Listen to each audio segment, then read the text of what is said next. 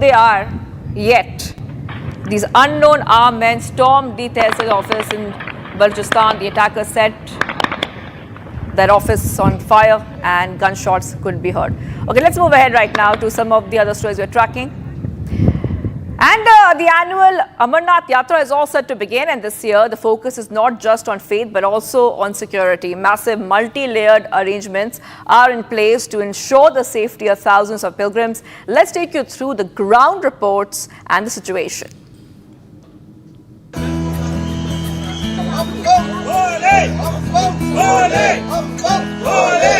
Pilgrims from across the country have started arriving at the Bhagwati Nagar base camp in Jammu as the sacred Amarnath Yatra is set to begin from early tomorrow. बम बम बोले के जय घोष के साथ ही बाबा बर्फानी के भक्त जो हैं अमरनाथ यात्रा के बेस कैंप जम्मू में पहुंचना शुरू हो गए हैं। यात्रा कल सुबह जो है जम्मू के भगवती नगर बेस कैंप से रवाना होगी, जिसको लेकर पहले ही श्रद्धालुओं में जो जोश है वो देखने को मिल रहा है। लगातार बाबा बर्फानी के जय घोष के साथ ये श्रद्धालु हजारों सैकड़ों की संख्या में लगातार जो है इस बेस कैंप पर पहुंच रहे हैं। Excitement, devotion, and a deep sense of security mark the mood at the base camp. यात्रा को मतलब होता है पैदल ही है जी, ठीक है नहीं, जो बेचारा खच्चर है, जो घोड़ा है, उसी में भी जान है। मेरी थिंक ये कहती है, उसके ऊपर जाएंगे तो यात्रा लगेगी नहीं, मेरी थिंक है जी। दोपहर को आए हैं तो बहुत अच्छा अरेंजमेंट है इनका सबका। सिक्योरिटी के हिसाब से बहुत अच्छी अरेंजमेंट है यहाँ पे, और ऐसे अरेंजमेंट चाहिए भी, क्योंकि अब जैसे कि टेररिस्ट अटैक बहुत हो रहे हैं, उस अकॉर्डिंग अभी ऐसे अरेंजमेंट बहुत सही है ये चीज़। Layered security rings guard the entire base camp. Baggage scanners are in place, sniffer dogs comb through every corner, and each pilgrim undergoes strict frisking before entry. Help desks and on-ground assistance points are fully operational to guide yatris at every step. Baggage is being scanned. Those people who are taking the entry inside the Bhavan, there first of all the security apparatus that they see here is the baggage scanner. You have to scan your baggage before you go inside. Then you see the security arrangements, the kind of traffic police is there, the municipality is managing, the Amarnath Shrine Board is entirely managing the entire yatra. Then we are seeing the support is coming from the Jammu and Kashmir Police, Army as well as CRPF. This time the technology has added a booster shot in the arms of the joint security forces. The technology is being used like the face recognition devices. This is for those elements, those who have the bad history, their face will immediately get recognized and it will alert the security forces.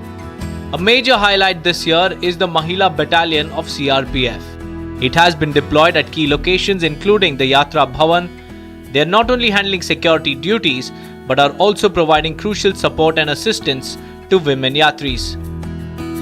A lot of features have been added this time to Amarnath Yatra, apart from the AI that is giving a boost for the Yatra arrangement, the security arrangement. And we are seeing now the female cops, the CRPF personals too have been deployed here just to take care of the security of the Yatris, those who are visiting or have started arriving at Yatra Bhavan in Srinagar. They are the one, they will see that the complete headgear with the automatic rifles, the BP jackets, the boots on, that tells you that how the security arrangements have been geared up, multi-layer security arrangements that have been placed here. Security has been scaled up along the entire Yatra route, with additional forces and advanced surveillance systems in place. Pilgrims have been strictly advised to travel only in designated convoys. We have made multi-tier arrangements and very in-depth deployments. So I would not like to reveal what are these, but still we have done a very multi-tiered arrangement and very in-depth corridor protections to the area so that we can take care, we have more control of those two axes. Convoy preparations are underway at the base camp from tomorrow morning. Pilgrims will begin their journey in tightly monitored convoys escorted by security forces every step of the way. All Yatra routes, including traditional and alternate tracks, are under constant surveillance. Security forces are maintaining round-the-clock vigil to ensure safe passage for every single pilgrim.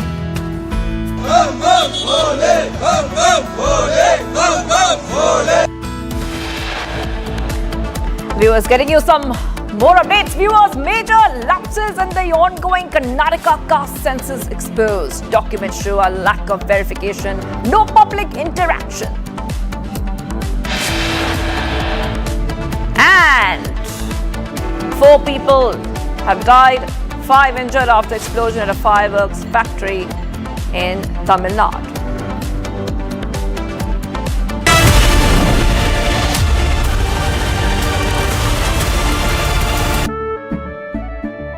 केसरिया से मन जोगी हुआ रे दिल झूमे देखो मतवारा हुआ रे केसरिया से मन जोगी हुआ हर पल मनाओ केसरी त्योहार विमल बोलो जुबान Kesari We are not surprised nor we are shocked with the reaction of Nasruddin Shah on Diljit Dosanjh. But we would like to tell him that the way the Federation has reacted on this entire issue is with some solid reasons. And it's very important for you to know about it. First of all, you say that he is a true Indian and true nationalist. A person holding an American passport, American citizenship, and not Indian cannot be called an Indian. I think it's very simple to understand. Somebody who remains silent on the terror attack on a country cannot be Indian, cannot be a true Indian. Somebody who doesn't condemn the act supporting terrorism and killings of innocent Indians, that is his heroine in his film, cannot be an Indian. Somebody who has always remained silent on the attacks on India by Pakistan cannot be an Indian. So I would like to tell Nasruddin Shah that we at the Federation are very emotional about our country and we feel that the nation comes first.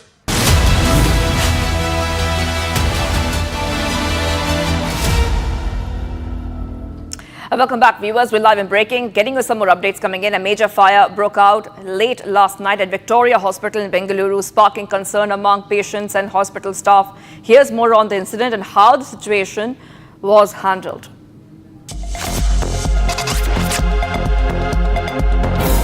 An unexpected fire broke out late last night at Victoria Hospital in Bengaluru, sending shockwaves through the medical facility.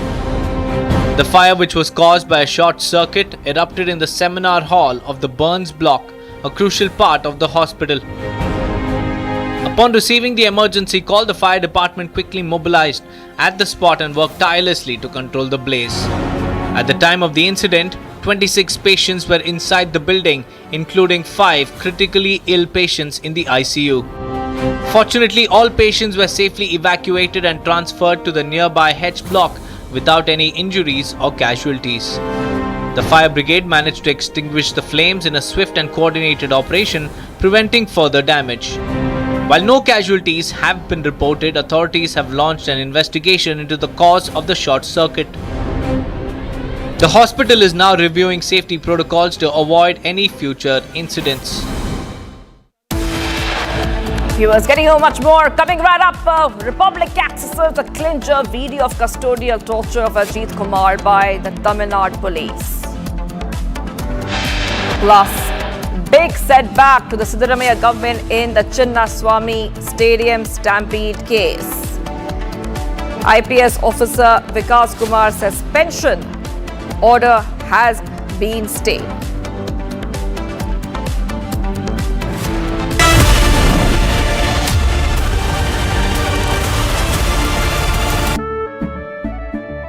केसरिया से मन जोगी हुआ रे दिल झूमे देखो मतवारा हुआ रे केसरिया से मन जोगी हुआ हर पल मनाओ केसरी त्योहार विमल बोलो जुबान Kesari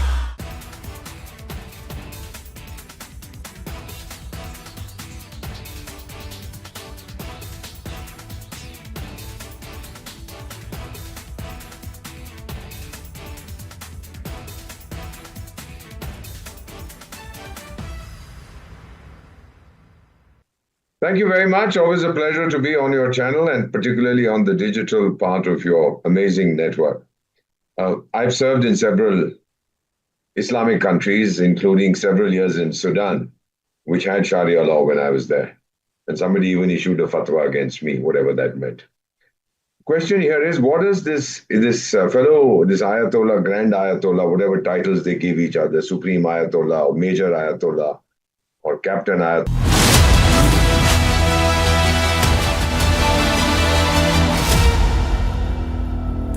And viewers, let's get you much more in our next segment, Bharat in 1 minute. Let's get started. Bharat 1 minute brought to you by Canara Bank. Together we can.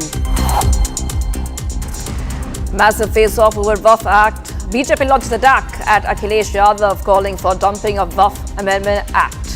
BJP said Indie bloc is pushing for Sharia constitution.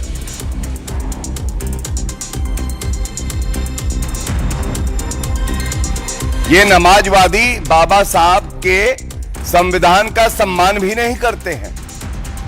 इनको तो चाहिए केवल शरिया कानून।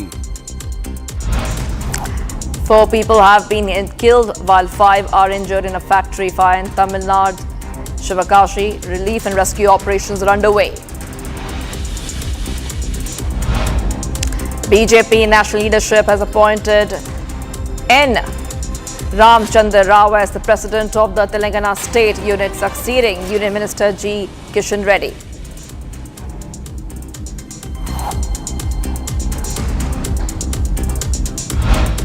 Vehicles above 15 years will not get fuel at Delhi petrol pumps from today. The decision has been taken to curb vehicular pollution. Delhi police personnel and transport department have been deployed to ensure the implementation.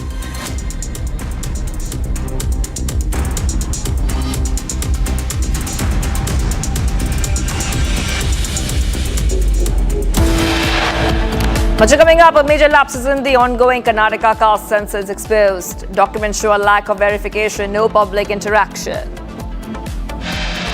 4 people died, 5 injured after explosion at firework factory in Tamil Nadu. Stay tuned, viewers. We are live and breaking.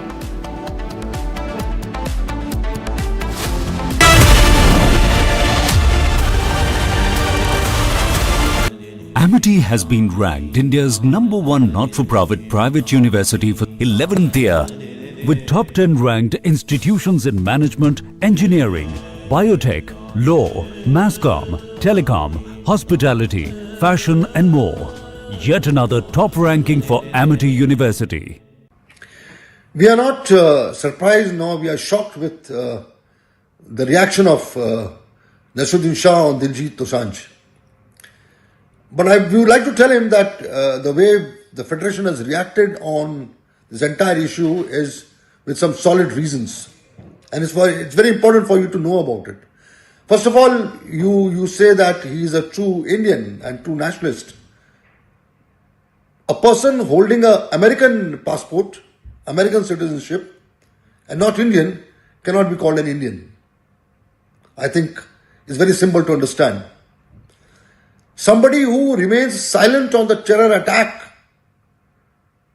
on a country cannot be Indian, cannot be a true Indian. Somebody who doesn't condemn the act supporting terrorism and killings of innocent Indians, that is his heroine in his film, cannot be an Indian. Somebody who has always remained silent on the attacks.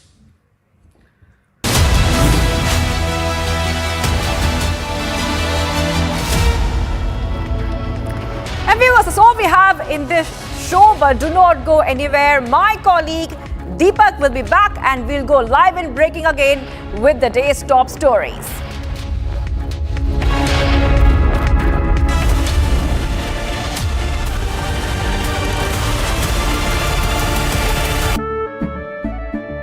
केसरिया से मन जोगी हुआ रे, दिल झूमे देखो मतवारा हुआ रे। केसरिया से मन जोगी हर पल बनाओ केसरी त्योहार। विमल, बोलो जुबान Kesari.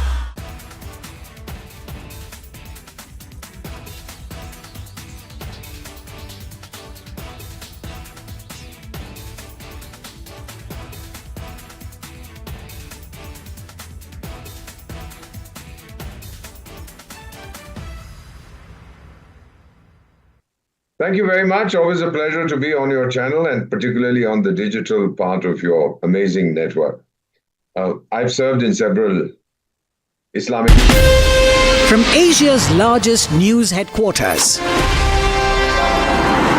setting the agenda for Bharat.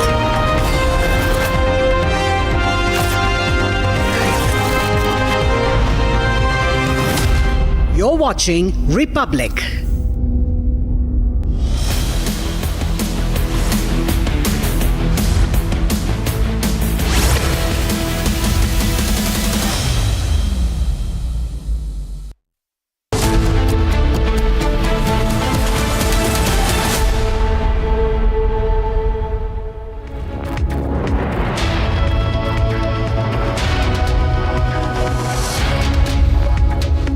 A very good afternoon, viewers. It's 2 p.m. and you're watching Republic TV. I'm Deepak Suresh Kumar, and our focus remains on the CM suspense in Karnataka. Whether there will be a change in guard, whether DK Shiv Kumar will assume charge of the top post or not remains to be seen. But meetings continue. Randeep Surjewala is holding back-to-back meetings. Meanwhile, in Telangana, a blast has claimed the lives of 35 individuals. We'll get you all that and much more after a quick check on the headlines.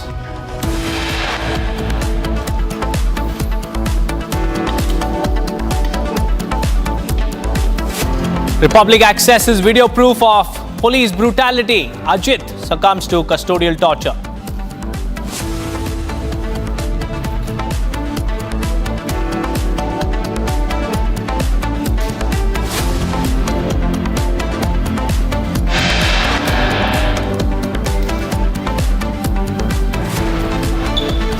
Madurai High Court wraps Tamil Nadu police after video surfaces of Ajit being tortured to death in police custody.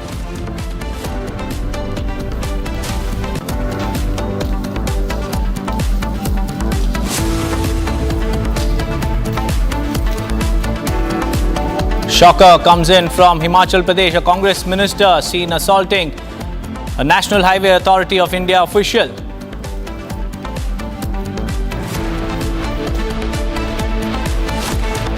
Major lapses in the ongoing Karnataka caste census exposed. Documents show lack of verification, no public interaction.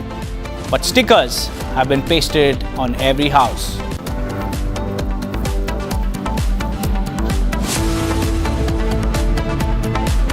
Deadly explosion at chemical plant in Telangana, 36 dead and over 34 injured. CM Revanth Reddy visits accident sites, interacts with the injured at a hospital.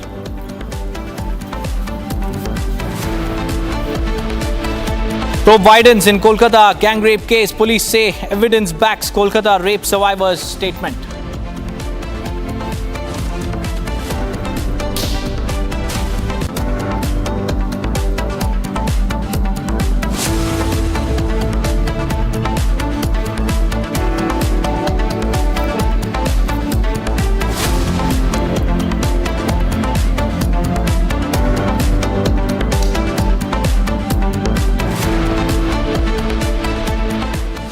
Viewers, we have some big breaking news coming in as far as the Kolkata gang rape case is concerned. The prime accused is now being seen as a history sheeter because 6 FIRs have been registered against him.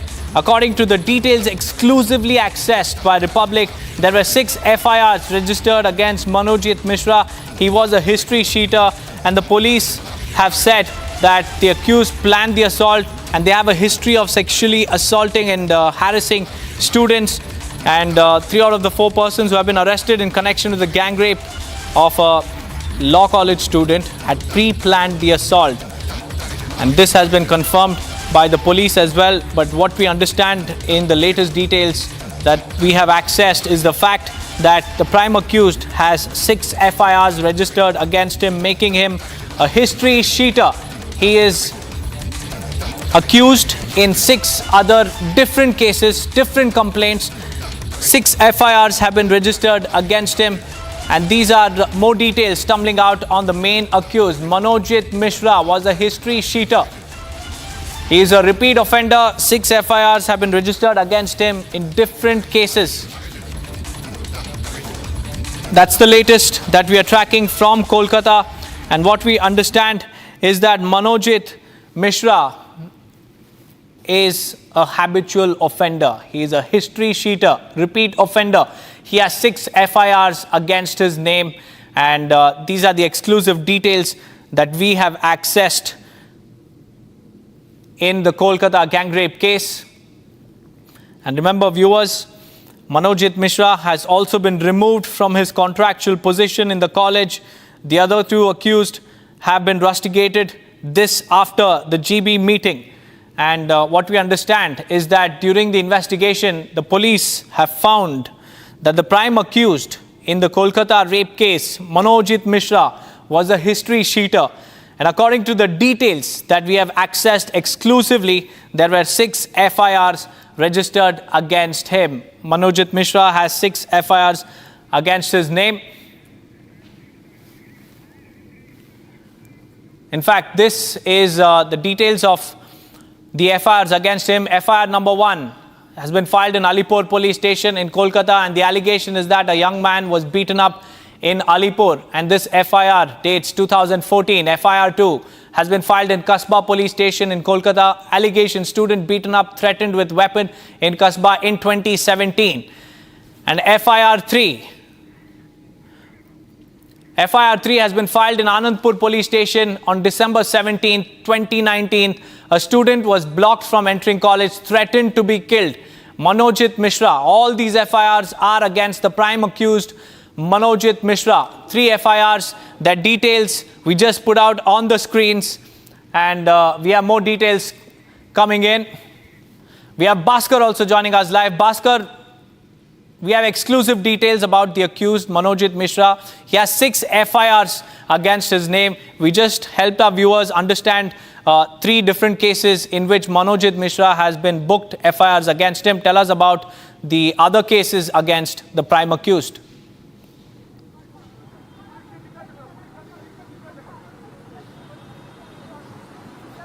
बिल्कुल, देखिए, ये मनोजित मिश्रा जो है, इसके खिलाफ इसके पहले भी 6 FIR दर्ज हो चुका था कलकत्ता पुलिस के पास, और ये सारे जो डॉक्यूमेंट, ये सारे जो FIR कॉपीज, ये कॉपीज हम लोग रिपब्लिक मीडिया नेटवर्क पे दिखा रहे हैं। और देखिए, कलकत्ता पुलिस के पास 6 FIR दर्ज होने के बावजूद मनोजित मिश्रा के खिलाफ कोई सख्त कार्रवाई नहीं किया गया।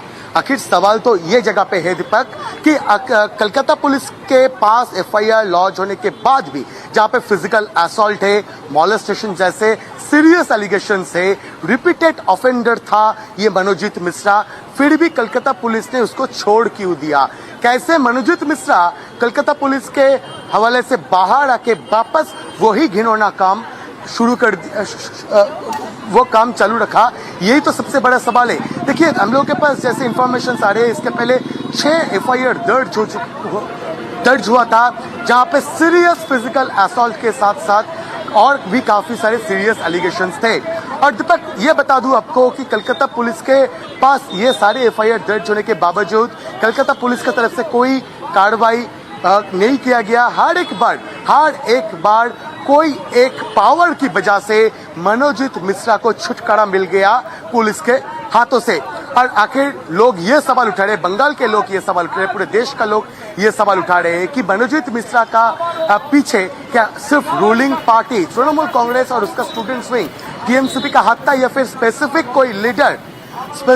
कोई लीडर उसके साथ था जो हर एक बार 6 बार उसको बचाया कलकत्ता पुलिस के हाथों से? नहीं तो कलकत्ता पुलिस के पास FIR दर्ज होने के बावजूद कलकत्ता पुलिस ने क्यों उसको कोई जो सख्त वो कार्रवाई मनोजित के खिलाफ शुरू क्यों नहीं किया? कोई इन्फ्लुएंशियल पर्सन, या फिर मनोजित खुद इतना इन्फ्लुएंशियल था अपने पार्टी से, अपनी तृणमूल कांग्रेस हो या फिर तृणमूल कांग्रेस छात्र परिषद जो किया तृणमूल कांग्रेस के स्टूडेंट्स विंग है, इसी वजह से क्या कलकत्ता पुलिस ने उसको छोड़ दिया? ये सवाल भी आ रहे हैं। और जहां तक विपक्ष दलों का सवाल है, भाजपा की तरफ से यह सवाल बार बार किया जा रहा है कि कलकत्ता पुलिस के साथ मनोजीत मिश्रा जैसे तृणमूल कांग्रेस के लीडर्स का क्या संजोग है। नहीं तो 6 एफआईआर दर्ज होने के बावजूद मनोजीत मिश्रा को छोड़ दिया कोलकाता पुलिस, ये सवाल भी अब आ रहे। और देखिए जो साउथ कलकत्ता लॉ कॉलेज की गवर्निंग बॉडी के प्रेसिडेंट हैं तृणमूल के विधायक अशोक देव, उनसे भी मैंने सीधा तौर से पूछा था कि आपको क्या पता था कि मनोजीत के खिलाफ ऐसे एलिगेशंस भी है, क्यों उसको छुटकारा मिल गया। लेकिन अशोक देव के पास, टीएमसी विधायक के पास, या फिर ये साउथ कलकत्ता लॉ कॉलेज की जो गवर्निंग बॉडी का प्रेसिडेंट जिसने रेकमेंड किया था मनोजीत का नाम, उसके पास ये सवाल का कोई जवाब है नहीं।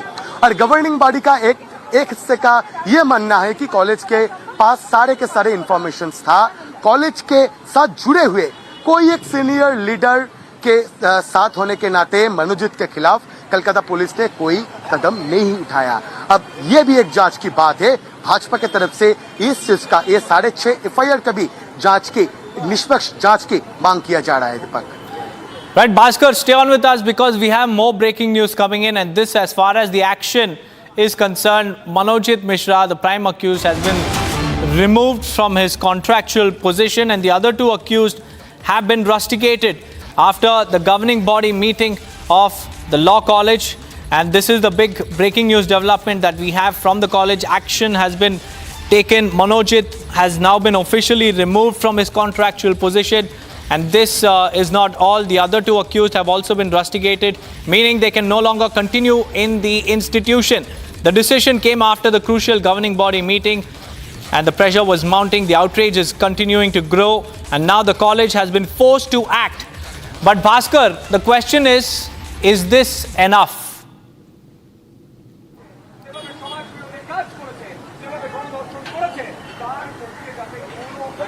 नहीं, देखिए दीपक, ये तो सवाल जरूर रहेगा कि ये क्या इनफ है। कॉलेज की तरफ से अब मनोजीत का जो कॉन्ट्रैक्ट, वो कॉन्ट्रैक्ट डिसमिस किया जा रहा है और 2 जो एक्यूज है उन लोगों को रस्टिकेट किया जा रहा है। लेकिन मनोजीत को तो पहले ही इसी कॉलेज ने रस्टिकेट किया था, लेकिन उसके बाद भी मनोजीत को रिकमेंडेशन मिला कॉलेज में कॉन्ट्रेक्चुअल स्टाफ के हिसाब से ज्वाइन करने के लिए। ऊपर से सिर्फ यही नहीं, जो जीबी मीटिंग के बाद आप कर रहे थे, जो जनरल बॉडी मीटिंग, जहां पे जनरल बॉडी मेंबर्स के एक हिस्सा था, वो जीबी मीटिंग में और भी काफी सारे डिसीजंस लिया गया है। कॉलेज के आई कार्ड के बगैर किसी को कॉलेज के अंदर जाने का परमिशन इसके आगे से नहीं मिलेगा। और जो ऑफिशियल टाइमिंग है, ऑफिशियल टाइमिंग के बाद कोई भी कॉलेज के अंदर किसी को भी परमिशन नहीं है कॉलेज के अंदर रहने के लिए। ऊपर से जो आईसीसी है, जो इंटरनल कंप्लेंट कमेटी, ये कमेटी भी फॉर्म किया गया। साथ ही साथ जो सिक्योरिटी एजेंसी था उसको डिसमिस कर दिया गया और नए सिक्योरिटी एजेंसीज के लिए जो टेंडर, वो टेंडर डाला जाएगा बहुत जल्दी, ऐसा कहना है कॉलेज के तरफ से। लेकिन सवाल कुछ Bhaskar, stay on with us, Bhaskar, because the lawyers at the Alipur court have now written a letter saying that no lawyer should represent Manojit Mishra. It's another blow to Manojit Mishra, the prime accused, and this time from the legal fraternity itself. Lawyers practicing at the Alipur court have now written to the Bar Council with a strong request, a very, very strong request coming in. They say that no lawyer should defend Manojit. This is an unprecedented form of boycott from within the legal circles. The lawyers practicing at Alipur court have now written a letter to the Bar Council. Bhaskar, get us more information on this, because lawyers have also now expressed their outrage. They're saying that no lawyer should represent Manojit Mishra.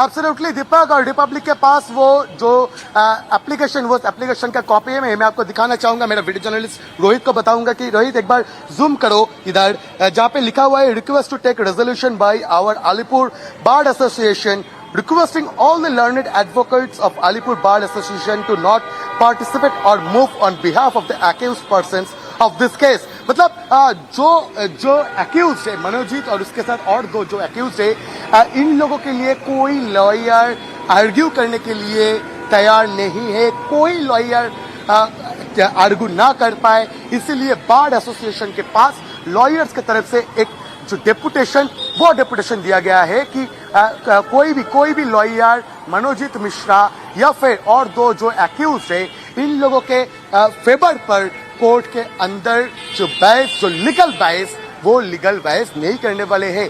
एवं और साथ ही साथ मनोजित जैसे घिनौना काम करने वाले को कोई लॉयर नहीं मिलना चाहिए, ऐसा भी कहना है अलीपुर बार एसोसिएशन के लॉयर्स का।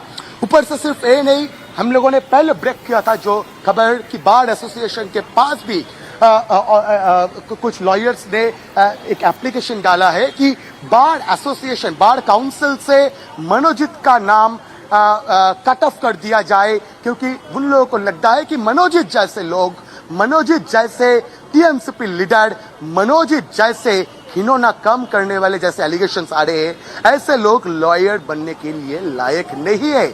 और देखिए, पहले बार काउंसिल के पास एक डेपुटेशन दिया गया लॉयर्स के तरफ से, और अब अलीपुर बार एसोसिएशन के पास भी एक डेपुटेशन डाला गया ताकि कोई लॉयर मनोजित और सारे को एक्यूज के लिए कोर्ट पे आर्ग्यू ना करे। दीपक।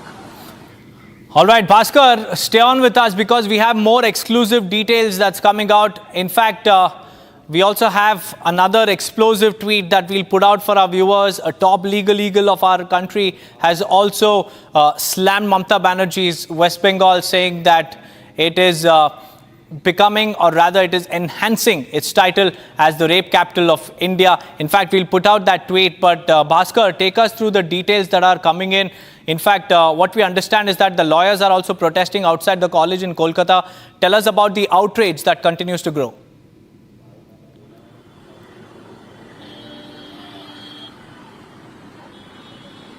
बिल्कुल, देखिए दीपक, लॉयर्स जो लॉ के स्टूडेंट्स है, आम लोग, विपक्ष दल के सारे कार्यकर्ता, सबके अंदर जो गुस्सा, ये गुस्सा बढ़ता जा रहा है। आखिर ममता बनर्जी और ममता बनर्जी के एडमिनिस्ट्रेशन ने आरजीकर के अभया की घटना के बाद क्या कदम उठाए थे, और एक इंस्टीट्यूशन, देखिए ये है वो इंस्टीट्यूशन जिसके अंदर एक 19 साल की बच्ची को गैंग रेप करने का एलिगेशंस आ रहे हैं। अब यहाँ पे पुलिस पोस्टिंग किया गया, लेकिन कॉलेज और यूनिवर्सिटी के जैसे जो इंस्टीट्यूशंस है, इसके अंदर सेफ्टी और सिक्योरिटी, वो कैंपस लड़कियों के लिए सेफ है या नहीं है, ये देखने के लिए ममता बनर्जी और उनकी सरकार ने क्या कदम उठाए थे, ये सवाल भी अब आ रहे हैं। और जहां तक लोगों का कहना है, ममता बनर्जी और उनकी एडमिनिस्ट्रेशन पूरी तरह से फेल हो चुके हैं, कॉलेज कैंपस हो या फिर शहर कलकत्ता या फिर पूरे पश्चिम बंगाल, कहीं भी लड़कियों का सेफ्टी सिक्योरिटी इंश्योर करने के लिए। और देखिए, कुछ देर पहले यही जगह से जो प्रोटेस्ट मार्च भी की लॉ के स्टूडेंट्स ने। दीपक। But Bhaskar, stay on with me because we have a massive political charge that's coming in from Mahesh Jethmalani. He has launched a blistering attack on the Mamata Banerjee-led TMC government, calling West Bengal the rape capital of India. In a hard-hitting statement, Bhaskar, Jethmalani has now linked growing crimes against women to what he calls seamless partnership between TMC, the police and the criminal elements. And he has referred to the shocking gang rape inside the South Kolkata Law College as well. Jethmalani has alleged that such crimes continue because perpetrators find protection and also patronage within the ruling party, the TMC. He has also connected this incident to the brutal Abhaya rape and murder case, claiming that criminals are not just roaming free, but are being elevated to positions of power under TMC. This is a big charge that's coming in. In fact, let's now move on to more breaking news, viewers. We have accessed a clinching video footage of how Ajit was tortured to death. This is a clear-cut proof of police brutality in Tamil Nadu. There you can see how Ajay is being tortured, beaten up, and he's being thrashed behind bars. And after the brutality meted out by Tamil Nadu police, Ajit has succumbed to injuries. 18 injuries and internal trauma have been reported. In fact, Sharda is also joining us live. Sharda, we have accessed that explosive video footage. It's a clincher tape of the horror file in Tamil Nadu where Ajit is seen being brutally thrashed by the police. Tell us about what the Madras High Court has said and also the action and the silence of Stalin government. Well, Following the incident that happened back on Saturday night, Sunday the DMK government did not even respond to what was happening, and it was only the opposition, the AIDMK and BJP, together asked the Stalin government to resign from their positions, because this is the 25th custodial death that's happening in the last 4 years under MK Stalin's regime. However, the chief minister had a high official meeting last night, and following which the FIR copy was registered against the police officials, and out of the 6 suspended, 5 police officers were arrested today morning.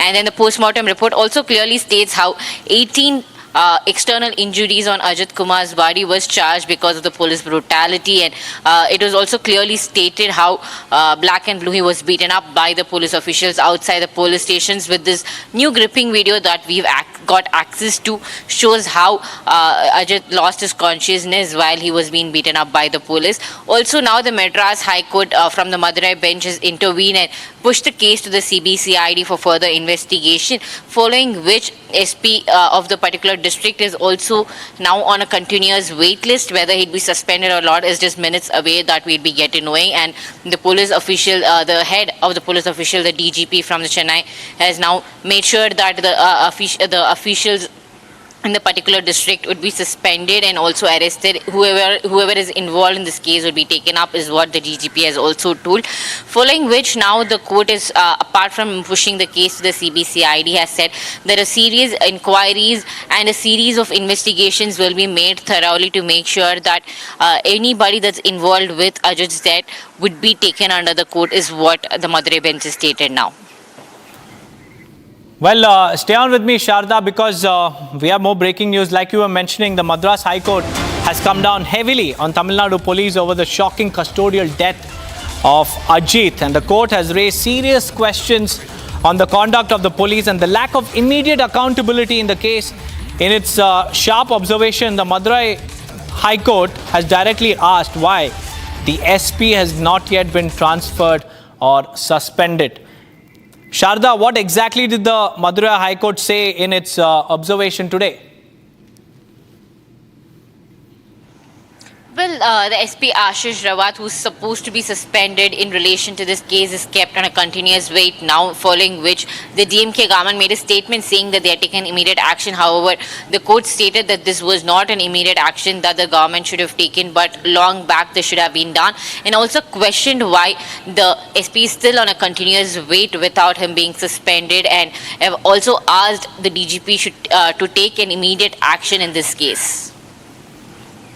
Well, Sharda, stay on with me. We have reactions coming in. Let's listen in.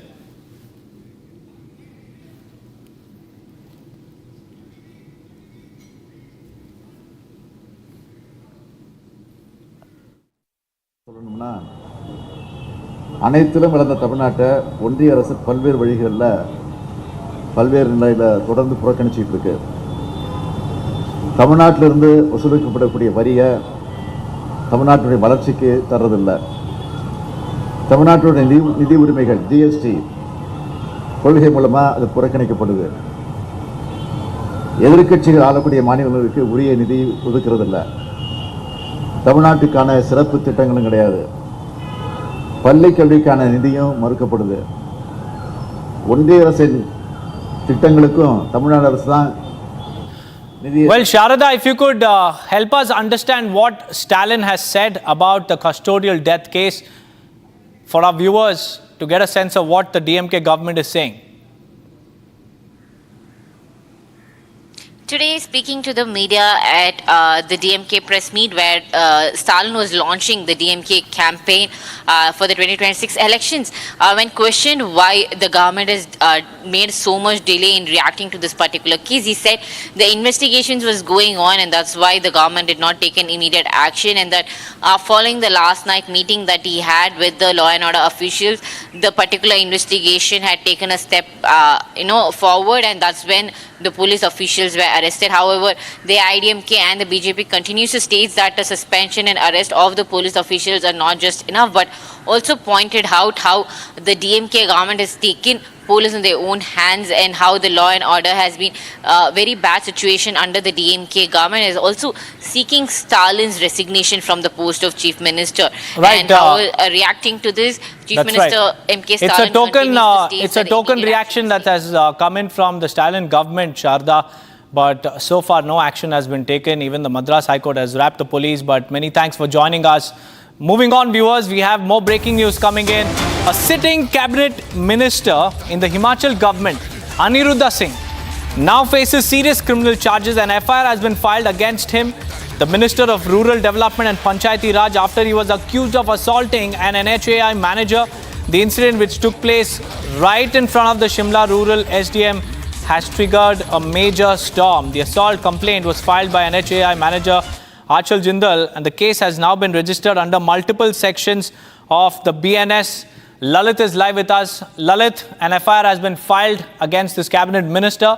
Tell us about the latest that has happened in this case.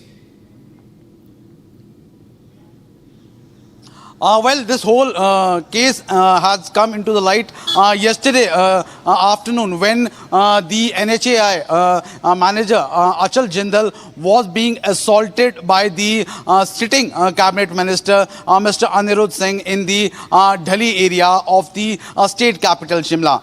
And as per the inputs, as yesterday in the morning, a 5-story building collapsed in the Delhi area. So the NHAI officials and the cabinet minister reached that spot, and during that time there was a heated argument over the NHAI. As the building collapsed, there were allegations that the NHAI has somehow digged up more space, due to which this whole building collapsed. So there were allegations from both the sides. But after that, when this whole matter came, there are allegations that Aniruddha Singh assaulted the NHAI manager. Right now, the FIR has been registered, and opposition is taking up this matter very seriously. Back to the studio. Right, Lalit, thank you for joining us with those details. With that, viewers, it's time for us to slip into a very, very short break. On the other side, we'll tell you about the major lapses in the ongoing Karnataka caste census, which has been exposed. Along with that, we'll also tell you about the Tamil Nadu fireworks factory blast, which has left 4 people dead and many others injured. Stay tuned for more.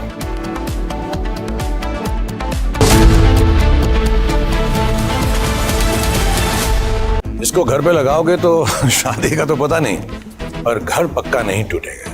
Rungta नहीं तो घर strong नहीं। Rungta steel TMT बार एकदम solid. पहाड़ों में एक hiking stick भी बन सकती है। We are not surprised, nor we are shocked with the reaction of Naseeruddin Shah on Diljit Dosanjh. But we would like to tell him that the way the Federation has reacted on this entire issue is with some solid reasons. And it's very important for you to know about it. First of all, you say that he is a true Indian and true nationalist. A person holding an American passport, American citizenship, and not Indian cannot be called an Indian. I think it's very simple to understand. Somebody who remains silent on the terror attack on a country cannot be Indian, cannot be a true Indian. Somebody who doesn't condemn the act supporting terrorism and killings of innocent Indians, that is his heroine in his film, cannot be an Indian. Somebody who has always remained silent on the attacks on India by Pakistan cannot be an Indian. So I would like to tell Naseeruddin Shah that we at the Federation are very emotional about our country, and we feel that the nation comes first.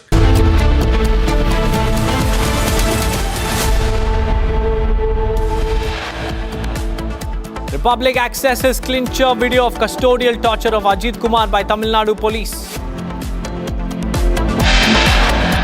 Madurai High Court wraps Tamil Nadu police over the custodial death of Ajit. High Court calls it completely illegal police death.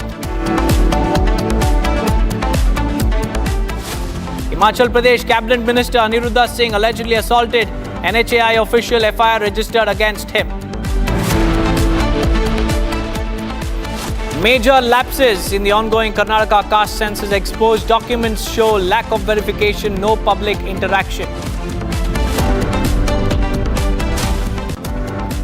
Deadly explosion at chemical plant in Telangana, 36 dead and over 34 injured. Chief Minister Revanth Reddy visits accident site. Probe widens in Kolkata rape case. Police say evidence backs Kolkata rape survivor's statement.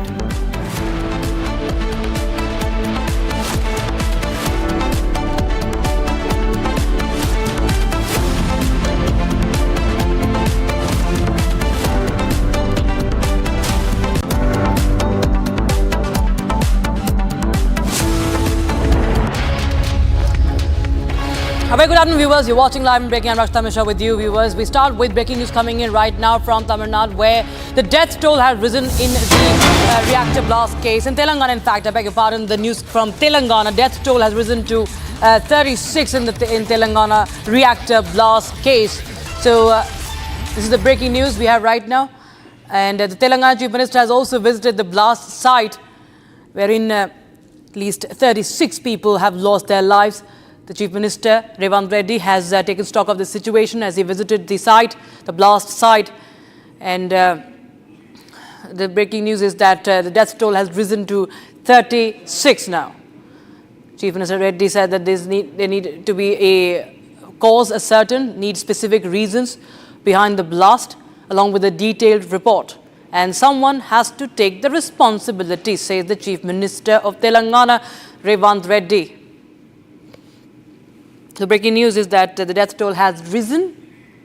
In fact, there you have the blast site. You can understand from those visuals to the left side of your screens the magnitude of the blast, the scale of destruction, leading to the death of at least 36. And of course, many questions loom.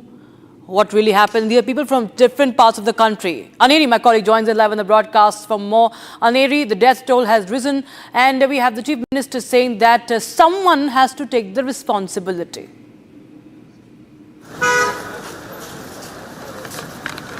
that's right. What we see is that around people have lost their life, and what we have been told is that Monday. Well, the rescue operations still continue, and also the Chief Minister continues to question the management because many of the senior officials who have been working at this company, they have also lost their life, is what we are being told, and many of them are undergoing treatment at the hospital.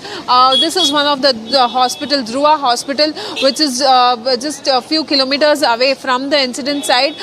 So many of them are undergoing treatment here at this very hospital. Just some time back, Telangana Chief Minister Revanth Reddy, along with his ministers, had visited the incident site and also the victims here, whereas the government, along with the government, has stated that they will be giving compensation of 1 crore to the deceased who lost their life, and also at the same time 10 lakhs to the ones who have been severely injured and 5 lakhs to the injured. And as you can see right now, we are at the Dhruva Hospital, where the victims are undergoing treatment. The injured who have been rescued since yesterday are undergoing treatment, and also at the same time we see that Telangana Chief Minister himself continue to question the management as to, it's been more than 24 hours, but then despite that, the MD of the company is still not come forward to take the accountability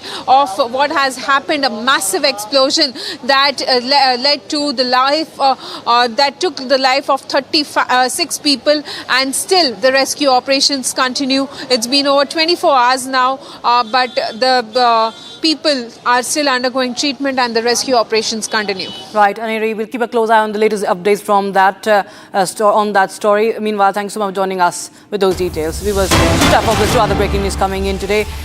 Viewers, this is a case from Balochistan. Unknown armed men stormed the Tehsil office in Mastung district of Balochistan. Visuals of the same on your screens. The attackers set fire to vehicles in the government compound while the sounds of the firing and explosions echoed in the area for a long time. And according to Baloch local media, Baloch freedom fighters captured the main city of Mastung, located on the 29 kilometers south of capital Quetta. And what we know is that the post, the MCB Bank, Lavi's post, was set on fire reportedly. Police station and government buildings are also under attack. So more and more tensions, as you can see. The Balochistanis, the Balochis, the Baloch fighters. The Pakistan occupying force has suffered a major failure in Balochistan, it says. According to Baloch media reports, the central city of Mastung is currently under the control of Baloch freedom fighters. The local Baloch population rejoiced upon seeing the freedom fighters. Pakistan's foreign occupying army says, Balochi army says that it must acknowledge its defeat and withdraw from Balochistan as the Baloch nation is steadily moving closer to victory. There you have, you can hear the shots, you can hear the blast, you can hear this noise from Mustang, Balochistan, and the attack, the plumes of smoke emanating from there. This is the MCB Bank, Davi's post, all have been targeted in this attack. Vehicles have been set fire, vehicles in the government compound. And there you have Baloch local media reporting that this happened, that the Baloch freedom fighters have captured the main city of Mastung, that is located 29 kilometers south of capital city of Quetta, the Balochi capital Quetta, and it warns that Pakistanis should withdraw from Balochistan. They say Pakistan's foreign occupying army must acknowledge its defeat and withdraw from Balochistan. 1 killed and 8 have been injured in this attack on the Tehsil office. Viewers, 1 person has been killed, 8 injured in the attack on Tehsil office in Balochistan. This is around 29 kilometers from Quetta.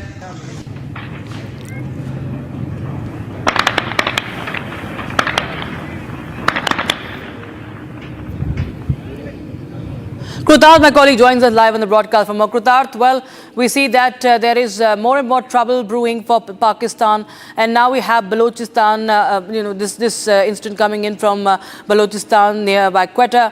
And clearly the message sent out is loud and clear from the Baloch rebels that the Pakistani forces should withdraw from the area.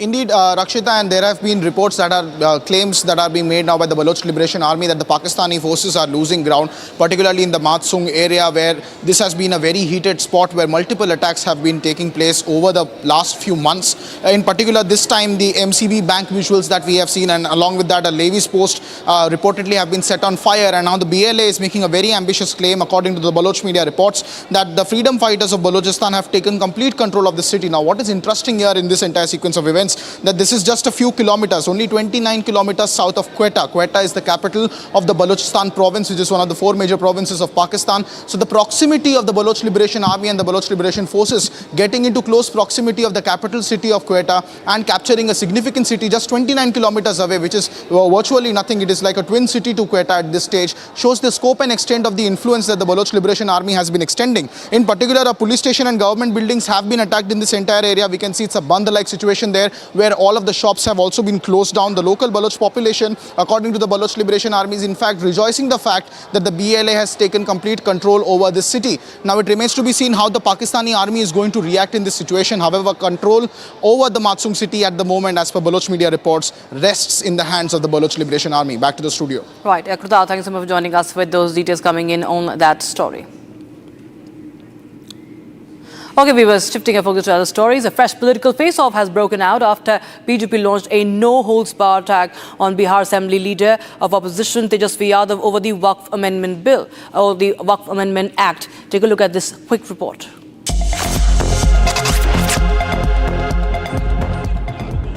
Ahead of the 2025 Bihar Assembly elections, a fresh political face-off has broken out between the RJD and BJP over the Waqf Amendment Act. The BJP launched a scathing attack at RJD leader and Bihar Assembly's leader of opposition Tejasvi Yadav, saying those who call themselves socialists are siding with the Muslim community. Sharpening the attack, BJP leader Gaurav Bhatia said that the India Alliance wants to establish Sharia law in the state of Bihar. जो बिहार में अपने आप को समाजवादी बताते हैं, उनका असली चेहरा अगर कुछ है तो वो नमाजवादी है। ये नमाजवादी बाबा साहब का संविधान नहीं चाहते हैं। ये नमाजवादी बाबा साहब के संविधान का सम्मान भी नहीं करते हैं। इनको तो चाहिए केवल शरिया कानून, इनको चाहिए हलाला।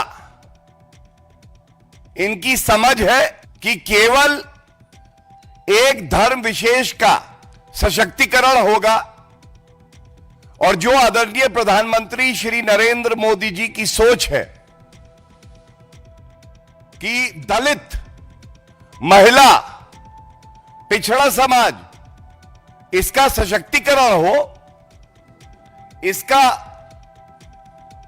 नाश करने के लिए कोई आगे आ रहा है तो ये कहना गलत नहीं होगा वो आरजेडी और तेजस्वी यादव हैं।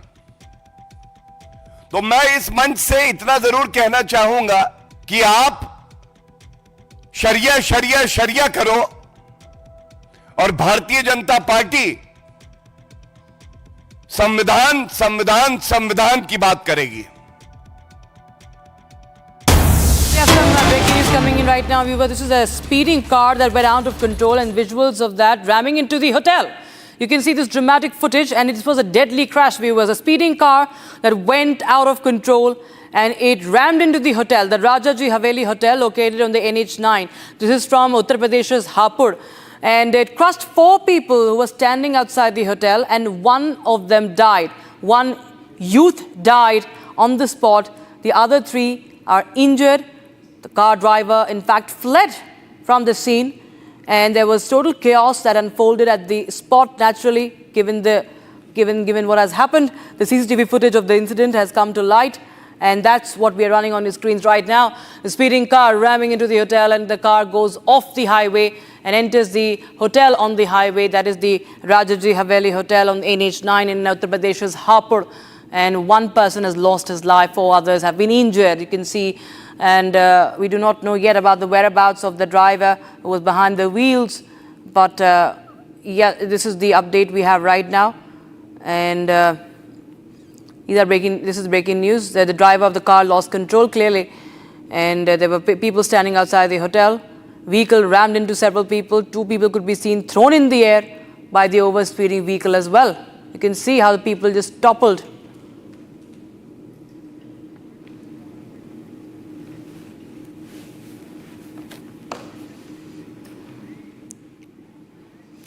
All right, shifting focus, viewers, the annual Amarnath Yatra is all set to begin, and this year the focus is not just on faith but also on security. Massive multi-layer arrangements are in place to ensure the safety of thousands of pilgrims. Let's take you through the ground situation as my colleague files this report.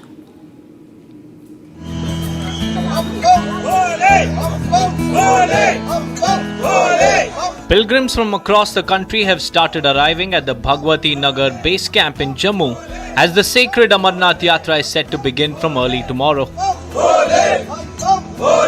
बम बम बोले के जय घोष के साथ ही बाबा बर्फानी के भक्त जो हैं अमरनाथ यात्रा के बेस कैंप जम्मू में पहुंचना शुरू हो गए हैं। यात्रा कल सुबह जो है जम्मू के भगवती नगर बेस कैंप से रवाना होगी, जिसको लेकर पहले ही श्रद्धालुओं में जो जोश है वो देखने को मिल रहा है। लगातार बाबा बर्फानी के जय घोष के साथ ये श्रद्धालु हजारों सैकड़ों की संख्या में लगातार जो है इस बेस कैंप पर पहुंच रहे हैं।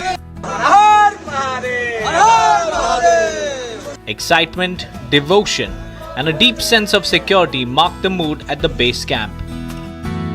यात्रा को मतलब होता है पैदल ही है जी, ठीक है नहीं, जो बेचारा खच्चर है, जो घोड़ा है, उसकी में भी जान है।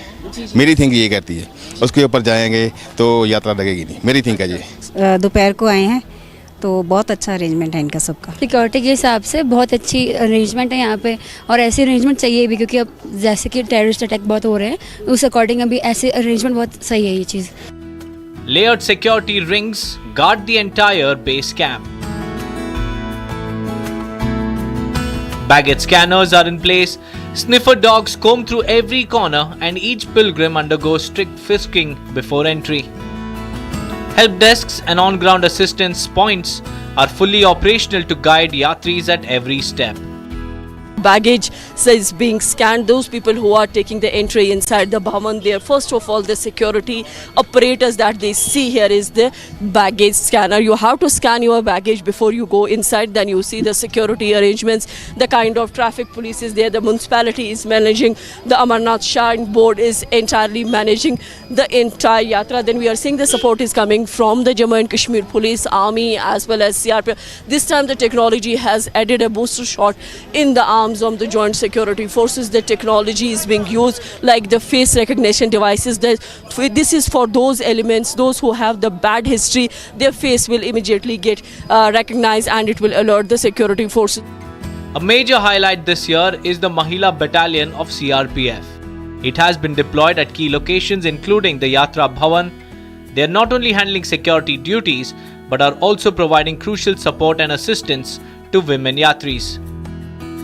A lot of features have been added this time to Amarnath Yatra, apart from the AI that is giving a boost for the Yatra arrangement, the security arrangement. Then we are seeing now the female cops, the CRPF personals too have been deployed here just to take care of the security of the yatris, those who are visiting or have started arriving at Yatra Bhavan in Srinagar. They are the one, they will see that the complete headgear with the automatic rifles, the BP jackets, the boots on, that tells you that how the security arrangements have been geared up, multi-layer security arrangements that have been placed here.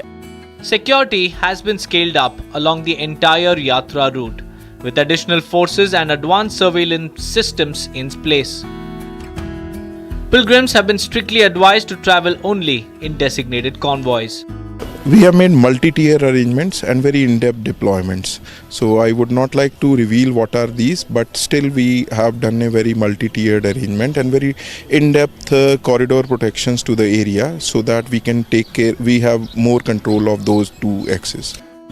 Convoy preparations are underway at the base camp from tomorrow morning. Pilgrims will begin their journey in tightly monitored convoys escorted by security forces every step of the way. All Yatra routes, including traditional and alternate tracks, are under constant surveillance. Security forces are maintaining round-the-clock vigil to ensure safe passage for every single pilgrim.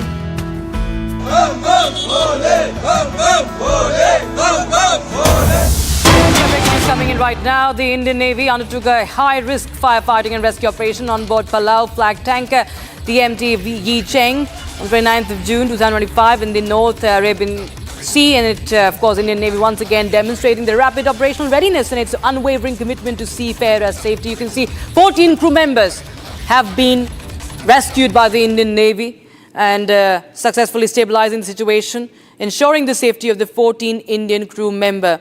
And it's a complex firefighting effort in extremely hazardous conditions. My colleague Kruta joins us on the broadcast. For more, Kruta, well, of course, we've seen Indian Navy do this before. Indian Navy has been involved in this very complex rescue operation. And we see that 14 Indian crew members on board have now been saved from this catastrophe.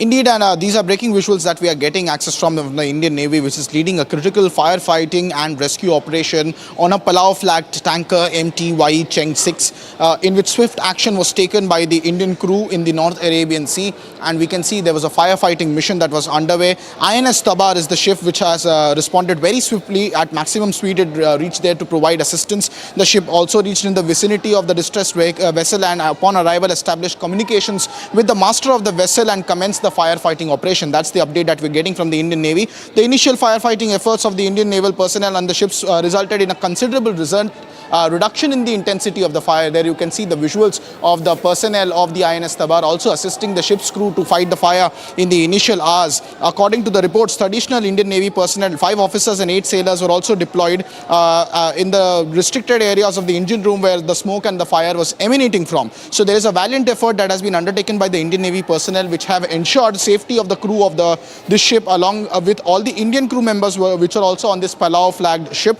The incident has once again highlighted that Indian Navy's rapid response in terms of maritime security, especially for tanker vessels and civilian vessels in the vicinity of the Arabian Sea, Indian Ocean region is a testament of the resilience of the Indian Armed Forces and particularly the Indian Navy and the Coast Guard also, who have been very rapid in their response in times of distress. Back to the studio. Right, Ekruta, thanks for joining us. Some of those details coming in on that story. In fact, we have some more breaking news coming in right now, and this is about the lawyer of Mehul Choksi, who is the accused in the PNB scam case. Vijay Agarwal is the lawyer of Mehul Choksi, who has moved the Special Sessions Court in Mumbai against ED's bid to tag Choksi a fugitive offender. And the hearing in Choksi's arrest in Belgium will happen next in September now in the Belgium court. Remember, Mehul Choksi is right now in custody in Antwerp, and my colleague Soumya has spoken to the lawyer, Vijay Agarwal. Listen in. They have filed one misconceived application to tag Mr. Mehul Choksi as a fugitive offender, because there are 2 requirements for terming a person as a fugitive. Either the person has run away from India to avoid the criminal prosecution. That criteria is not satisfied because when my client left India, he had taken a clearance from Mumbai police and he was not wanted anywhere. Even the FIR was not registered. Second criteria is if he is abroad, then he is not returning in order to avoid criminal prosecution. Second criteria is not satisfied because of that kidnapping attempt that happened on him, and then he was ill also. So he was, by the orders of the court, he was supposed to be staying in Antigua. And now because after that his RCN was withdrawn by the Interpol, so then he moved to Belgium, and now that he has been arrested there. So if a person has been arrested, so how is he a fugitive? So a definition does not satisfy. So even earlier, because conceding all these arguments, ED was not successful. It has been years since ED has been trying this. But now because of this recent development in Belgium, we have moved an application day before stating that these proceedings should now be terminated, because the purpose of the Fugitive Act is that the person should be submitting to the jurisdiction of the court. Now on the request of the investigating agencies, he is arrested. So how can you term as a fugitive here? Can you share the details where you have moved this play in Mumbai? And second, how does the detention of Mehul Choksi there in Belgium strengthens your case? This application has been moved before special judge. The special judge under PMLA is also designated as a special judge under the Fugitive Act. The judges are same, but though they call him different. So same judge has to wear 2 hats, right? One is a special judge PMLA and the special judge fugitive. And it doesn't just strengthen my case, it finishes the case of ED. Because they say that the man is not available. That is why he's been turned fugitive. Now, when on your request, the man is arrested away, 7 seas away, and then he's not being able to go anywhere because he's in detention on your request. So you are preventing him from moving anywhere. So how can he be a fugitive? So this is what the court will determine. So seeing our application, Mr. Veni Gaonkar appeared on behalf of ED and Ms. Kavita Patil. So they have taken time and they will respond to the application. Then the legal arguments will take place. The next date, I believe, is 18th July. Bharat 1 Minute brought to you by Canara Bank. Together we can. Right, massive face-off over Waqf Act. BJP launches attack at Akhilesh Yadav calling for dumping of Waqf Amendment Act. BJP said that Indie bloc is pushing for Sharia constitution. 4 people have been killed while 5 are injured. साहब के संविधान का सम्मान भी नहीं करते हैं. इनको तो चाहिए केवल Sharia Kanun. 4 people have been killed while 5 injured in a factory fire in Tamil Nadu, Sivakashi. Relief and rescue operations are underway. The BJP national leadership has appointed N. Ramchandra Rao as the president of Telangana State Unit, succeeding Union Minister G. Kishan Reddy. Vehicles above 15 years won't get fuel at Delhi petrol pumps from today. The decision has been taken to curb vehicular pollution. Delhi Police Personnel and Transport Department have been deployed to ensure the implementation.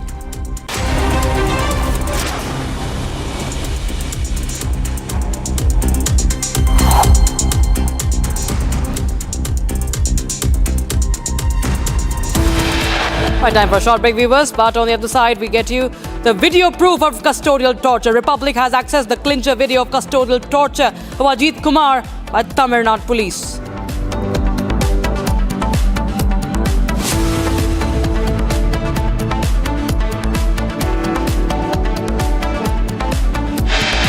And probe widens in Kolkata rape case. Police says evidence backs Kolkata rape survivors' statement.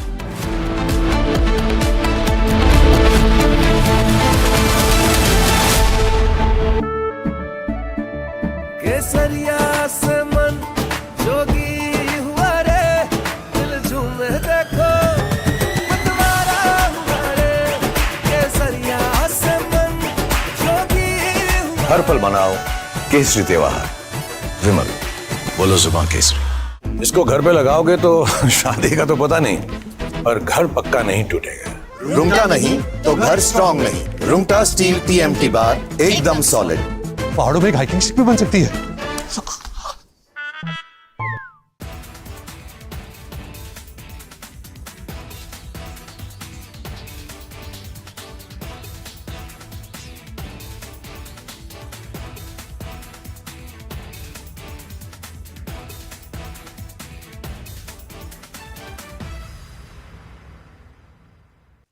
Thank you very much. Always a pleasure to be on your channel and particularly on the digital part of your amazing network.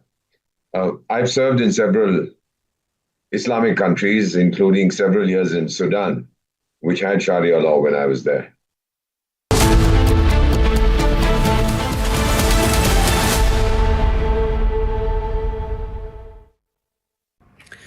We are not surprised nor we are shocked with the reaction of Nasruddin Shah on Diljit Dosanjh. But we would like to tell him that the way the Federation has reacted on this entire issue is with some solid reasons. And it's very important for you to know about it. First of all, you say that he is a true Indian and true nationalist. A person holding an American passport, American citizenship, and not Indian cannot be called an Indian. I think it's very simple to understand. Somebody who remains silent on the terror attack on a country cannot be Indian, cannot be a true Indian. Somebody who doesn't condemn the act supporting terrorism and killings of innocent Indians, that is his heroine in his film, cannot be an Indian. Somebody who has always remained silent on the attacks.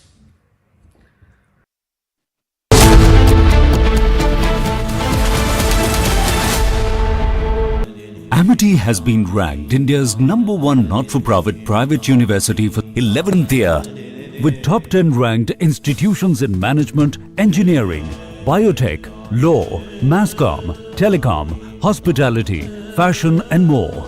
Yet another top ranking for Amity University.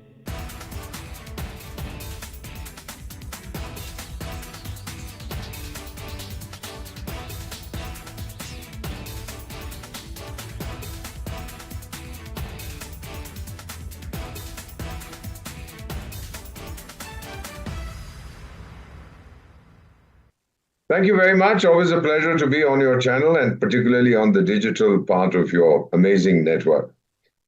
I've served in several Islamic countries, including several years in Sudan, which had Sharia law when I was there. And somebody even issued a fatwa against me, whatever that meant. Question here is, what is this Ayatollah, Grand Ayatollah, whatever titles they give each other, Supreme Ayatollah or Major Ayatollah or Captain Ayatollah or General Ayatollah?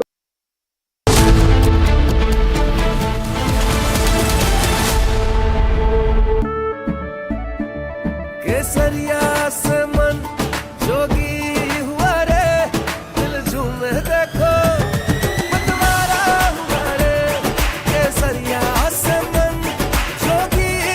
हर पल मनाओ केसरी त्योहार। विमल, बोलो जुबान Kesari. We are not surprised nor we are shocked with the reaction of Nasruddin Shah on Diljit Dosanjh.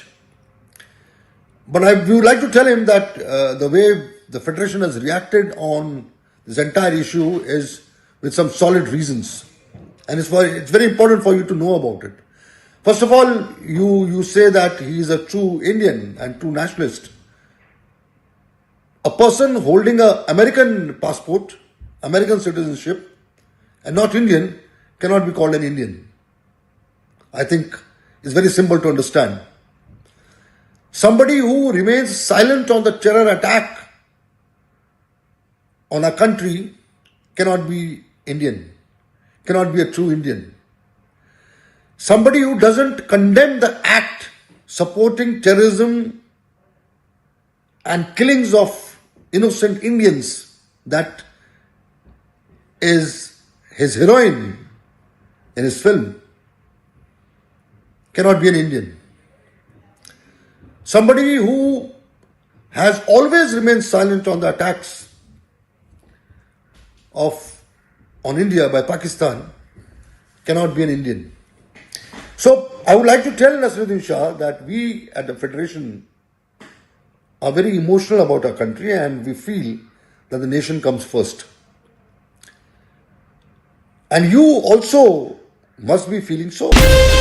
From Asia's largest news headquarters, setting the agenda for Bharat.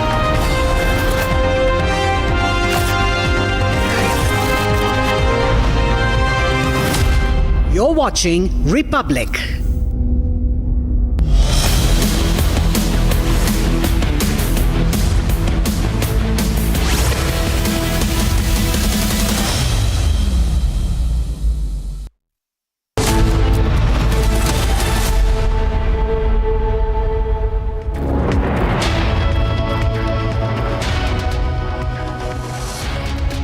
Hello and a very warm welcome. You're watching live and breaking on. I'm Arnab Goswami with you. Let's get started with all the top stories of the day that we're tracking for you. Republic accesses the clincher video of custodial torture of Ajit Kumar by Tamil Nadu police.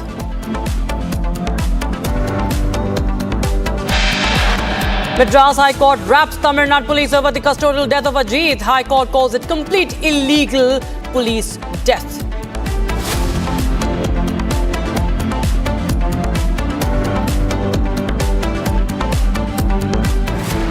Himachal Pradesh Cabinet Minister Aniruddha Singh allegedly assaults NHAI official. FIR registered against Himachal Minister.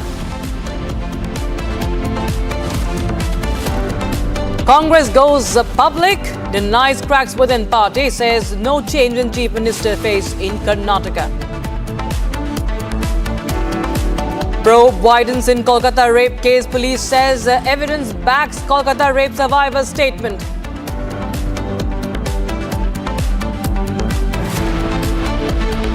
Massive setback for Pakistan in Balochistan. According to Baloch media, Baloch freedom fighters have taken control of Mastung, a key city just 29 kilometers south of Quetta.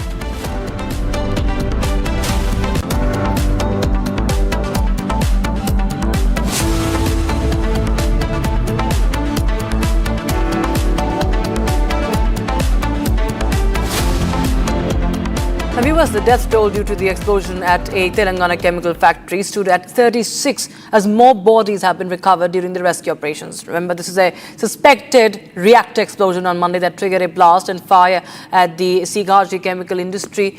And while the cause of the blast is yet to be ascertained, it is suspected to have been caused by a chemical reaction. And also the Chief Minister, Revant Reddy, was also at the blast site today, taking stock of the situation. Aneri joins us live on the broadcast for more. Aneri, the death toll has risen. And as far as the cause of this blast is concerned, any information, any update on that yet? Well, Well, what we see is, Rakshita, that the incident that had taken place on Monday morning at around 9:30, 10, where we see that there was a massive explosion that had taken place, and after 24 hours also the rescue operations still continue. The teams, the NDRF teams, SDRF teams continue to clear the debris. Because of that massive explosion, we had seen that a 3-story building had also collapsed down, and many people were said to be trapped under those debris. And now, right now, we are outside the hospital where some of the injured are undergoing treatment, and what we are being told is that 36 people have lost their life, and some of them are still missing, is what we are being told. And not only that, many of them are still undergoing treatment. As you can see, people are here from Odisha, Bihar, Telangana, Andhra Pradesh. These were the workers who were working, and it is being said that around 100 people were working in the shift. And also in that very incident, top management, like the manager and the shift manager, those people have also lost their life, whereas the company's top management, let it be chairman or managing director, they have not yet come forward and taken the accountability, whereas the chief minister has slammed them and asked them to come out and take the accountability as to what exactly what happened. And also at the same time now, the chief minister has announced an compensation, an excretion of 1 crore rupees to the deceased and 10 lakhs to the severely injured. But then still the larger question remains is that why is the company's top management not yet come out and taken the accountability of what has happened at the Singhachi Industry Private Limited?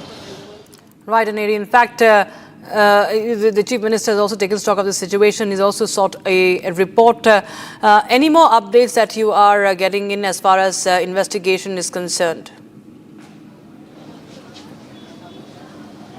Well, Rakshita, as far as the investigation is concerned, what we are being told is that the preliminary investigation is still underway, and once that is done, there will be a report that will be submitted to the government as to what exactly led to this massive explosion. Well, earlier what we were being told it was that it was a reactor blast, but following the massive explosion, we saw that it is being said that there was a dryer that had that led to this dryer blast that led to this massive explosion. And then as it was a chemical factory and hazardous chemicals coming out from that very area, that also could have caused the number of deaths, and that could be one of the reasons, is what we are being told. But we'll have to wait for the preliminary investigation that is still underway, and once the report is submitted to the government, we would know exactly what was the reason behind this very incident which took 36 lives.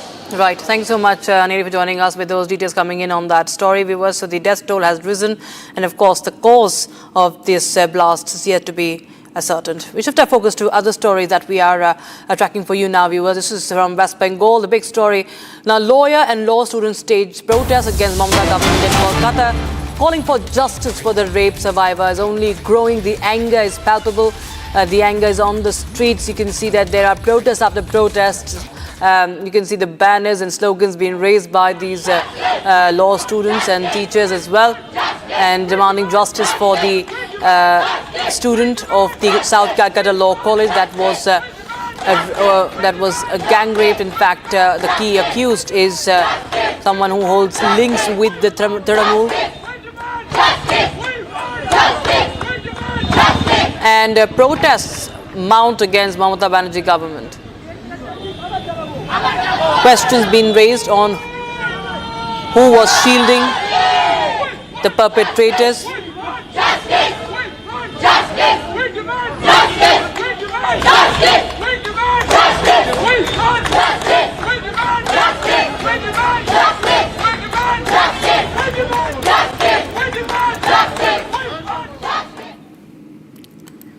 All right, viewers. So there you have. This is the FIR details. We have a young man. Okay, these are the cases against this man called Monojit Mishra, who is the next student, the Republic Bangla exclusive. FIR has been filed against him in the year 2014.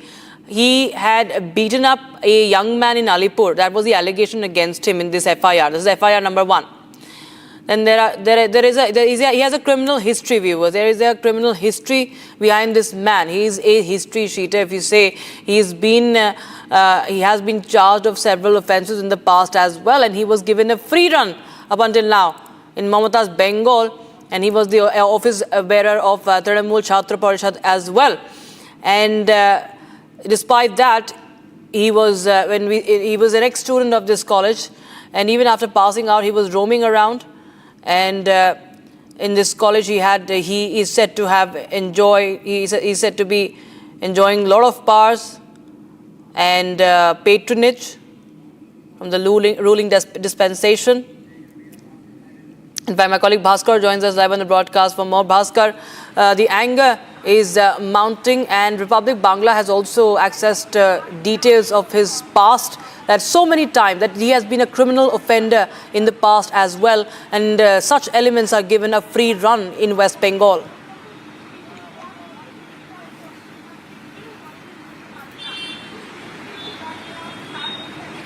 Absolutely रक्षिता, देखिए इसके पहले भी 6 बार मनोजीत मिश्रा के खिलाफ FIR दर्ज हो चुका था कलकत्ता पुलिस के पास, लेकिन हम लोगों को पता नहीं आखिर वो रीजन क्या है जिस वजह से कलकत्ता पुलिस ने कोई एक भी सख्त कदम नहीं उठाया ये मनोजीत मिश्रा के खिलाफ। ये हो सकता है कि वो रूलिंग पार्टी से था, रूलिंग पार्टी का कोई सीनियर लीडर का सपोर्ट मनोजीत मिश्रा के साथ था, इसीलिए कलकत्ता पुलिस 6 एफआईआर दर्ज होने के बावजूद मनोजीत मिश्रा को छोड़ दिया। वो सारे एफआईआर रिपब्लिक बांग्ला से एक्सेस किया हम लोगों ने, और देखिए जिस तरह से एफआईआर दर्ज हो चुका था, इसमें कहीं जगह पे फिजिकल असॉल्ट की जो कंप्लेन वो कंप्लेन भी था, और वापस कई जगह पे जो थ्रेट या मॉलेस्टेशन जैसे एलिगेशंस भी थे मनोजीत मिश्रा के खिलाफ। ये मनोजीत मिश्रा टीएमसीपी के एक लीडर है, बस रूलिंग पार्टी के स्टूडेंट्स विंग का एक लीडर है, और इस लीडर के खिलाफ कलकत्ता पुलिस जैसे पुराना पुलिस फोर्स 6 एफआईआर दर्ज होने के बावजूद कोई एक ठोस कदम नहीं उठाया। क्यों? मनोजीत मिश्रा इतना इन्फ्लुएंशियल कैसे बन गया? बहुत लोगों का यह मानना है कि तृणमूल कांग्रेस से ही कोई ना कोई सीनियर लीडर मनोजीत के सपोर्ट में रह चुके हैं पहले दिन से अब तक, और इसीलिए कोई एक अनजान वजह से कलकत्ता पुलिस ने कोई सॉलिड स्टेप वो इन्वेस्टिगेशन के जैसे हो या फिर जो क्राइम्स, जो रिपीटेड क्राइम्स मनोजीत मिश्रा ने किया है वो रोकने के लिए हो, कोई भी स्टेप कलकत्ता पुलिस ने नहीं उठाया है। और देखिए ये 6 एफआईआर और ऊपर से ये मनोजीत मिश्रा के खिलाफ साउथ कलकत्ता लॉ कॉलेज के अंदर ही फर्स्ट ईयर की एक लड़की, 19 साल की एक लड़की की गैंग रेप के एलिगेशंस भी है, और अब कलकत्ता पुलिस उसको अरेस्ट कर चुका है। और देखिए सिर्फ वही नहीं, लेकिन सवाल भाजपा के तरफ से भी ये उठाया जा रहा है कि ममता बनर्जी के पार्टी से होने के लिए ही क्या सब जगह से छुटकारा मिल जाता है, चाहे वो फिजिकल असॉल्ट हो या फिर 6 एफआईआर दर्ज हो जाए, फिर भी ममता बनर्जी के पार्टी से होना इतना इन्फ्लुएंशियल है कि कलकत्ता पुलिस जैसे पुलिस। भास्कर हमारे साथ बने रही है, हमारे पास और डिटेल्स आ रही है। In fact Republic Bangla has accessed these exclusive details which we are going to now play that out on your screens, that how this guy called Manojit Mishra was a history sheeter. According to details exclusively accessed by Republic, there were 6 FIRs registered against him. These are FIRs after FIRs that have been filed against him, but clearly no punishment, no penalty. You can see that he has been given a free run. And FIR 1, we talk about, filed in Alipur police station, 2014. A young man beaten up in Alipur. Young man from a catering service was beaten up. Another FIR from Koshba police station. This is 2017. Student beaten up, threatened with weapon in Koshba. This is the allegation against him. Another FIR, Anandapura police station, student blocked from entering college and threatened to be killed. FIR number 4, again in Koshba, allegation of molestation and assault of a woman. So he has been accused of molestation and assaulting a woman in the past as well. This is as you go back to 2022, 23rd of March 2022. The FIR dates to 2022. FIR number 5, police station, Koshba police station again. This is 1st of December 2023. Complaint of assault once again. And 2024, last year, September last year, Tollygunge Police Station, FIR filed, complaint of assault. So this is a repeat offender, he's tree sheeter. And he poses with all the top leaders of the BJP, the top leaders of the TMC, like Abhishek Banerjee, you see other leaders also. And he's given a free run, despite the 6 FIRs against him. And now he is in custody in a rape case. Why was the TMC giving patronage to a repeat offender? That is the question. TMC is silent on the patronage question. All right, viewers, we will keep a close eye on that case, but right now we shift our focus to more breaking news coming in. It's a big statement by the Deputy Chief Minister of Karnataka, D.K. Shivakumar, amid talks of change in Chief Minister's post. Now, Shivakumar clears the air and says that there will be no change in leadership. That's the breaking news we have right now. Big statement by D.K. Shivakumar on leadership rejig. And he says that there are no plans of leadership change in Karnataka. That's the breaking news we have right now. So there will be no change as far as D.K. Shivakumar, what his statement is. Well, there have been a lot of talks of the tensions brewing, and now we see that the Congress trying to put up a united face. You saw yesterday also they tried to shake hands, raise hands, holding hands, D.K. Shivakumar and Siddaramaiah, in a bid to display unity. Now D.K. Shivakumar says that there is going to be no change in leadership. This is the breaking news we have right now. Listen in to what D.K. Shivakumar said. No change of leadership. I don't know. There is no change. Let them support me. I don't want anyone's support. I want them to win back the assembly election. That is my priority. No change of leadership. I don't know. There is no change. Let them support me. I don't want anyone's support. I want them to win back the assembly election. That is my priority. Okay, so there have been mounting speculation over a possible leadership change in Karnataka. And now we have the Deputy Chief Minister saying that there is no such plan, at least. And we have D.K. Shivakumar saying, and this is coming in right days after of several reports of unease and speculation over alleged factionalism within the ruling Congress. My colleague Abhishek joins us live on the broadcast from Bengaluru. Abhishek, now we have, yesterday we saw that D.K. Shivakumar and Siddaramaiah tried to put up a united front, and now we have D.K. Shivakumar very open, in very few words saying that there's nothing like that, there's going to be no leadership change. What really is going on behind the scenes? Well, Rakshita, Iqbal Hussain, B.R. Patil and various other ministers and MLAs from the Congress party who belong to the same government had previously complained and stated that there would be a reshuffle in the cabinet in the next couple of months, starting from either August and probably might end up until December. And also, we had seen K.N. Rajana, who is the cooperation minister, who had claimed that there will be a major rejig in the Karnataka cabinet in the month of August. However, on the other hand, we had seen Satish Jarkioli stated that there might be some of the minor changes in the month of October, and there is nothing such a changes of a major position as such. And also, Priyanka Gandhi, on another hand, said there is no rejig at all. After hearing to all these reactions from various other MLAs and ministers, DCM D.K. Shivakumar has very clearly mentioned that he would strengthen the seat of the CM Siddaramaiah by supporting the entire MLA support to the CM Siddaramaiah on one hand. On the other hand, as the president of Karnataka Pradesh Congress Committee, he has assured that he will issue a notice to the MLA Iqbal Hussain, who is publicly and on the changes of related to the CM in the next couple of days. Would also claim that at least 100 MLAs in the Congress party wanted DCM D.K. Shivakumar to be elevated as the Chief Minister of Karnataka, and also DCM D.K. Shivakumar, as the president of Karnataka Pradesh Congress Committee, has informed all the MLAs and the ministers that none of them will have to talk in front of the media, and they are ordered not to talk in front of the media, and they should obviously and only talk with Randeep Surjewala about their opinion, because this is not a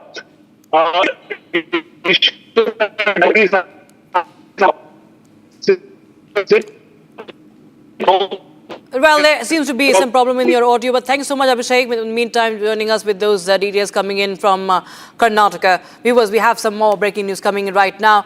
Now, gangster Neeraj Bhavana has been granted one-day parole for custodial parole to visit his ailing wife at a hospital in Shadipur. Heavy security has been deployed amid the fears of a gang war as well. Here's more. High Court granted interim bail to gangster Neeraj Bhavana.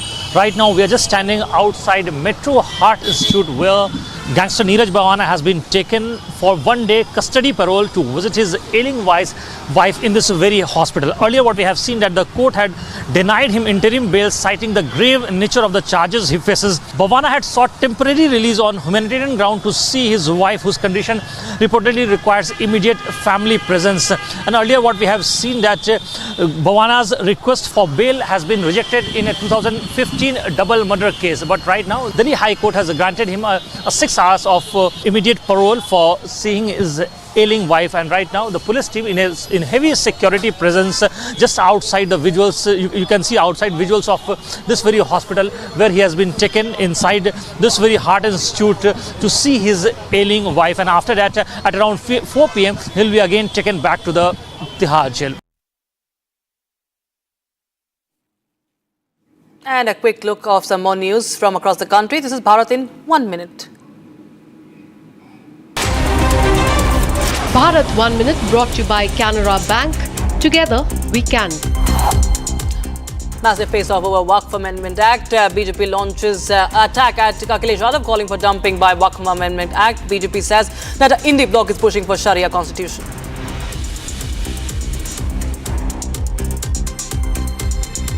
ये नमाजवादी बाबा साहब के संविधान का सम्मान भी नहीं करते हैं।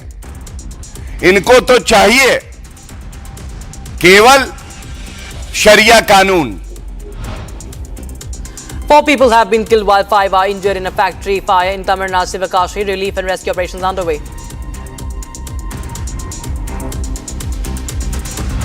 The BJP national leadership has appointed N. Ramchandra Rao as the president of the Telangana state unit, succeeding Union Minister G. Kishan Reddy. Vehicles above 15 years won't get fuel at Delhi petrol pumps from today. The decision has been taken to curb vehicle pollution. Delhi Police personnel and Transport Department have been deployed to ensure the implementation.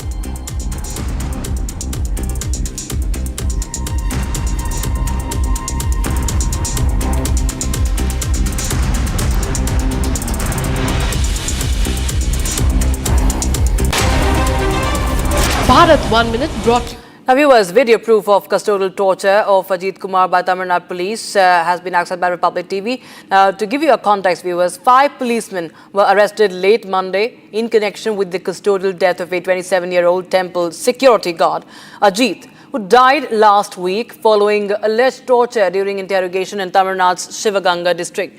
Now, Ajit Kumar was questioned on 27th of June over a theft complaint involving missing gold from a devotee's parked car at Madhapuram Bhadrakaliamman temple, where he was working as a guard.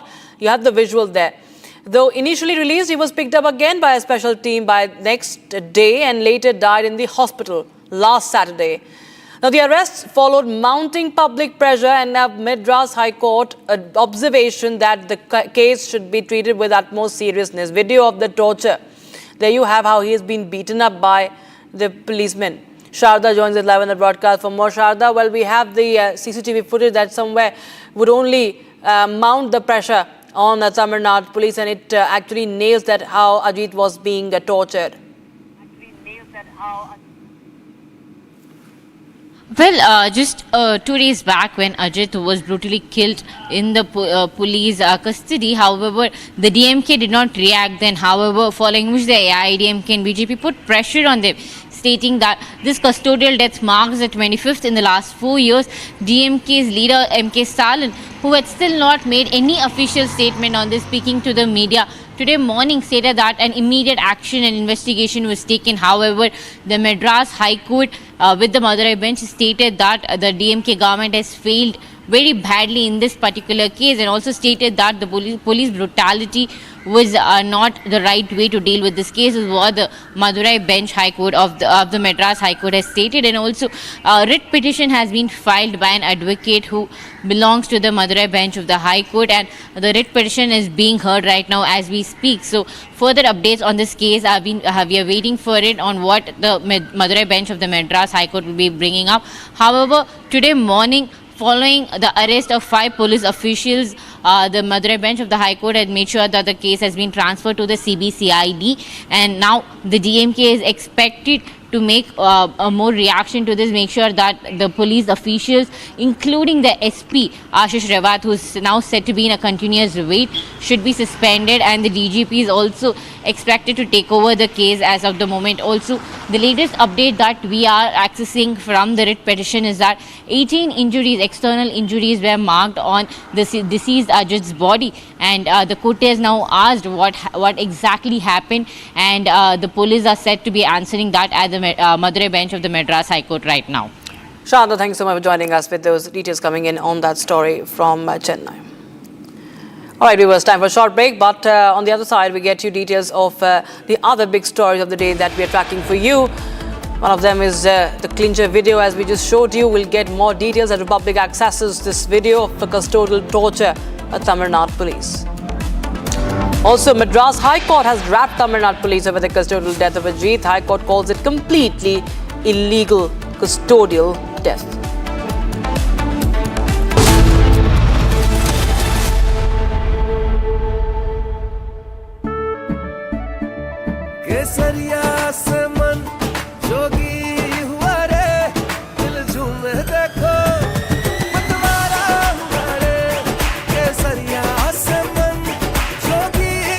हर पल मनाओ केसरी त्योहार। विमल, बोलो जुबान Kesari.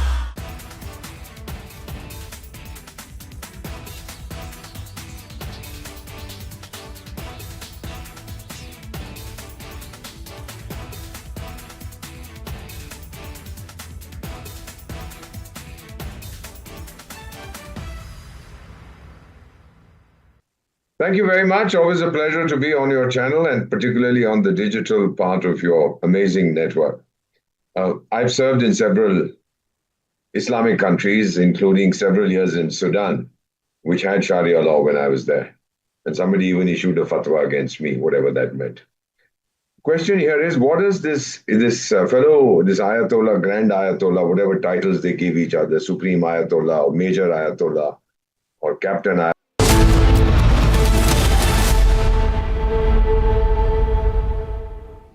An encounter between police and criminals late last night in Muradabad's Bhagatpur area has brought to light a string of thefts in the region. One criminal was injured and arrested, while others managed to escape. It's a quick report. An encounter broke out between police and criminals in Muradabad district's Bhagatpur police station area. During the exchange of fire, one criminal was shot in the leg and apprehended by the police. The remaining suspects managed to flee the scene, taking advantage of the chaos. देखिए, ये थाना भगतपुर क्षेत्र में ये दिनांक 23/24 की रात्रि में एक चोरी की सूचना आई थी, जिसमें कि बताया गया था कि चांदपुर गांव में एक ज्वेलरी शॉप में कुछ लोगों ने घुस के जो है वहाँ पे नकब लगा के चोरी करी है। इसमें चेकिंग के दौरान में जब हमने अभियुक्त को एक रोका वहाँ पे, तो पुलिस के ऊपर फायरिंग करी। फायरिंग में आत्मरक्षार्थ पुलिस ने जवाबी फायरिंग में उसके जो मेन अभियुक्त है उसके पैर में गोली लगी है। उसके पास से एक तमंचा, एक खोखा कारतूस, एक जिंदा कारतूस एवं 10,170 रुपये और कुछ ज्वेलरी के सामान जिसमें चोरी किए थे वो भी उसके पास से बरामद हो गए हैं। The injured criminal is currently undergoing treatment under police custody.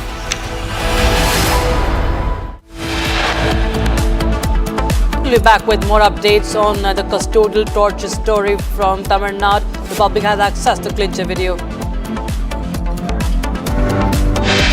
Madras High Court pulls up Tamil Nadu police over the custodial death, calls it a violation of the fundamental rights and calls it completely illegal.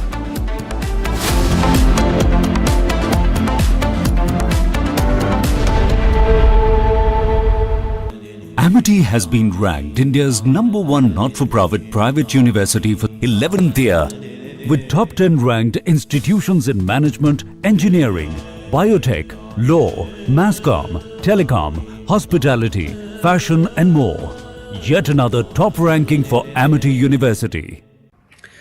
We are not surprised nor we are shocked with the reaction of Naseeruddin Shah on Diljit Dosanjh. But we would like to tell him that the way the Federation has reacted on this entire issue is with some solid reasons. And it's very important for you to know about it. First of all, you say that he is a true Indian and true nationalist. A person holding an American passport, American citizenship, and not Indian cannot be called an Indian. I think it's very simple to understand. Somebody who remains silent on the terror attack on a country cannot be Indian, cannot be a true Indian. Somebody who doesn't condemn the act supporting terrorism and killings of innocent Indians, that is his heroine in his film, cannot be an Indian. Somebody who has always remained silent on the attacks.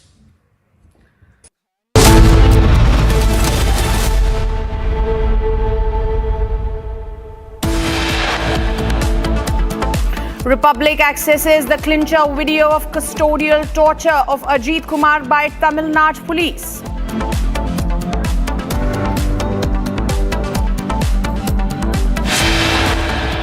Madras High Court wraps Tamil Nadu police over the custodial death of Ajit. High Court calls it complete illegal police death.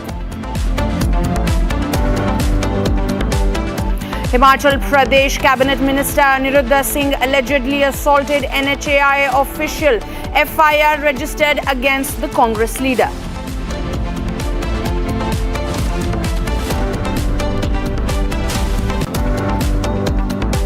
Congress goes public, denies cracks within the party, says no change in Chief Minister face in Karnataka.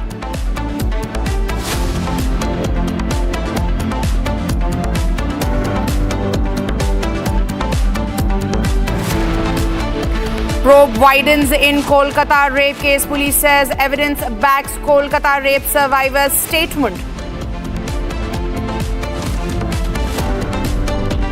Massive setback for Pakistan in Balochistan. According to Baloch media, Baloch freedom fighters have taken control of Bastung, a key city just 29 kilometers south of Quetta.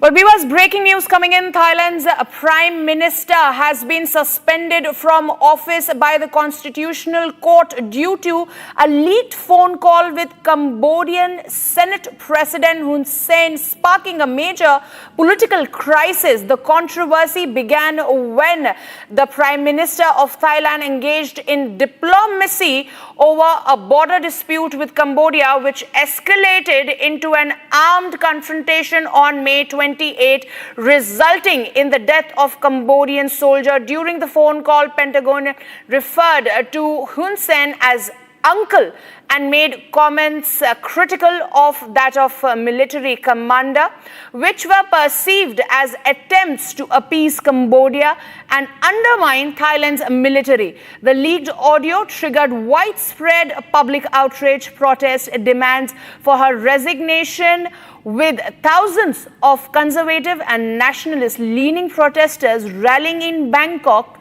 The Constitutional Court voted 7-2 to suspend the Thailand Prime Minister from the duty, citing a breach of ethics, and she has 15 days to present her defense. Deputy Prime Minister Surya Kit is expected to serve as the acting Prime Minister during the suspension of the previous Prime Minister of Thailand. Marks the second time in less than a year that a Thai Prime Minister has been removed for breaching ethical code of conduct.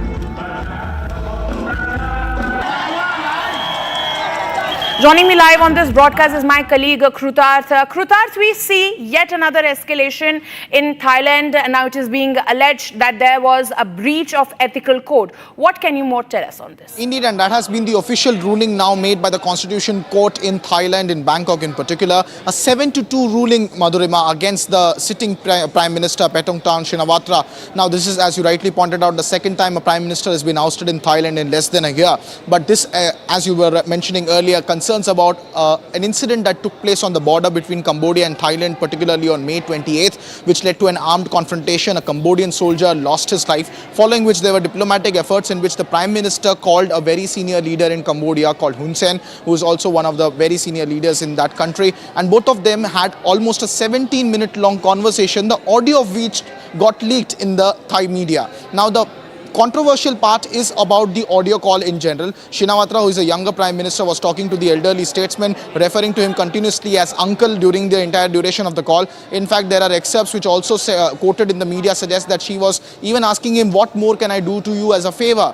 And she was also seen criticizing some military officials on her side of the border. Now, Prime Minister Shinawatra's defense has been that this was a very standard diplomatic practice and she was only trying to diffuse tensions between the two nations, and there was no intention of her to let go of any national interest on Thailand side. However, as we have seen over the last 1 week, there have been massive protests on the streets of Bangkok and across Thailand against their own Prime Minister, because they believe that the Prime Minister had compromised the integrity of her office and had also compromised the national interest. Now, officially, the Constitution Court has ruled 7-2 against Prime Minister Shinawatra, and she will have to now demit office and leave office. The coalition has also collapsed, and the King of Thailand has also called for a reappointment of the Prime Minister and also a cabinet reshuffle. That's the latest we are tracking from Bangkok.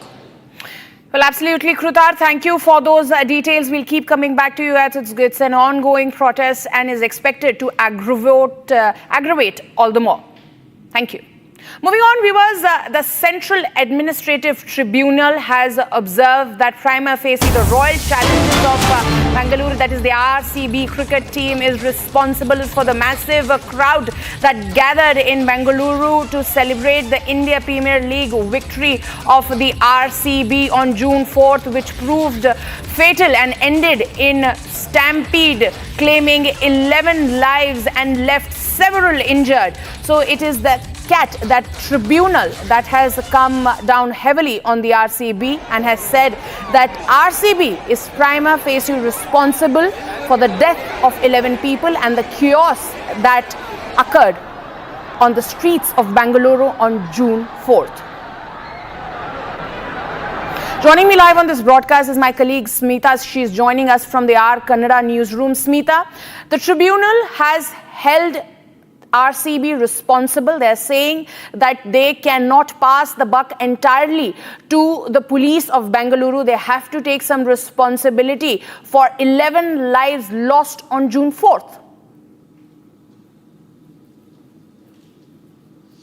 Exactly, a major setback to the Karnataka, Congress-led state government also, which has taken action on the police department, suspending many of the senior IPS officers, including the Bangalore Police Commissioner, which is first time in the history of Karnataka ever claiming that the police department was responsible for the stampede and the loss of life of RCB fans previous month on 4th, where lakhs together of RCB fans had gathered near the Chinnaswamy Stadium in Bangalore for the victory parade and the celebration of RCB, trophy winning moment.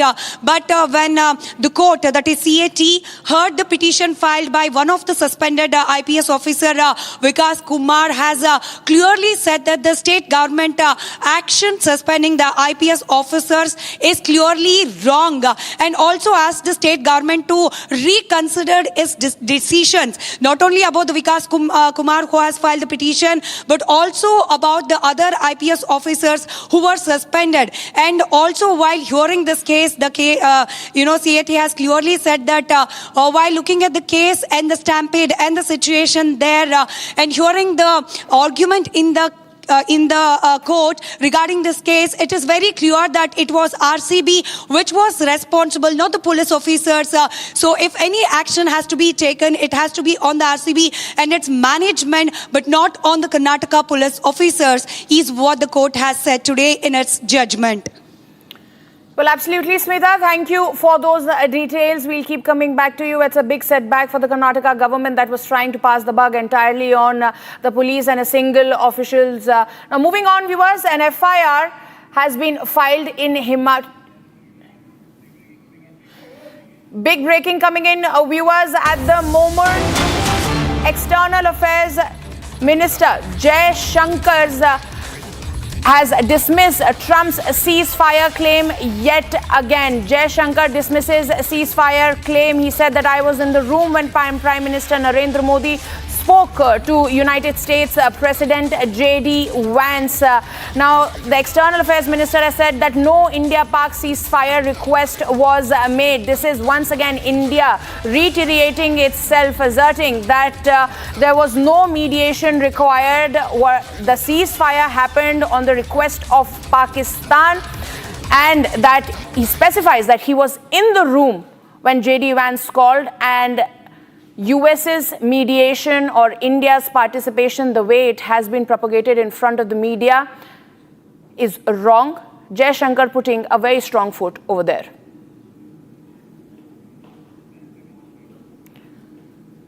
This is the big breaking news coming in, viewers. S. Jai Shankar, the External Affairs Minister, they're making a big statement saying that I was in the room when there was a call between the two nations as far as the ceasefire is concerned. He stated that he was there at the time when Prime Minister Narendra Modi on May 9th had spoken about the ceasefire. There was no mediation request from India. It was Pakistan that requested for a ceasefire.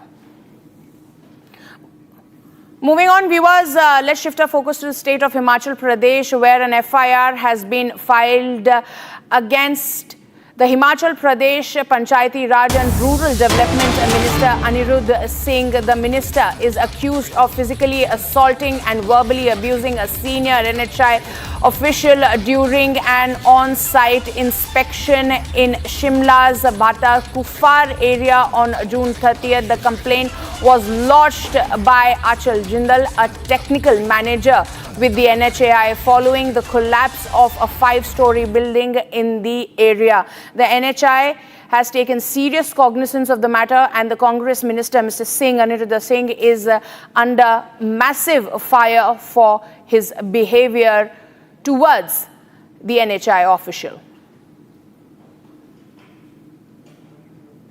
These are the visuals that we are getting in. As you can see, that the NHI official in very bad condition over there, and this has sent shock waves across Himachal Pradesh because questions are being raised on this minister, whom you can see is a close aide of Rahul Gandhi over there in the state of Himachal Pradesh. Those are the visuals, him with the top rung of the Congress party, Rahul Gandhi over there, and on the left of your screen you can see the condition of the NHI official over there.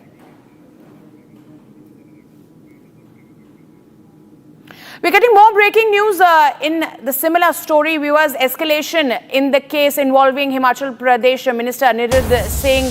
Santosh Kumar Yadav has written to the Himachal Pradesh Chief Secretary demanding a detailed inquiry after the NHI officer was allegedly manhandled by the Congress minister during a site visit in Shimla. The letter states that officers sustained grave injury and had to be hospitalized. The NHAI chief has also called for strict action against those responsible. So the matter has been escalated, viewers, as we saw in those visuals that the person, the NHI official here, had to be hospitalized. He's in very bad condition at the moment, and now a serious cognizance has been taken where a request to pin the responsibility has been made. We also have former Union Minister and Himachal Pradesh MP Anurag Thakur speaking on the matter, criticizing the Congress government's attitude in the entire matter. Listen in. देखिए, देवभूमि का इससे बड़ा दुर्भाग्य क्या होगा, जहां के एक मंत्री का नाम एफआईआर में आए, कंप्लेंट में आए और ये कहा जाए कि national highway authority of India के अधिकारियों को कमरे में बंद करके उनके सिर फोड़ने का काम किया जाए। आखिरकार हिमाचल प्रदेश में सरकार है या नहीं है? और सरकार है तो सरकार के मंत्री किस काम पे लगे? रेलवे लाइन के लिए पैसा दिया जाता है तो वहां राज्य की सरकार अपना हिस्सा नहीं डालती। सड़कों के लिए पैसा दिया जाता है तो उस काम को करवाने वाले अधिकारियों को बंद कमरे में मंत्री और उसके सहयोगियों द्वारा पीटा जाता है। अभी विमल नेगी जी का केस हल नहीं हुआ था, वहां सीबीआई की जांच हुई, अभी वो पूरी नहीं हुई और दूसरे अधिकारी का सिर फोड़ने का काम किया गया। हिमाचल प्रदेश के अधिकारी कर्मचारी सुरक्षित है या नहीं? मुख्यमंत्री जवाब दें। और हिमाचल प्रदेश में क्या अधिकारियों को मरने पर, आत्महत्या करने या उनकी हत्या करने पर जिस तरह के संगीन आरोप लगे हैं और अब जिस तरह से उनके ऊपर प्रहार किए गए, ये अपने आप में कांग्रेस की सरकार पर सवाल खड़े करता है।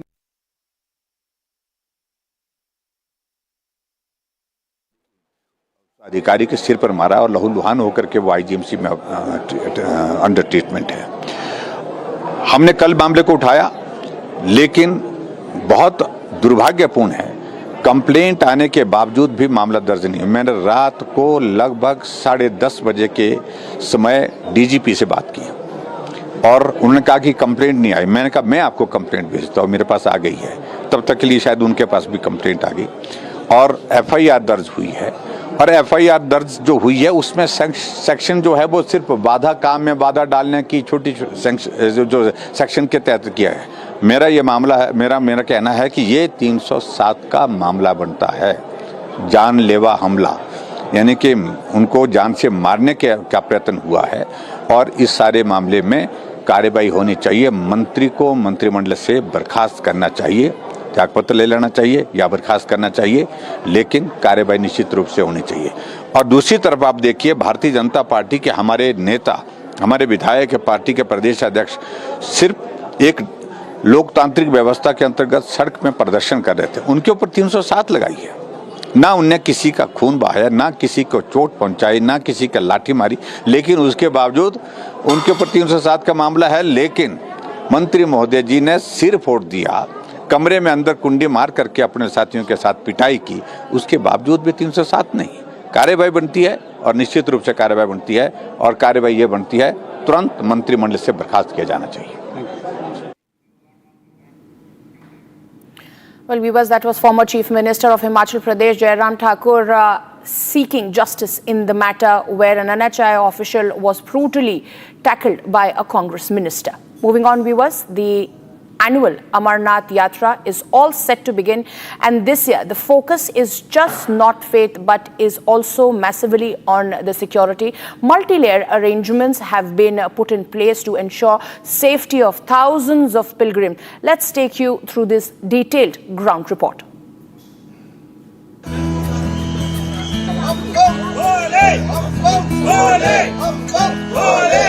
Pilgrims from across the country have started arriving at the Bhagwati Nagar base camp in Jammu as the sacred Amarnath Yatra is set to begin from early tomorrow. बम बम बोले के जय घोष के साथ ही बाबा बर्फानी के भक्त जो हैं अमरनाथ यात्रा के बेस कैंप जम्मू में पहुंचना शुरू हो गए हैं। यात्रा कल सुबह जो है जम्मू के भगवती नगर बेस कैंप से रवाना होगी, जिसको लेकर पहले ही श्रद्धालुओं में जो जोश है वो देखने को मिल रहा है। लगातार बाबा बर्फानी के जय घोष के साथ ये श्रद्धालु हजारों सैकड़ों की संख्या में लगातार जो है इस बेस कैंप पर पहुंच रहे हैं। Excitement, devotion, and a deep sense of security mark the mood at the base camp. यात्रा को मतलब होता है पैदल ही है जी, ठीक है नहीं, जो बेचारा खच्चर है, जो घोड़ा है, उसी में भी जान है। मेरी थिंक ये कहती है, उसके ऊपर जाएंगे तो यात्रा लगेगी नहीं, मेरी थिंक है जी। दोपहर को आए हैं तो बहुत अच्छा अरेंजमेंट है इनका सबका। सिक्योरिटी के हिसाब से बहुत अच्छी अरेंजमेंट है यहाँ पे, और ऐसे अरेंजमेंट चाहिए भी, क्योंकि अब जैसे कि टेररिस्ट अटैक बहुत हो रहे हैं, उस अकॉर्डिंग अभी ऐसे अरेंजमेंट बहुत सही है ये चीज़। Layered security rings guard the entire base camp. Baggage scanners are in place. Sniffer dogs comb through every corner, and each pilgrim undergoes strict frisking before entry. Help desks and on-ground assistance points are fully operational to guide yatris at every step. Baggage is being scanned. Those people who are taking the entry inside the Bhavan, there first of all the security apparatus that they see here is the baggage scanner. You have to scan your baggage before you go inside. Then you see the security arrangements, the kind of traffic police is there, the municipality is managing, the Amarnath Shrine Board is entirely managing the entire yatra. Then we are seeing the support is coming from the Jammu and Kashmir Police, Army as well as CRPF. This time the technology has added a booster shot in the arms of the joint security forces. The technology is being used like the face recognition devices. This is for those elements, those who have the bad history, their face will immediately get recognized and it will alert the security forces. A major highlight this year is the Mahila Battalion of CRPF. It has been deployed at key locations including the Yatra Bhavan. They are not only handling security duties but are also providing crucial support and assistance to women yatris.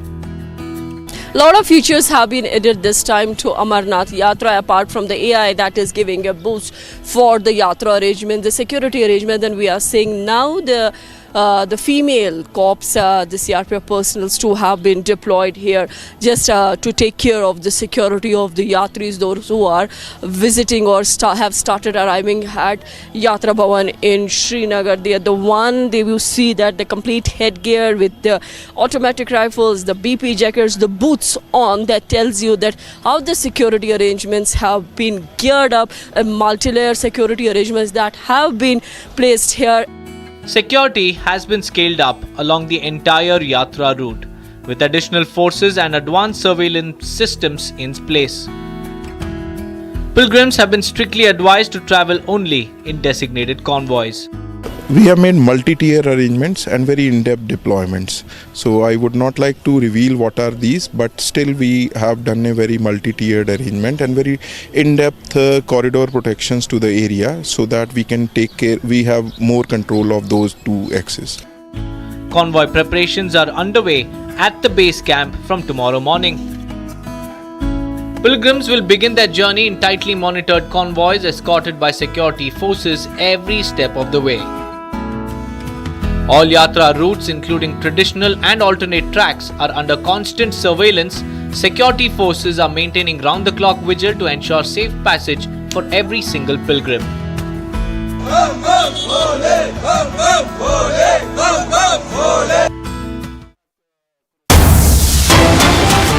Breaking news coming in, viewers. The Union Cabinet has improved an employment-linked incentive scheme aimed at boosting formal job creation.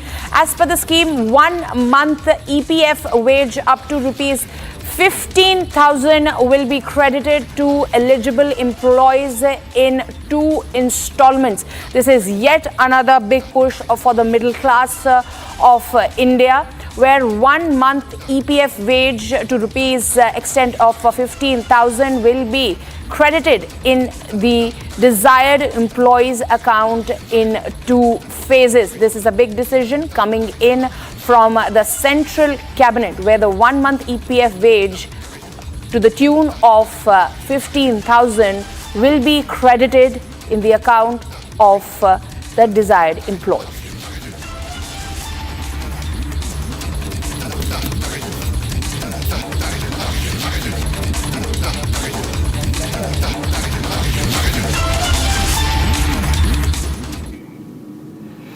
Now, viewers, let's shift our focus to more news coming in from across the nation in this edition of Bharat in One.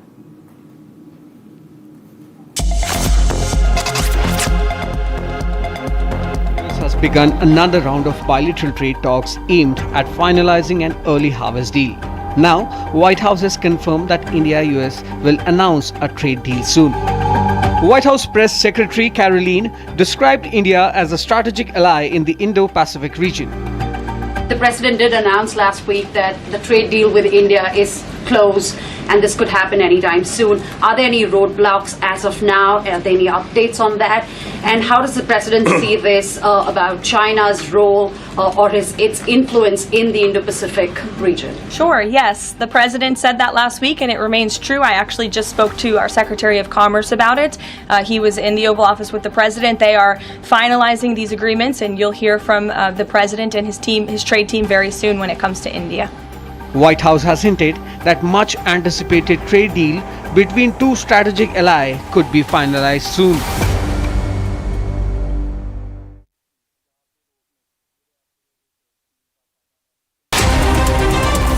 Bharat 1 Minute brought to you by Canara Bank.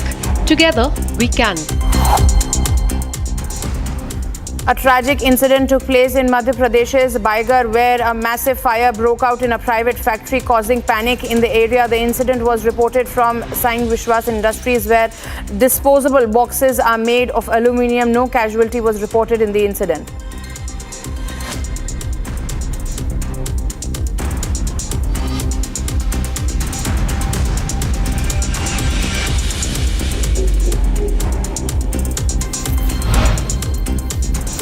A shocking incident coming from Karnataka's Shivamogga, where an elderly woman was tied to a pole and brutally assaulted. The elderly woman was assaulted after she questioned her neighbor about dumping garbage in front of her house. A case has been registered against a woman named Prema and 3 others who allegedly tied and assaulted the elderly woman.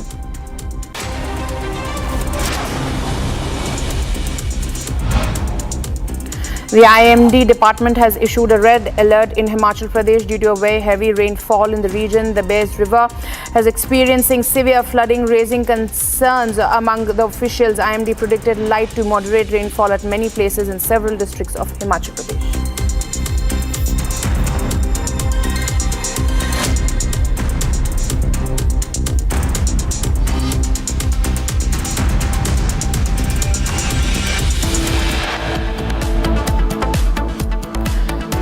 DK Shiv Kumar says there's going to be no leadership change in Karnataka at a time when MLAs say that they need a change at the top post.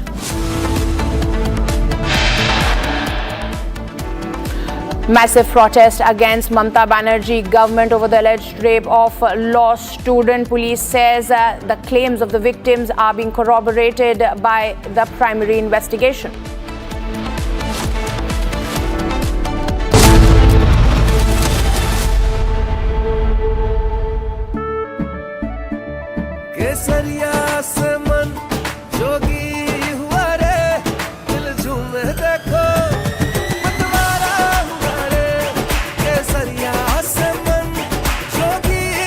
हर पल मनाओ केसरी त्योहार विमल बोलो जुबान Kesari.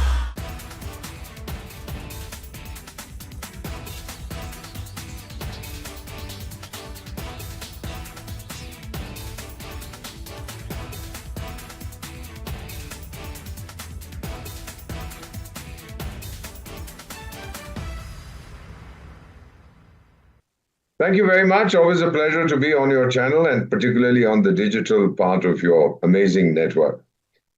I've served in several Islamic countries, including several years in Sudan, which had Sharia law when I was there.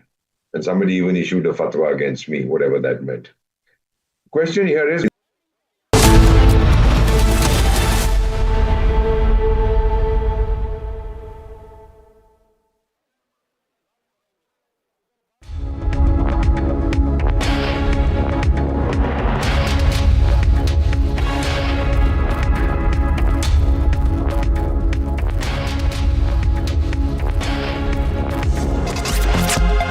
weeks ago, the United Nations Security Council issued a strong condemnation of a particularly horrific act of terrorism in Pahalgam. It demanded that its perpetrators be held accountable and brought to justice. We have since seen that happen. What that response underlines is the larger significance of the message of zero tolerance for terrorism. The world must come together on some basic concepts. No impunity to terrorists, no treating them as proxies, and no yielding to nuclear blackmail.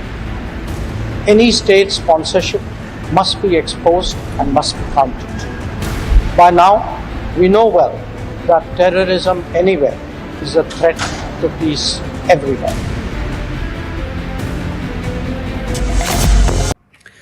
We are not surprised nor we are shocked with the reaction of Nasruddin Shah on Diljit Dosanjh. But we would like to tell him that the way the Federation has reacted on this entire issue is with some solid reasons. And it's very important for you to know about it.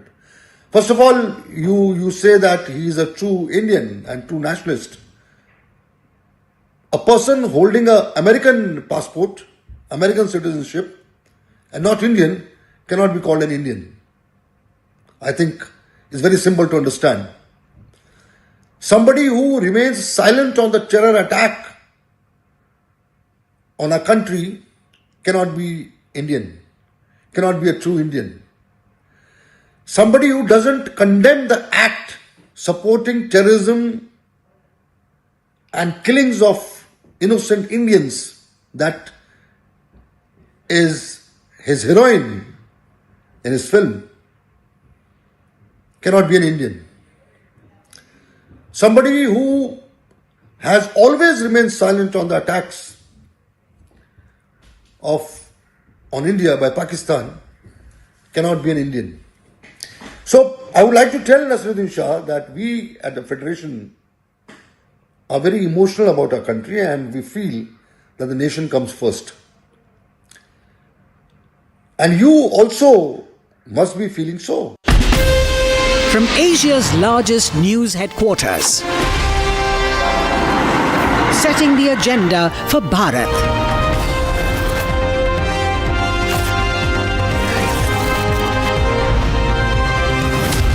You're watching Republic.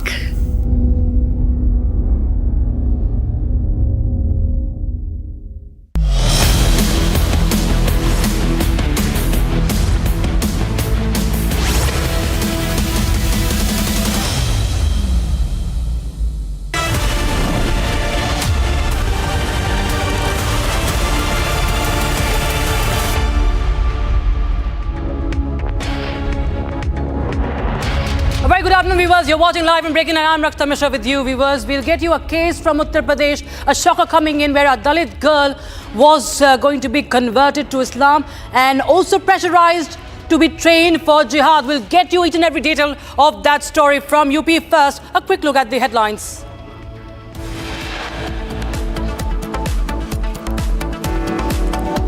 Tribunal observes RCB primarily responsible for Bengaluru Stadium stampede.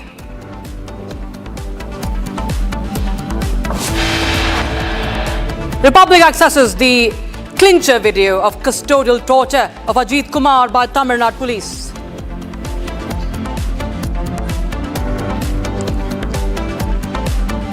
NHAI engineer alleges assault by Himachal Pradesh Minister Anirudh Singh. FIR registered.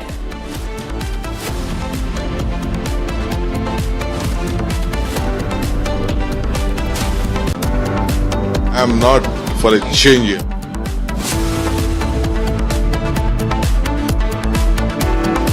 Congress group headed by Mallikarjun Kharge ji. DK Shivakumar goes public, denies cracks within the party, says no change in Chief Minister face in Karnataka. Call for justice grows for Kolkata gang rape survivor. Protests against Mamata Banerjee government in Kolkata. Thailand's constitutional court suspends Prime Minister over the leaked call.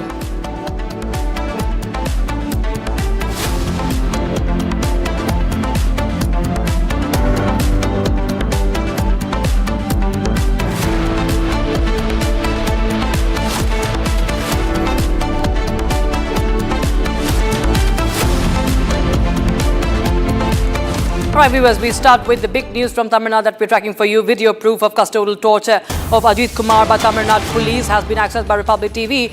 And viewers, 5 policemen have been arrested last night in connection with the custodial death of a 27-year-old temple security guard who died last week in custody following alleged torture during interrogation in Tamil Nadu's Sivaganga district. Ajit Kumar was questioned on the 27th of June over a theft complaint involving missing gold from a devotee's parked car at Madhapuram Bhadrakaliamman temple, where he worked as a guard.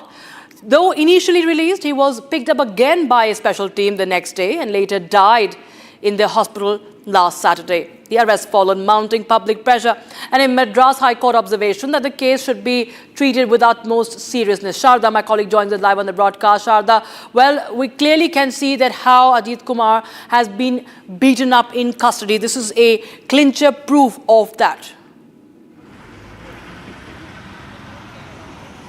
Well, following his arrest, the DMK did not react to this. However, now following the video of seeing that the police brutally attacked Ajit Kumar, that too exactly behind the temple in the cow shed, DMK is now stating that they have taken an action against it. However, AIADMK and BJP points out that it's just the suspension and arrest would not, say that it will work out for a particular, say there should be more investigation and inquiry should be done on this particular case, and that arrest and suspension alone is not enough. However, BJP also states that the State Chief Minister M.K. Stalin should be resigning from his post, because back when under the AIADMK regime, when Jairaj and Phoenix were murdered under the police brutality, it's the same the DMK asked for, and that's what AIADMK, the opposition, is now asking CM Stalin to step down from his particular post. But DMK continues to state that the necessary actions was immediately taken by the police of Madurai, and now the SP is also under a continuous wait and the suspension in question. A writ petition has been given by the lawyer of the Madurai bench, Madras High Court, and the case is now underway in hearing in the Madurai, and it's expected that the court will soon give an answer to it. Sharda, of course, the pressure is being mounted on Tamil Nadu police, and we also see that the BJP is also, taking out protests. As we see in the visuals coming in, there are dramatic protests that are happening on the streets of Chennai. I think many of the workers, leaders of the Chennai, of BJP are also being taken away by the police. Well, this protest that happened just, and the visuals that you're seeing are the BJP workers along with their Vice President Narayan Tirupati being taken away by the police. And this protest is not just in a singular place but happening across the state of Tamil Nadu in retaliation to the statement made by MP A. Raja, and his demeaning statement was against the Home Minister Amit Shah for saying that the court says that Amit Shah is a fool, and that's how A. Raja called it, and the BJP had stated, telling that this is not how a political leader should be speak, and also asked A. Raja to seek forgiveness for his speech.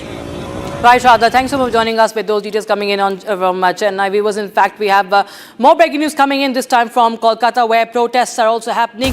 This is against the gang rape of the law college student, and remember, there have been several groups, political parties, and also now we have the student groups and teachers holding protests, raising slogans and banners against the Mamata Banerjee government. Remember, there has been no statement yet from the woman Chief Minister of Bengal, Mamata Banerjee, and there's massive protests against the TMC because we've seen this is a rerun of what happened back last year in the RG Kaur rape case, from Sandesh Khali to RG Kaur to now this case, viewers. There is mounting protest, there's mounting anger, outrage against the Mamata Banerjee government, and there is no statement. In fact, there have been controversial statements, shameful statements, comments that have been made by top leaders of the TMC, no action on them also. And the prime accused of this case, Monojit Mishra, is linked with the TMC. He's a history sheeter.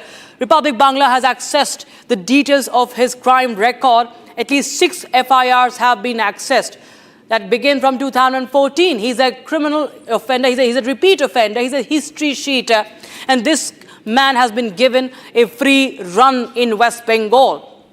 You have his photographs with the top leaders of the TMC as well, TMC Councillor Kajuri Banerjee as well, TMC MP Abhishek Banerjee as well. So this is the rape accused Monojit Mishra, and he continues to enjoy the patronage. He continued to enjoy the patronage of the TMC, what we understand. And in fact, there is no answer, no clear answer from the TMC also as far as these links of the rape accused with their party leaders is concerned. and a massive protest. Day in and day out, we see protests. In fact, protesters have been stopped. We've seen BJP protesters also. BJP Bengal unit chief and Shrikant Majumdar also was detained on Saturday. So we see there's mounting pressure by different groups. We have the BJP workers also on the streets today. We see earlier there were student groups also who are protesting on the streets. So the anger is palpable. And in fact, we will just show you the FIRs that have been accessed by Republic Bangla, one after the other. He has been, in fact, apart from beating up people, he has also been accused of molesting a woman. Not the first time. In fact, the latest FIR was, the recent FIR was from September 2024, a case of assault. And that is what is outrageous and enraging the people of Kolkata, the people of Bengal. All right, viewers, we are getting some more breaking developments from Tamil Nadu. We just shift our focus back to Tamil Nadu, where dramatic protests are unfolding. And you can see the police also deployed there. They are trying to, restrict the protests. You see the BJP flags, the BJP carrying out protests. You can see BJP workers in that bus. There's massive outrage against the murder that happened, alleged murder, or you can see the custodial death of a security guard. Even the Madras High Court has pulled up Tamil Nadu police and saying that it's a violation of the fundamental rights of an individual, and it's completely illegal what was happening in custody, what has happened in custody. And Republic has also shown you that video where you can see that Ajit Kumar was lying on the ground and he was beaten up with sticks. Sharda was joining us with more from Chennai. Sharda, well, we've also seen that the opposition parties continue to mount pressure on the state of Tamil Nadu. The Madras High Court has also, has also pulled up the Tamil Nadu police. Well, the Madras High Court has now taken up the case and have also quoted that the DMK, which is the ruling government, has not taken proper action in this particular case, and have also asked to make sure that the DGP of the police inquires into the case and also pass a suspension to all the officials involved. As of now, only 5 have been suspended, and they're also seeking if the SP was involved in this particular case and is seeking his removal.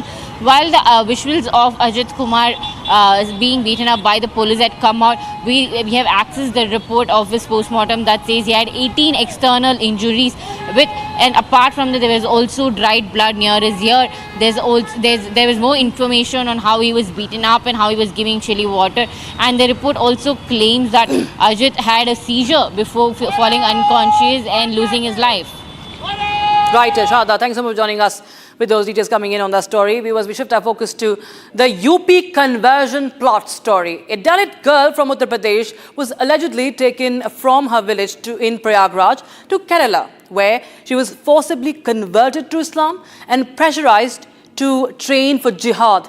The case comes to light after a woman called Guddi Devi filed a complaint on the 28th of June, saying her daughter was taken from her village by a local woman whose name was Kehkashan, also referred to as Darkasha Bano. She offered her money and promised better prospects, took away the daughter to Kerala, where she was converted, and also she was being trained for jihad. So the modus operandi has been also now decoded.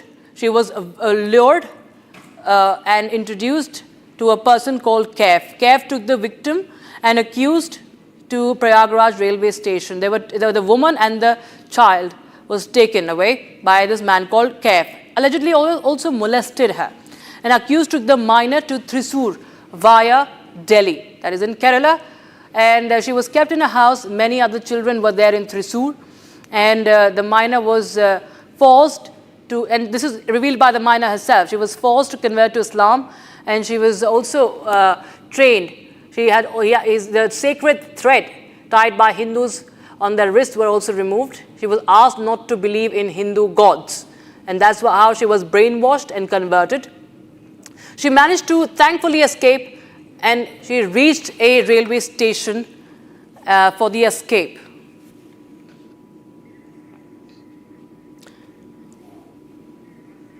In fact, my colleague Sagar Mishra has filed this report from Prayagraj as he gives us more details on this conversion plot. Sapa की सरकार में लगभग 10-10, 15-15 लड़कियों को इसी तरह से धर्मांतरण के लिए उकसाया जाता था। केरल लेकर यहाँ से लोग गए थे, लेकिन अभी भी लगातार इस तरह के मामले यहाँ पर सामने आ रहे हैं। देखिए उस जो पीड़िता है उसका मैं घर आपको दिखा रहा हूँ। लगातार दलित गरीब लोगों को कैसे ये टारगेट यहाँ पर करते थे आप सोचिए। ये देखिए कच्चे मकान मैं आपको दिखा रहा हूँ, कच्ची ईंट की दीवारें आप देखिए यहाँ पर लगी हैं, टीन शेड लगाए, खपड़ेल लगाए। भला ऐसे लोगों को टारगेट करते थे ये लोग, जो लोग इनके बहकावे में आ जाएं और फिर केरल का वो रुख करें जहां पर उन्हें नमाज पढ़ाई जा रही है, कैसे देश विरोधी गतिविधियों में शामिल हो ये भी उन्हें बताया जा रहा है। फिलहाल देखिए उस बच्ची के चाचा हमारे साथ हैं। क्या हुआ था सर पूरे मामले में और कैसे बच्ची यहां से लोग उसे बहका कर ले गए? मामला ये है, जहाँ कन्हैया कोटेदार के जहाँ लड़की की शादी थी गेट हाउस में, और वहाँ गई, उसकी माँ भी गई, हमारे तीनों बच्चे गए और वहाँ दावत खाने लिए वो बाकाई चलो फूलपुर घूम आए। फूलपुर ले जाने के बाद वो मस्जिद में लेके चली गई, वहाँ जो लच्छा पहरा जाता है हाथ में धागा, हाँ उसको भी कटवा दिया, कहे आप मुस्लिम हो जाओ। और वहाँ जबरदस्ती उसको कार में बैठा करके लेके भाग गए इलाहाबाद। इलाहाबाद भाग गए, इलाहाबाद से जहाँ टिकट कटा के दिल्ली तक के बैठा दिया गाड़ी पे। अच्छा, मतलब कि शादी में लेकर गए, उसके हाथ का रक्षा सूत्र जैसा मैंने पहना कटवा दिया गया, उसके बाद उसे केरल लेकर गए। लेकिन ये सब इतने दिनों से खेल चल रहा था, आप लोग को भनक नहीं लगी? घर में आप लोग रहते हैं। भनक लगी थी जब मस्जिद में यहाँ पढ़ रही थी, जब मस्जिद में लेके गई 2 एक फेरे, तो हम लोग सुने तो अपनी लड़की को मारा, गरियाया और उसके बाद उसको भगाया। हम क्या मेरे घर मत आओ, तो कुछ दिन शांत थी। और वो शादी मौका पा गई, अकेले गई तीनों बहन, और वहाँ से लेके फरार हो गई। अच्छा, क्या गांव के और लोगों को भी टारगेट किया जा रहा था? गांव में कई केस कर दिया है, अभी मुकदमा लोगों को चल रहा है। उसके बाद जो वहाँ चुड़िया से पैसा ले करके उसके साथ शादी भी लड़की के अपने कर दिया वो। उसकी माँ ने वो उसका यही धंधा है, बेचने के धंधा है। और हिंदुओं के लड़कियन के ले जा के नमाजी बनाना चाहती है और मस्जिद पे नमाज पढ़ाना चाहती है, और जो वहाँ कर्मा कोला उर्दू सिखाना चाहती है। बस यही उसका काम है। हाँ, कुछ लोग यहाँ पर जो आए हुए हैं बजरंग दल के, उनसे भी हम बातचीत करते हैं, जिन्होंने इस केस में देखिए बहुत अहम भूमिका निभाई है।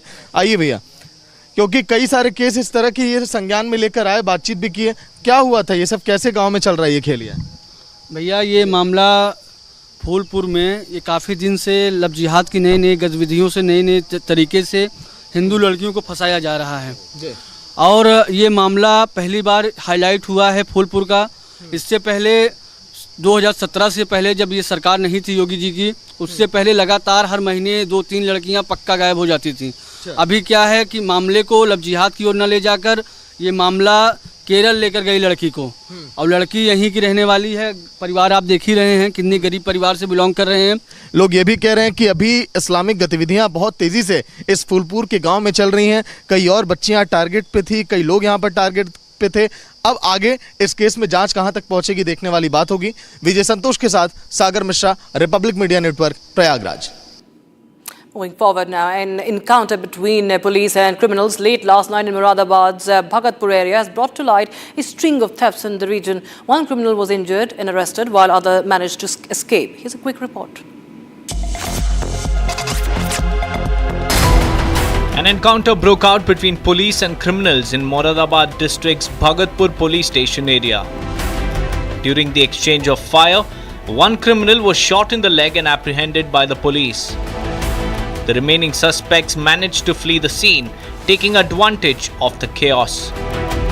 देखिए, ये थाना भगतपुर क्षेत्र में ये दिनांक 23/24 की रात्रि में एक चोरी की सूचना आई थी, जिसमें कि बताया गया था कि चांदपुर गांव में एक ज्वेलरी शॉप में कुछ लोगों ने घुस के जो है वहाँ पे नकब लगा के चोरी करी है। इसमें चेकिंग के दौरान में जब हमने अभियुक्त को एक रोका वहाँ पे, तो पुलिस के ऊपर फायरिंग करी। फायरिंग में आत्मरक्षार्थ पुलिस ने जवाबी फायरिंग में उसके जो मेन अभियुक्त है उसके पैर में गोली लगी है। उसके पास से एक तमंचा, एक खोखा कारतूस, एक एक जिंदा कारतूस एवं 10,170 रुपये और कुछ ज्वेलरी के सामान जिसमें चोरी किए थे वो भी उसके पास से बरामद हो गए हैं। The injured criminal is currently undergoing treatment under police custody.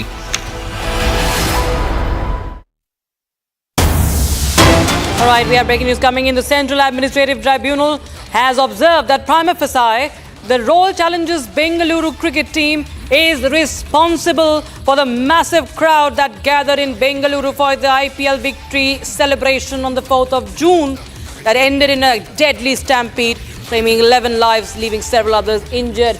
The tribunal has held the RCB franchisee responsible for this. So there was obviously blame game, viewers, we saw between Bengaluru police, Karnataka police and RCB. And the tribunal says that RCB is responsible for the Bengaluru stampede. This is the breaking news we have right now. In fact, the tribunal also criticized the IPL franchisee for announcing their victory celebrations without police clearance, triggering a crowd surge that killed 11 people and injured dozens more outside the Chinnaswamy Stadium. It has quashed the suspension of senior IPS officer Vikash Kumar Vikash, citing the suddenness with which RCB announced its IPL victory celebration as the trigger for the chaos. And that's the breaking news we have right now. And in fact, if I go on to quote the tribunal, it said that the RCB did not take the appropriate permission or consent from the police. All right, my colleague Abhishek joins us live on the broadcast from Bengaluru. Now, Abhishek, if I read out what the tribunal said, it said that the RCB did not inform in time. RCB did not take the appropriate permission or consent from the police, and they posted on social media platforms, and as a result, what happened was everybody saw was a tragedy. What more details can you share with us on this? Well, Rashita, is very clear from the statement which we have already seen, and it very clearly mentions that the RCB's management should be the whole and sole responsible people for the stampede and the death of 11 lives. And also, while speaking about the incident, the Central Administrative Tribunal has clearly mentioned the Karnataka State Government that no issue with respect to the Bengaluru City Police or the Karnataka State Police has been found. So they are supposed, the Karnataka State Government has been directed to revoke the suspension of Vikash Kumar on one hand. On the other hand, the Karnataka High Court is taking care of the Suomoto case, which has already been taken into consideration by them. And on the other hand, we have seen tribunal also mentioning RCB's whole and sole responsibility in organizing the championship celebration. Also, without taking permission from the Karnataka State Police or the Karnataka State Government, RCB had given a call on Facebook, on various of the social media, stating that they will be organizing a celebratory march or a victory parade event in Bengaluru on June 4th. And also, not to forget, RCB had also... Right, Abhishek, thanks so much for joining us with those details coming in on that story. So the tribunal has held RCB franchisee responsible. But do remember, viewers, there was the Chief Minister and the Deputy Chief Minister also was part of this sudden event that was announced by the RCB. Who holds the government responsible? That's also a question. But now we shift our focus to the other breaking news. In fact, other stories that we have filed for you. The annual Amarnath Yatra, all set to begin in this year. The focus remains not just on the organization of the Yatra, but also very importantly on the security, as thousands of pilgrims have thronged to the important shrine and take the darshan of Baba Amarnath. Viewers, my colleague Prasimran Singh has filed this report from Ground Zero.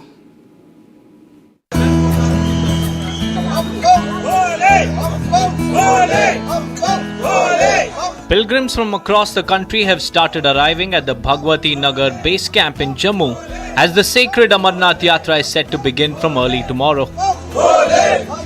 बम बम बोले के जय घोष के साथ ही बाबा बर्फानी के भक्त जो हैं अमरनाथ यात्रा के बेस कैंप जम्मू में पहुंचना शुरू हो गए हैं। यात्रा कल सुबह जो है जम्मू के भगवती नगर बेस कैंप से रवाना होगी, जिसको लेकर पहले ही श्रद्धालुओं में जो जोश है वो देखने को मिल रहा है। लगातार बाबा बर्फानी के जय घोष के साथ ये श्रद्धालु हजारों सैकड़ों की संख्या में लगातार जो है इस बेस कैंप पर पहुंच रहे हैं। Excitement, devotion, and a deep sense of security mark the mood at the base camp. यात्रा को मतलब होता है पैदल ही है जी, ठीक है नहीं, जो बेचारा खच्चर है, जो घोड़ा है, उसी में भी जान है।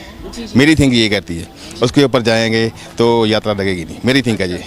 दोपहर को आए हैं तो बहुत अच्छा अरेंजमेंट है इनका सबका। सिक्योरिटी के हिसाब से बहुत अच्छी अरेंजमेंट है यहाँ पे, और ऐसे अरेंजमेंट चाहिए भी, क्योंकि अब जैसे कि टेररिस्ट अटैक बहुत हो रहे हैं, उस अकॉर्डिंग अभी ऐसे अरेंजमेंट बहुत सही है ये चीज़।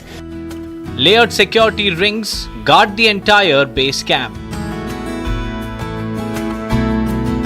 Baggage scanners are in place.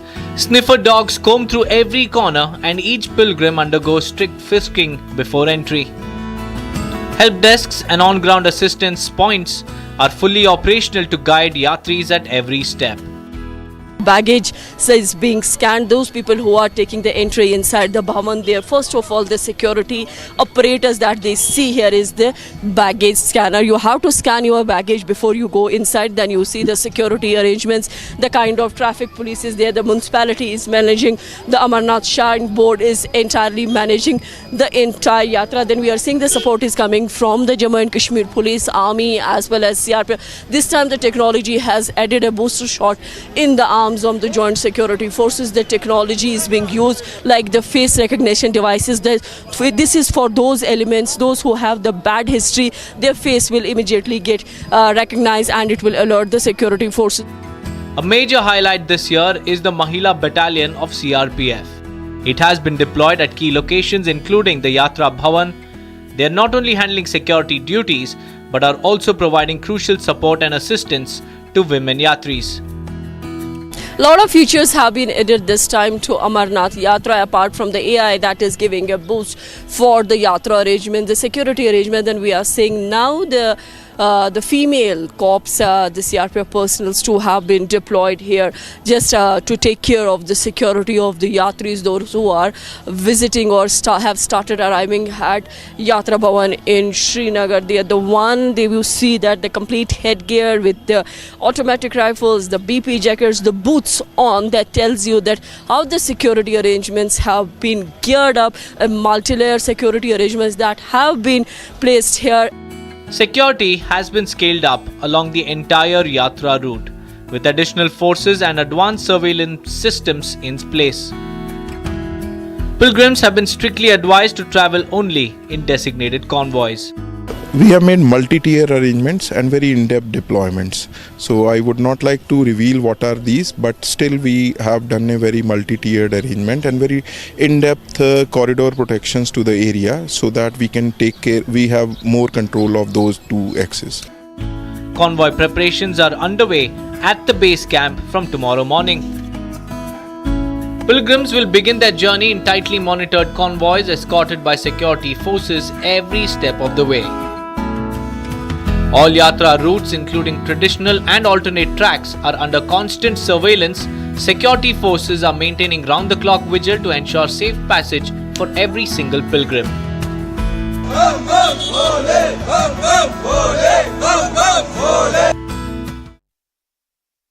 With that as a time today, it's time to take a quick look at more stories from across the country. This is Bharat in just 1 minute. Bharat 1 Minute brought to you by Canara Bank. Together we can. Massive face-off over Waqf Amendment Act. BJP launches attack at Akhilesh Yadav calling for dumping of the act. BJP says that Indi bloc is pushing for Sharia constitution.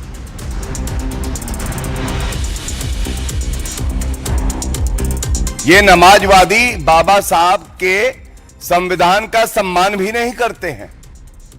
इनको तो चाहिए केवल शरिया कानून। 4 people have been killed while 5 injured in a factory fire in Tamil Nadu. Sivakashi, relief and rescue operations underway. The BJP national leadership has appointed N. Ramchandra Rao as the president of the Telangana State Unit, succeeding Union Minister G. Kishan Reddy. Vehicles above 15 years won't get fuel at Delhi petrol pump from today. Decision has taken to curb vehicle pollution. Delhi Police Personnel and Transport Department have been deployed to ensure the implementation.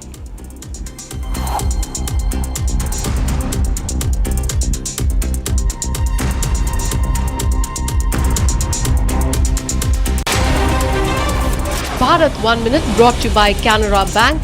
Together we can. For a short break, but on the other side, we get you the latest update from Himachal Pradesh, where NHAI engineer alleged assault by Himachal Pradesh Minister Anirudh Singh, FIR registered in the case. And DKS goes public, denies cracks within the party, says no change in Chief Minister's face.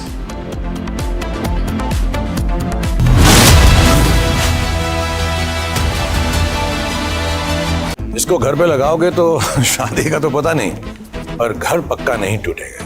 Rungta नहीं तो घर strong नहीं। Rungta steel TMT बार एकदम solid.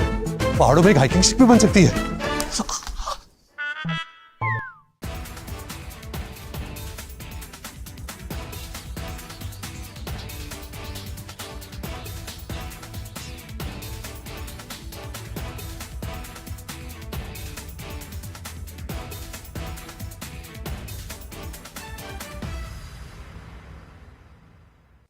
Thank you very much. Always a pleasure to be on your channel and particularly on the digital part of your amazing network. I've served in several Islamic countries, including several years in Sudan, which had Sharia law when I was there. And somebody even issued a fatwa against me, whatever that meant. Question here is, what is this Ayatollah, Grand Ayatollah?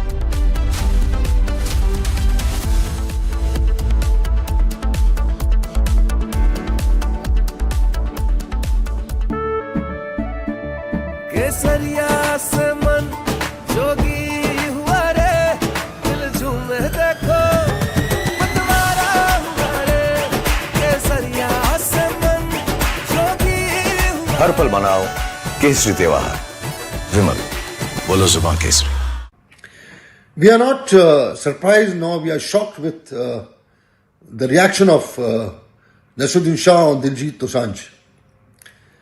But we would like to tell him that the way the Federation has reacted on this entire issue is with some solid reasons. And it's very important for you to know about it.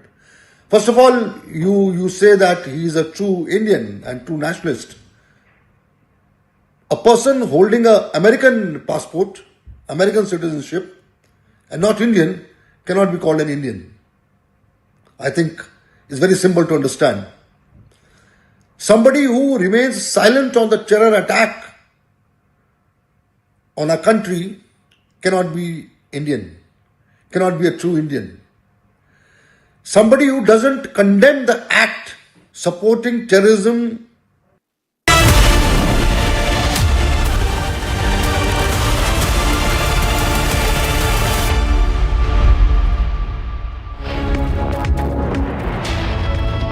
watching Republic TV with me, Akanksha Khajuria. Who's going to be the next Chief Minister of Karnataka? Well, there is an ongoing rift in the state. We'll tell you more about this. But first, as always, the headlines. Tribunal observes RCB primary responsible for Bangalore stampede case. Video proof of custodial torture. Republic has accessed the clincher video of the torture of Ajit Kumar by Tamil Nadu police.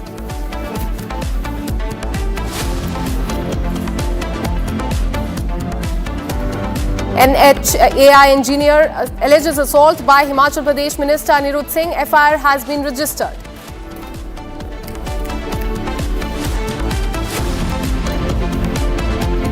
I am not for a change here. I am telling you, there is no groups in the Congress, there is only one group, it is a Congress group headed by Mallikarjun Kharge ji. DKS goes public, denies any cracks within the party, says that there is no change in Chief Minister's face in Karnataka. Call for justice grows for Calcutta gang rape survivor, protest against Mamata government in Calcutta.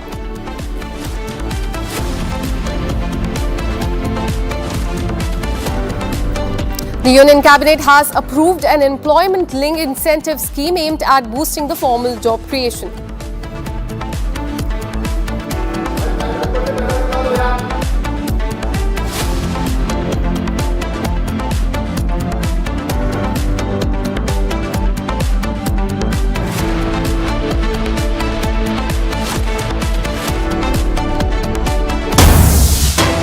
We have a breaking news coming in. Madurai district judge should immediately, start with this Tamil Nadu news that we are getting for you. On your screens, you can see these visuals, in fact, coming in from Tamil Nadu. What we are learning is that the court has ordered judicial investigation in the custodial torture case of Ajit Kumar. So this is breaking news that we are getting for you. Remember, this case has reached the High Court, and High Court has been pulling up the police officers as far as this case is concerned. Now, Madurai Court has said that there is a need for the judicial investigation in this case. As far as the death of Ajit Kumar, the temple security guard in Tamil Nadu, is concerned. Remember, Chief Minister has also spoken on it.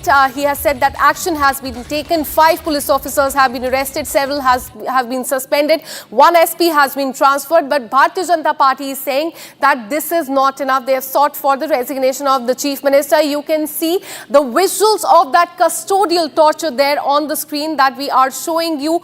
The police officer there beating the man there with sticks and also dragging him is the visuals that we have accessed for you on Republic TV. But now the court has said that there is a need for the judicial probe in this case. Let me go across to my colleague Sharda, who continues to track this very closely. Sharda, tell us about what the High Court today has said. They've said that, in fact, there's a need for a judicial investigation. Give us more details. Following a writ petition given at the Madurai bench of the Madras High Court, the advocate and activist is now taken up this issue very seriously because they found that there were 18 external injuries on Ajit Kumar's body, and also during the High Court intervention, the Madras Madurai bench High Court intervention of the Madras High Court stated that there were 44 other injuries on Ajit's body as well, where the court is now taking it up and saying that this police brutality in at its worst case, because this is the 25th custodial death under the DMK regime, which I have been mentioning. The court has pointed out that this is at its extreme, and that the DMK making sure that the police are not working according to law and orders is something that the Madras High Court is very worried about. And now taking up the case, Subramaniam, the judge, stated that there should be judicial investigation in this, and is asking to make sure that there is 100% investment done by the DGP of the police and also the other law and order officials to make sure that this particular case is thoroughly investigated and inquired, and to make sure that there's only 5 officials suspended and arrested is not something the opposition is okay with. They are also seeking the removal of the SP of that particular district, who is Ashish Rawat, who had agreed for this particular investigation and inquiry, is also now on the compulsory wait list, following which stating that the DMK leader and the Tamil Nadu Chief Minister M.K. Stalin should also be resigning from his post because of this custodial death is what the BJP is asking for. Absolutely, Shraddha, and we are seeing that war of words have also started over the entire matter. DMK saying that action has been taken by them, but BJP and AIDMK, on the other hand, is saying that there needs to be an accountability. Suspension or arrest is not enough as far as this custodial torture is concerned. Take us through the war of words. Well, if you check on the timeline, the incident happened on Friday, and on Saturday, the 28th, was when Ajit lost his life after he fell unconscious after the police had beaten him black and blue. And now it took 2 days for the DMK to make sure that the police who were involved in this were suspended and arrested. It was the court is also pointing out that it was a very slow reaction from the DMK, and that is what the AIDMK and BJP are pointing out, stating that the DMK or the MK Stalin, who was acting as a chief, and the Home Minister, who was also handling the portfolio of the police, should have taken action long back. However, speaking today to the media, MK Stalin stated that the actions were immediately taken, which is not true, because it was 2 days later only when the DMK took an action after the AIADMK, the opposition party, forced them to take an action or seek this removal from the Chief Minister post, is when MK Stalin answered, stating that an action will be taken. And apart from this arrest and suspension, there's no other major action taken, and that is what the AIADMK and BJP are now pointing out. Absolutely, Sada. Keep tracking those details as far as the probe in this custodial torture is concerned. We'll keep coming back to you for more on this. Now, shifting our focus as far as the Air India air scare is concerned, what we're learning is that Delhi to Vienna AI-187 Boeing 777 reported a major technical issue in the aircraft as it dropped 900 feet after warnings in the aircraft. The aircraft consisted of 242 passengers, and now DGCA, which is the regulatory authority, has ordered investigation in this. In fact, pilots and security chief have also been summoned to appear in front of DGCA. Also, Air India top brass did not report to the regulators about this incident, which occurred only 38 hours after, remember, that AI-171 crash that in which several hundred people lost their life. The matter was reported to DGCA by one of the passengers. Very shocking news coming to the fore. And what is very important to note here is that despite knowing about this aircraft dropping 900 feet under the after a warning in the aircraft, the Air India top brass did not report this incident. Later, that is DGCA. Now, summon has been given to the pilot, to the security chief of Air India as far as this case is concerned. Let me go across to my colleague Rakshita, who joins us for more on this from the newsroom. Rakshita, tell us about this case, because what we are learning is that despite knowing about this and despite this being happening after that tragic Air India crash, the top brass of Air India did not care to tell the DGCA. Now they've been summoned. Give us more details. Absolutely, and we've seen that time and again that there have been summoning of several of the officers, and the DGC, remember, has launched an investigation already. AI's head of safety has also been summoned because of these incessant cases, and this one, the case in point, is the one from Delhi to Vienna. Now, what really happened was AI 187, that it departed from Delhi 2:56 a.m. on the 14th of June. That was a lot of stormy conditions were being witnessed, and there was a thunderstorm at that time in Delhi, and the aircraft was involved in an in-flight occurrence, stick shaker and GWPS caution, and there was a warning, and GPWS don't sink caution had appeared. Stall warning came once and GPWS caution came twice. So there was an altitude loss thereafter. What we're talking about, the 900 feet climb down, which happened during the climb, and the crew recovered the aircraft and continued the flight to Vienna. Now we have seen that time and again such issues are coming to light. This, of course, again is a case that could have jeopardized the safety of hundreds of passengers that were aboard this international flight. Remember, this is again an international flight, and there might be more than 100 passengers on board, and this is happening right after the AI 171 crash. It speaks volumes about how Air India has jeopardized the safety of its passengers, of those on board as crew as well, and many such instances have come to light in the recent days as well, and that is what the DGC has now woken up to and sought reports on that. It has, in fact, there are many damning revelations that have been made in these reports, but this case that has been revealed now again shows that how there has been negligence that is almost criminal negligence. Absolutely. Very concerning news coming in as far as Air India is concerned. Another incident coming to the fore. Thank you, Rakshita, for all the details. We'll keep coming back to you for more on this. Now, let's tell you about what is happening in the state of Karnataka. Amid the Karnataka leadership change buzz, the Congress leadership has made it very clear, stating that there will be no change in the Chief Minister's face in Karnataka. Now, Deputy Chief Minister D.K. Shivkumar, remember, he shook hand with the Chief Minister yesterday to dispel the rumours about the change in leadership. And he has spoken out today. He has said that there will be no change in leadership whatsoever. Listen into what he said. We'll get you more details on this story as far as the rift in Karnataka is concerned. We all saw that visuals yesterday of the Chief Minister and the Deputy Chief Minister hugging it out and shaking hands to dispel the rumours and the speculation about the change in leadership in Karnataka. After that, MLA Iqbal Singh said that D.K. Shivkumar should be made the Chief Minister of Karnataka. He has finally spoken up, saying that there will be no change in the leadership. Listen into what he said. No change of leadership. I don't know. There is no change. Let them support me. I don't want anyone's support. I want them to win back the assembly election. That is my priority. No change of leadership. I don't know. There is no change. Let them support me. I don't want anyone's support. I want them to win back the assembly election. That is my priority. When the High Command has very clearly stated, there is nothing of that sort in the decision-making process. It doesn't matter who says what.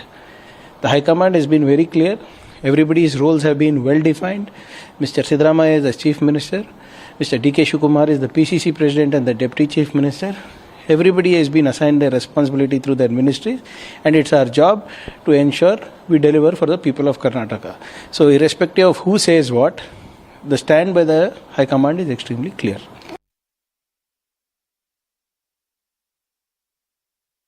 कौन मुख्यमंत्री बनेगा वो जनता का मुद्दा नहीं है। जनता का मुद्दा है प्राइस राइज, जनता का मुद्दा है वीक एडमिनिस्ट्रेशन, जनता का मुद्दा है करप्शन। करप्शन के वजह से जनता परेशान है, प्राइस राइज के वजह से जनता परेशान है, वीक एडमिनिस्ट्रेशन के वजह से जनता परेशान है। मुद्दा जनता का है वो करप्शन, प्राइस राइज। कौन बनेगा सीएम हमको मालूम नहीं, कौन देगा पैसा हमको भी मालूम नहीं। मुझे लगता है कौन ज़्यादा पैसा देगा उनको सीएम पद मिलेगा, ऐसा कुछ विधायक कॉरिडोर में बात करता है। ये वो हमारा पार्टी का मुद्दा नहीं, हमारा इंटरेस्ट है जनता के बारे में।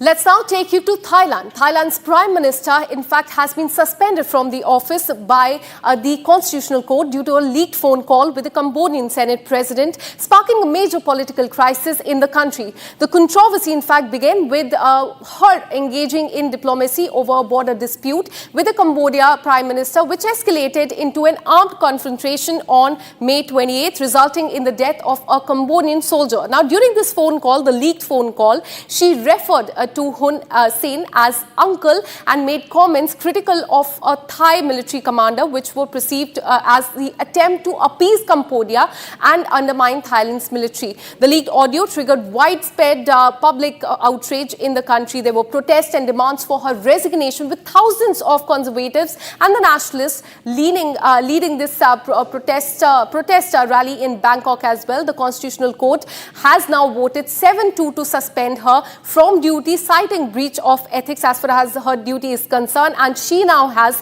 15 days to present her defense in this case. In fact, the Deputy Prime Minister of Thailand is expected to serve as the acting Prime Minister during her suspension, and this marks the second time in less than 1 year that a Thai Prime Minister has been removed for breaching the ethical code. So there seems to be, in fact, trouble as far as Thailand is concerned. What we're learning is that their Prime Minister has been suspended. She has 15 days to give her stand on this.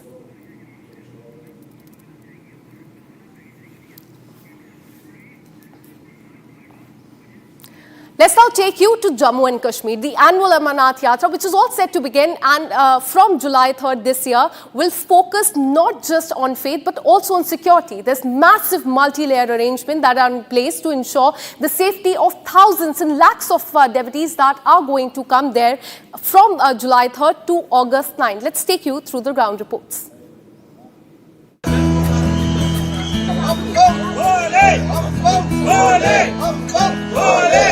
Pilgrims from across the country have started arriving at the Bhagwati Nagar base camp in Jammu as the sacred Amarnath Yatra is set to begin from early tomorrow.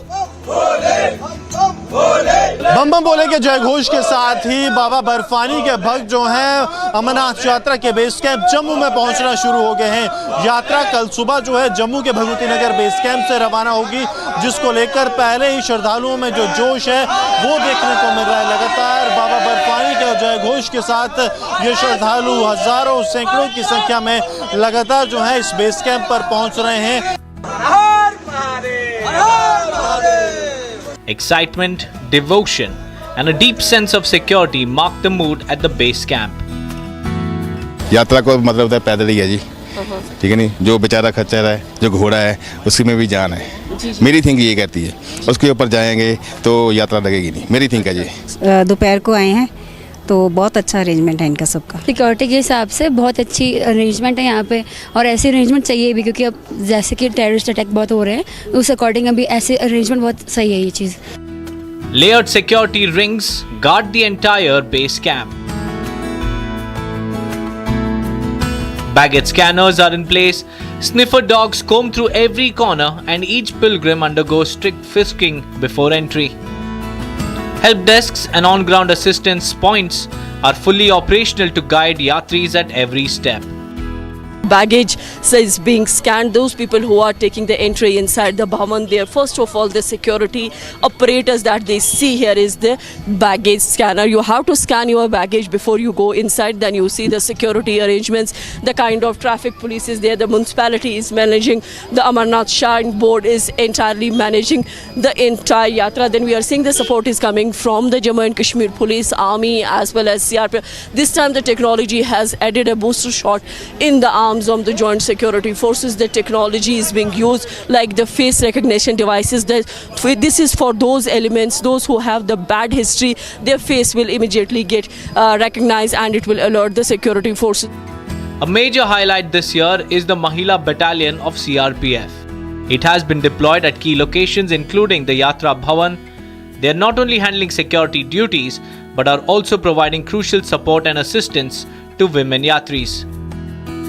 A lot of features have been added this time to Amarnath Yatra, apart from the AI that is giving a boost for the Yatra arrangement, the security arrangement. And we are seeing now the female cops, the CRPF personals too have been deployed here just to take care of the security of the Yatris, those who are visiting or have started arriving at Yatra Bhavan in Srinagar. They are the one, they will see that the complete headgear with the automatic rifles, the BP jackets, the boots on, that tells you that how the security arrangements have been geared up, multi-layer security arrangements that have been placed here.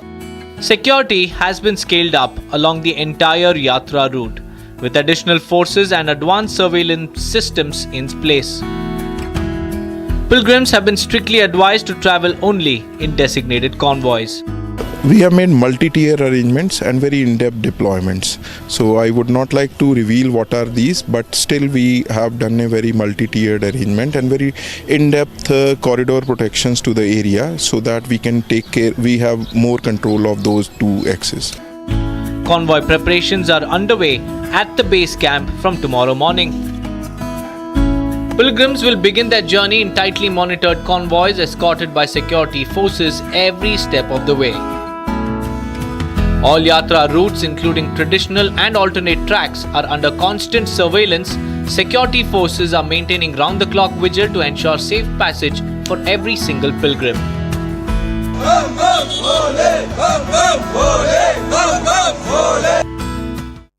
And now ahead of the Bihar election, a fresh political face-off has broken between the Bharatiya Janata Party and the RJD there. Have a look at this report.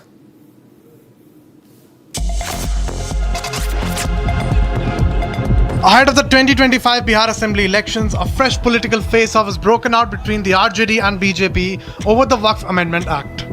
The BJP launched a scathing attack at RJD leader and Bihar Assembly's leader of opposition Tejasvi Yadav, saying those who call themselves socialists are siding with the Muslim community. Sharpening the attack, BJP leader Gaurav Bhatia said that the Indie Alliance wants to establish Sharia law in the state of Bihar. जो बिहार में अपने आप को समाजवादी बताते हैं, उनका असली चेहरा अगर कुछ है तो वो नमाजवादी है।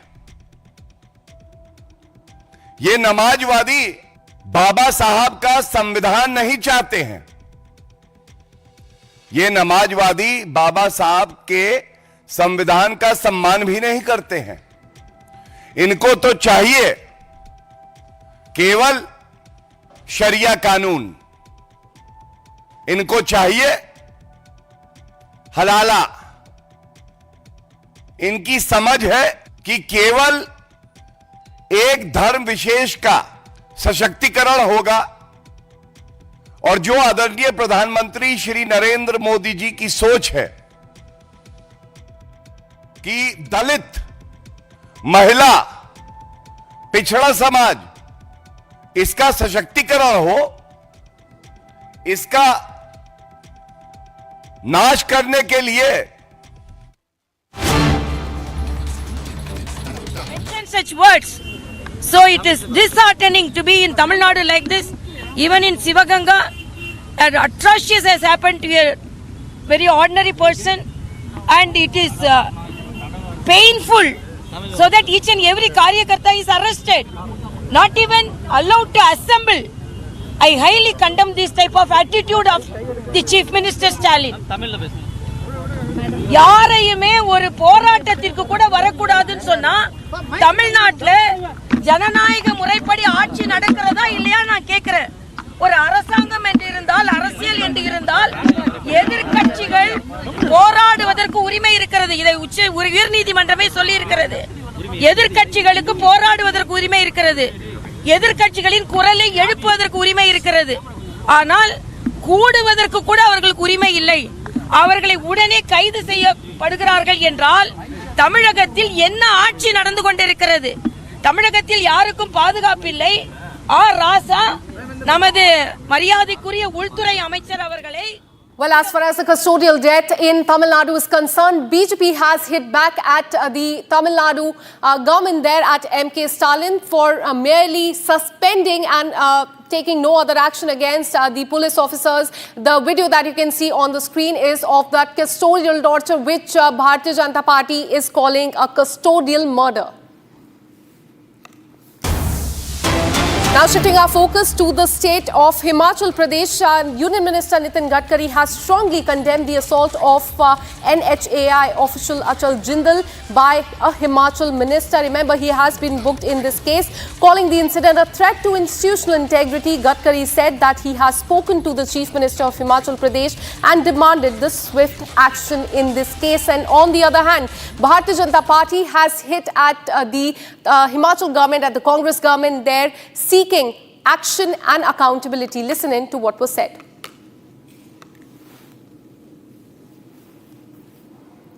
देखिए, देवभूमि का इससे बड़ा दुर्भाग्य क्या होगा जहां के एक मंत्री का नाम एफआईआर में आए, कंप्लेंट में आए और ये कहा जाए कि national highway authority of India के अधिकारियों को कमरे में बंद करके उनके सिर फोड़ने का काम किया जाए। आखिरकार हिमाचल प्रदेश में सरकार है या नहीं है? और सरकार है तो सरकार के मंत्री किस काम पे लगे? रेलवे लाइन के लिए पैसा दिया जाता है तो वहां राज्य की सरकार अपना हिस्सा नहीं डालती। सड़कों के लिए पैसा दिया जाता है तो उस काम को करवाने वाले अधिकारियों को बंद कमरे में मंत्री और उसके सहयोगियों द्वारा पीटा जाता है। अभी विमल नेगी जी का केस हल नहीं हुआ था, वहां सीबीआई की जांच हुई, अभी वो पूरी नहीं हुई और दूसरे अधिकारी का सिर फोड़ने का काम किया गया। हिमाचल प्रदेश के अधिकारी कर्मचारी सुरक्षित हैं या नहीं, मुख्यमंत्री जवाब दें। और हिमाचल प्रदेश में क्या अधिकारियों को मरने पर, आत्महत्या करने या उनकी हत्या करने पर जिस तरह के संगीन आरोप लगे हैं और अब जिस तरह से उनके ऊपर प्रहार किए गए, ये अपने आप में कांग्रेस की सरकार पर सवाल खड़े करता है। एनएचआई के एक अधिकारी को मंत्री और मंत्री के साथ में उनके साथी मिल करके पिटाई कर देते हैं। अधिकारी घायल होता है और घायल होकर के वो उपचाराधीन है, लेकिन उसके बावजूद भी अभी तक हमको मालूम पड़ा है कि कोई कार्रवाई उनके खिलाफ अभी तक नहीं की गई है, ना एफआईआर दर्ज की गई है। मेरा इस बात को लेकर के मुख्यमंत्री जी से आग्रह है, जो मंत्री उस सारी घटना में शामिल था जहां मारपिटाई की गई, मंत्री ने स्वयं अपने हाथों से की है, ऐसा भी लोग बता रहे हैं। और बताया जा रहा है कि मीडिया के लोगों ने बचाने की कोशिश की, मीडिया वालों को कैमरे रोक दिए गए। और अगर ऐसा है तो मंत्री के खिलाफ तुरंत एफआईआर दर्ज होनी चाहिए, मंत्री के खिलाफ। And with this, we're taking a very short break. Coming up on the other side, we'll tell you about the Calcutta gang rape case and the call for justice is only growing louder. We'll also tell you about the decision that has been taken by the Union Cabinet. They have approved an employment-linked incentive scheme aimed at boosting formal job creation. This and much more on the other side.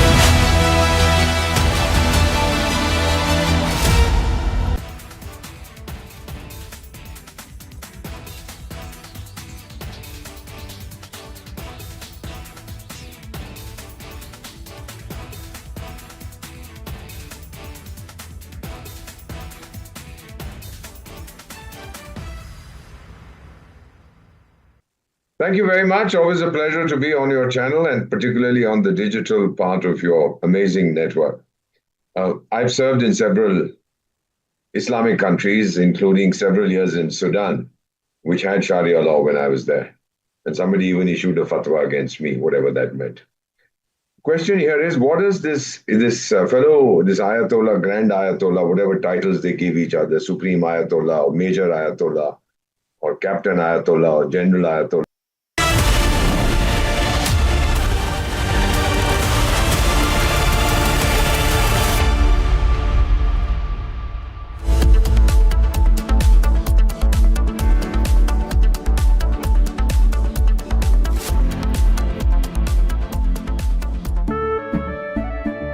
केसरिया से मन जोगी हुआ रे, दिल झूमे देखो मतवारा हुआ रे।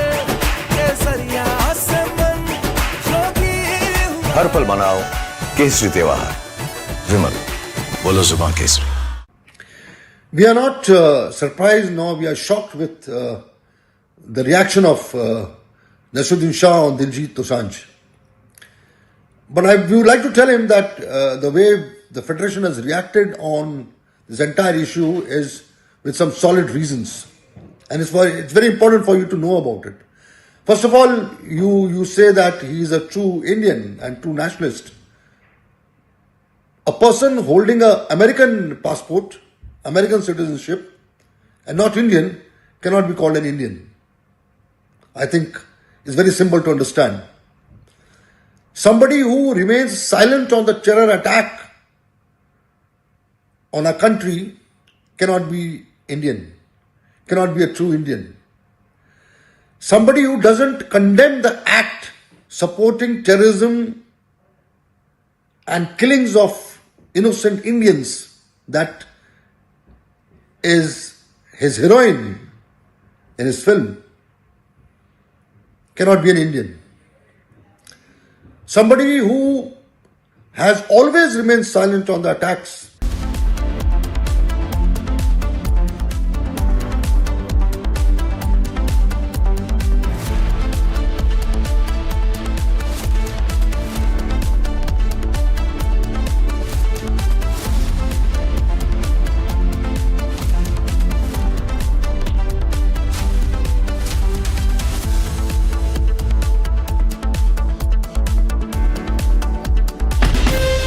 from Asia's largest news headquarters,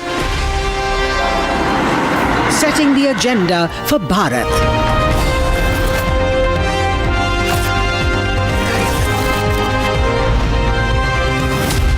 You're watching Republic.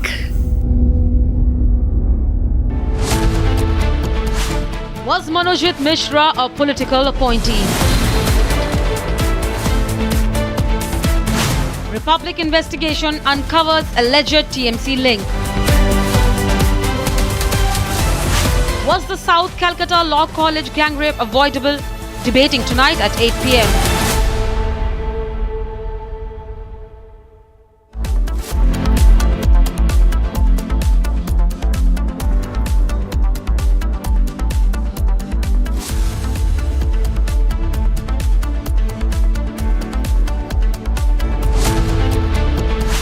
Dead after custodial torture by Tamil Nadu police. AIADMK questions Stalin model of governance. Is it time to take action on excesses of police? Debating tonight at 9 p.m.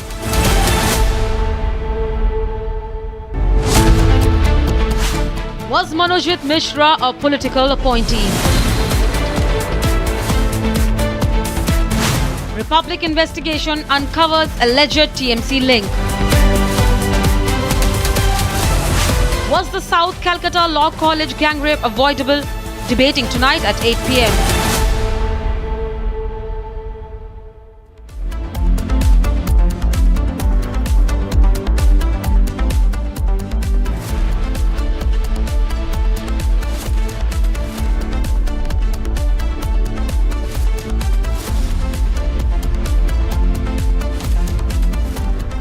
Hi, this is Chef Ranveer Brar. Guarantee you brilliance on behalf of IIHM.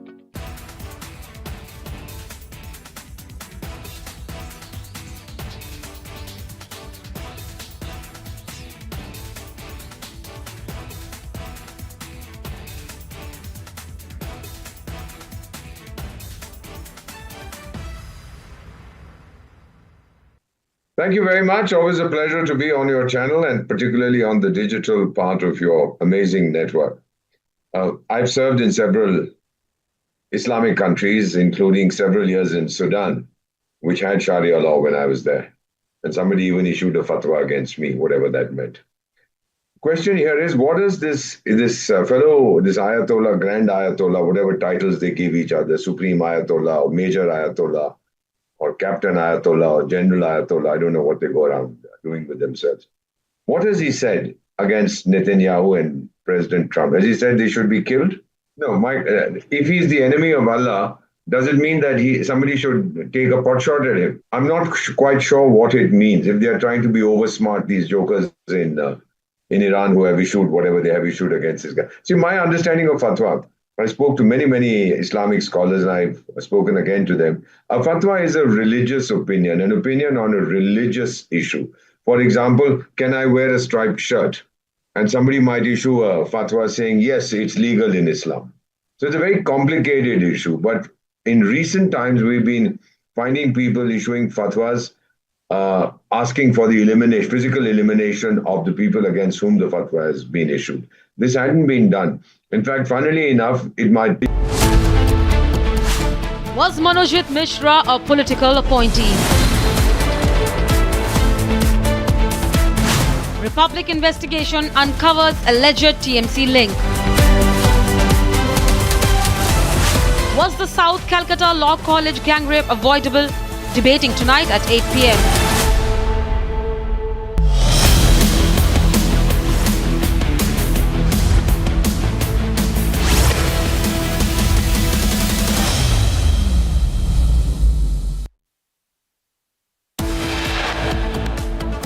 Tribunal observes RCB primarily responsible for Bengaluru Stadium stampede.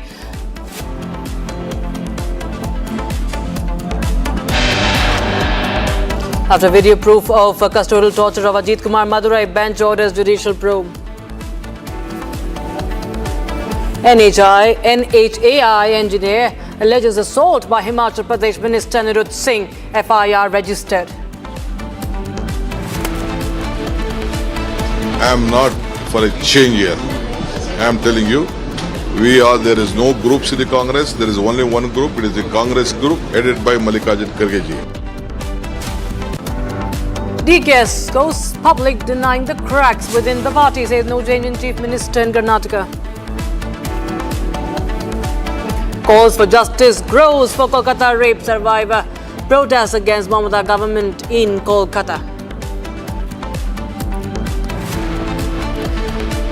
Union Cabinet has approved an employment-linked incentive scheme aimed at boosting formal job creation.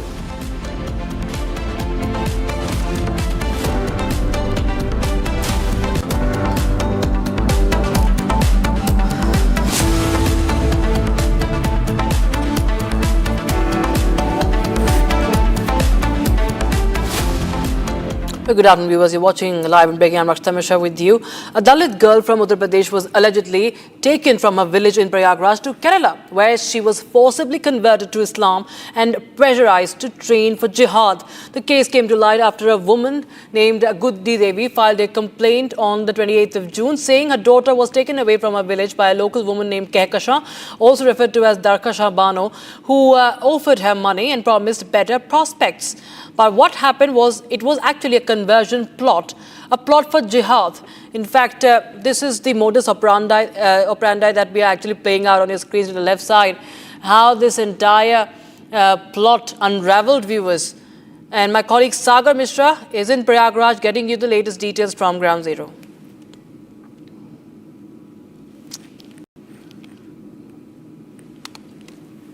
Sapa की सरकार में लगभग 10-10, 15-15 लड़कियों को इसी तरह से धर्मांतरण के लिए उकसाया जाता था। केरल लेकर यहां से लोग गए थे, लेकिन अभी भी लगातार इस तरह के मामले यहां पर सामने आ रहे हैं। देखिए, उस जो पीड़िता है उसका मैं घर आपको दिखा रहा हूं। लगातार दलित गरीब लोगों को कैसे ये टारगेट यहां पर करते थे, आप सोचिए। ये देखिए, कच्चे मकान मैं आपको दिखा रहा हूँ, कच्ची ईंट की दीवारें आप देखिए यहाँ पर लगी हैं, टीन शेड लगाए, खपड़ेल लगाए। भला ऐसे लोगों को टारगेट करते थे ये लोग, जो लोग इनके बहकावे में आ जाएं और फिर केरल का वो रुख करें जहां पर उन्हें नमाज पढ़ाई जा रही है, कैसे देश विरोधी गतिविधियों में शामिल हो ये भी उन्हें बताया जा रहा है। फिलहाल देखिए उस बच्ची के चाचा हमारे साथ हैं। क्या हुआ था सर पूरे मामले में और कैसे बच्ची यहाँ से लोग उसे बहका कर ले गए? मामला ये है, जहाँ कन्हैया कोटेदार के जहाँ लड़की की शादी थी गेट हाउस में, और वहाँ गई, उसकी माँ भी गई, हमारे तीनों बच्चे गए और वहाँ दावत खाने लिए वो बहकाई चलो फूलपुर घूम आए। फूलपुर ले जाने के बाद वो मस्जिद में लेके चली गई, वहाँ जो लच्छा पहरा जाता है हाथ में धागा, हाँ उसको भी कटवा दिया, कहे आप मुस्लिम हो जाओ। और वहाँ जबरदस्ती उसको कार में बैठा करके लेके भाग गए इलाहाबाद।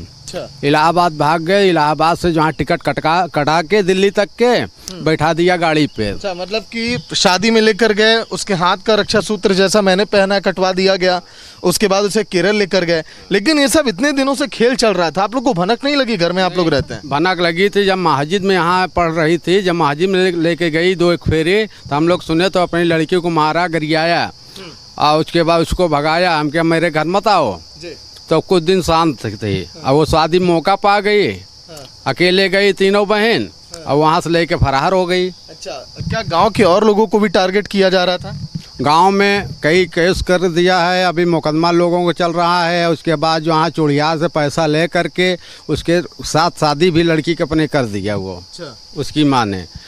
वो उसका यही धंधा है, बेचने के धंधा है, और हिंदुओं के लड़कियन के ले जा के नमाजी बनाना चाहती है और मस्जिद पे नमाज पढ़ाना चाहती है, और जो यहाँ कर्मा कोला उर्दू सिखाना चाहती है। बस यही उसका काम है। हाँ, कुछ लोग यहाँ पर जो आए हुए हैं बजरंग दल के, उनसे भी हम बातचीत करते हैं, जिन्होंने इस केस में देखिए बहुत अहम भूमिका निभाई है। आइए भैया, क्योंकि कई सारे केस इस तरह के ये संज्ञान में लेकर आए, बातचीत भी की है। क्या हुआ था, ये सब कैसे गाँव में चल रहा है ये खेल? भैया ये मामला फूलपुर में ये काफ़ी दिन से लब जिहाद की नई नई गतिविधियों से, नए नए तरीके से हिंदू लड़कियों को फंसाया जा रहा है। और ये मामला पहली बार हाईलाइट हुआ है फूलपुर का। इससे पहले 2017 से पहले जब ये सरकार नहीं थी योगी जी की, उससे पहले लगातार हर महीने 2-3 लड़कियां पक्का गायब हो जाती थी। अभी क्या है कि मामले को लब जिहाद की ओर न ले जाकर ये मामला केरल लेकर गई लड़की को, और लड़की यहीं की रहने वाली है। परिवार आप देख ही रहे हैं कितने गरीब परिवार से बिलोंग कर रहे हैं। लोग ये भी कह रहे हैं कि अभी इस्लामिक गतिविधियां बहुत तेजी से इस फूलपुर के गांव में चल रही हैं। कई और बच्चियां टारगेट पे थी, कई लोग यहां पर टारगेट पे थे। अब आगे इस केस में जांच कहां तक पहुंचेगी देखने वाली बात होगी। विजय संतोष के साथ Sagar Mishra, Republic media network, Prayagraj. Prayagraj के फूलपुर में एक बड़ा धर्मांतरण गैंग, एक बड़े आतंकी मॉड्यूल का पर्दाफाश हुआ। जैसा कि यहाँ के लोगों ने बताया, कई सारी लड़कियों को प्रयागराज के फूलपुर से अगवा किया गया, केरल लेकर गए, इस्लामिक धर्म उन्हें अपनाया गया। अभी भी लगातार ये सब यहाँ पर चल रहा था, लेकिन अब एक लड़की यहाँ पर सामने आई। कैसे आपकी बच्ची इनके बहकावे में आई, क्या कुछ हुआ? हमारे बच्ची पढ़ने जा रही थी, उसके बाद उसका भी लड़की पढ़ने जा रही थी कॉलेज में, वहीं से संगत था। उसके बाद जो वहीं से जो है वो ले जाने लगी मस्जिद में, वहाँ नमाज सिखाने लगी और उर्दू की भाषा सिखाने लगी। तो उसको जहाँ मना किया, हम लोग सुने तो उसको मारे गरियाए, लड़की के अपने हमारी लड़की घर रहने लगी। और जो भगवान के लच्छा पहरा जाता है उसको भी कटवा दिया, कहते हैं जहाँ ये भगवान मत मानो, हमारे जो है उर्दू धर्म में और मुस्लिम धर्म में आ जाओ। तो हमारी लड़की जहाँ है बताई, तो उसके बाद लड़की के हम लोग डांट लगाए, सब कुछ करे, तो लड़की हमारे घर राही लाग। तो कहे बा कन्हैया कोटेदार के 8 मई को शादी था उनकी लड़की के, यहाँ मौर्या गेट हाउस में नहर पर। वहाँ दावत खाने के लिए तीनों बहनें गए उनकी, और उसके बाद वो अनवरी अपने बेटी के लिए वहाँ के गए डेरसा को, वहाँ ले आ गए। तो वहाँ कहीं खाना भी बड़ी देर है, चलो फूलपुर घूम ही आए, अभी 10 मिनट में वापस आते हैं। अच्छा, मतलब कि इस पूरे खेल में मुस्लिम गैंग के लोग ही हैं? हाँ, ये पूरा मुस्लिम गैंग के लोग हैं, उनके जहाँ है नमाजी आस्था से बनाना चाहते हैं उनको। अच्छा, जब लड़की की आई यहाँ पर अपनी बातें बताई, केरल में क्या होता था, देश विरोधी गतिविधियाँ कैसे होती थी, क्या इन लोगों से करवाया जाता था? वहाँ जो है गए तो यहाँ से दिल्ली से पहुँच गए केरल, उसके बेटिकट पहुँच गए। तो वहाँ देखते हैं जहाँ जिस कमरे में लड़की लिया जा रही थी वहाँ मुस्लिम थे। उसके बाद बड़ी बड़ी दाढ़ी रख के वहाँ थे, और 2 लड़कियाँ परजट टाइम में रखे हुए थे, और ये इसको जहाँ वहाँ नमाजी के रूप में ले जा रहे थे वहाँ। तो उसके बाद हमारी लड़की जब मुस्लिम ने दरवाज़ा का हमारी लड़की पहुँची, तो मुस्लिम दबोचना चाहा तो हमारी लड़की जो है वहाँ से धर्म उसको जो है बदलना चाहे। Breaking news coming in right now. Valmiki Corporation scam update coming in. High Court has allowed CBI probe into the case, and the High Court has accepted the petition requesting a CBI investigation into the Valmiki scam.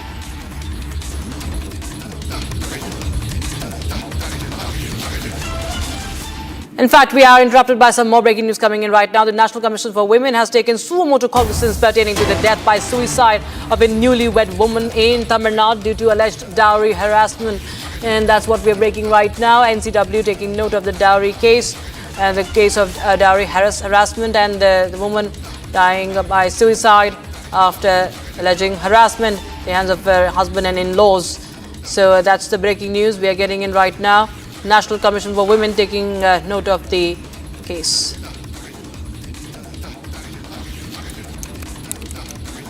Sharda joins us live on the broadcast. For more, Sharda, the NCW has taken cognizance, but what is happening on the investigation front? Well, yesterday the police had arrested Kevin Hendis' parents who had initially troubled the girl over the dowry harassment case, stating that out of the 500 sovereign earth gold, they had only given 300 and the 200 needs to be given back. Was the fight all about? The last message from the girl points out how she was emotionally, physically and sexually assaulted by her in-laws and her husband, following which a thorough investigation was made, and the police, with the evidences available, arrested both Kevin Hendis' mother and his father as well, and now stating that the NCW has entered in to make sure that a suo motu contingence, and has also asked a proper case to be filed by the Tamil Nadu police, and also to make sure that the court takes up the case seriously and gives a proper judgment in relation to this. And also it had also the NCW had also stated that a proper prevention on the dowry harassment case should also be brought in the state of Tamil Nadu. Right. Thank you so much, Sharda, for joining us with those details coming in on that shocking case of the death of a newly married woman from Tamil Nadu. All right, viewers, we shift our focus to other stories. This is from Karnataka. Amid Karnataka leadership change buzz, the Congress leadership has made it clear, saying that no change in Chief Minister in Karnataka is happening. Deputy Chief Minister D.K. Shivkumar has cleared the air himself, saying that there is going to be no change in leadership. Listen in.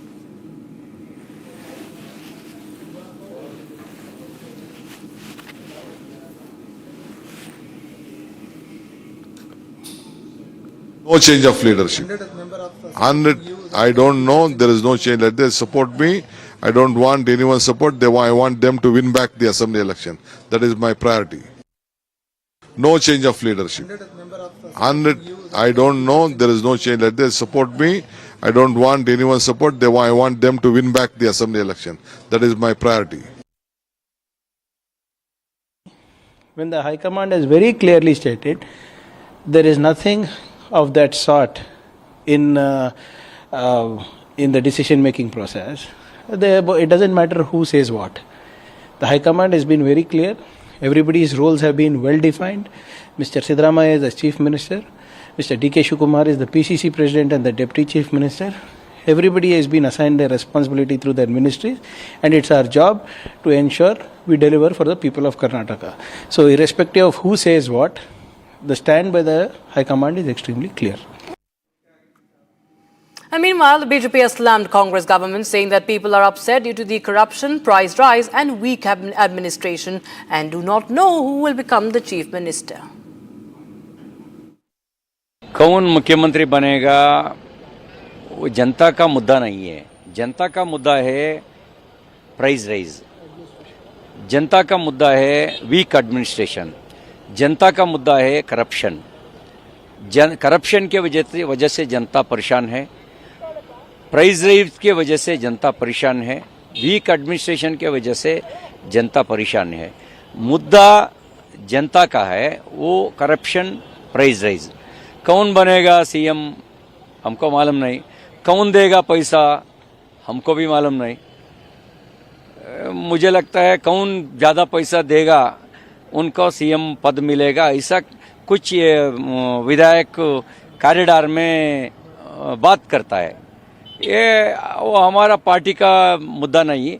हमारा interest है जनता के बारे में। And viewers, with that, we are going to take a quick look at some more stories from across the country. This is Bharat in 1 minute. Bharat 1 Minute brought to you by Canara Bank. Together, we can. Massive face-off over Waqf Amendment Act. BJP launches attack at Akhilesh Yadav, calling for dumping of the act. BJP says that Indie bloc is pushing for Sharia constitution. ये नमाजवादी बाबा साहब के संविधान का सम्मान भी नहीं करते हैं। इनको तो चाहिए केवल शरिया कानून। 4 people have been killed while 5 are injured in a factory fire in Tamil Nadu, Sivakashi. Relief and rescue operations are underway. BJP national leadership has appointed N. Ramachandra Rao as the president of the Telangana state unit, succeeding Union Minister G. Kishan Reddy. And vehicles above 15 years won't get fuel at Delhi petrol pumps from today. Decision has been taken to curb vehicular pollution. Delhi Police Personnel and Transport Department have been deployed to ensure the implementation.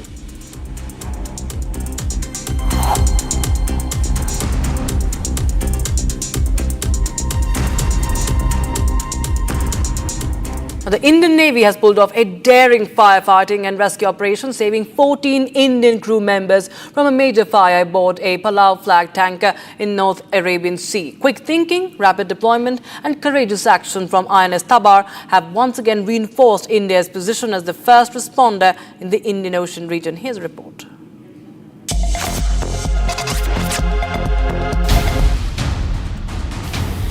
In a daring and swift operation on the high seas, the Indian Navy has once again proven its unmatched readiness and commitment to maritime safety. On 29th June, the Navy responded to a critical distress call from Palau-flagged tanker Mount E. Cheng 6, battling a major fire in the North Arabian Sea.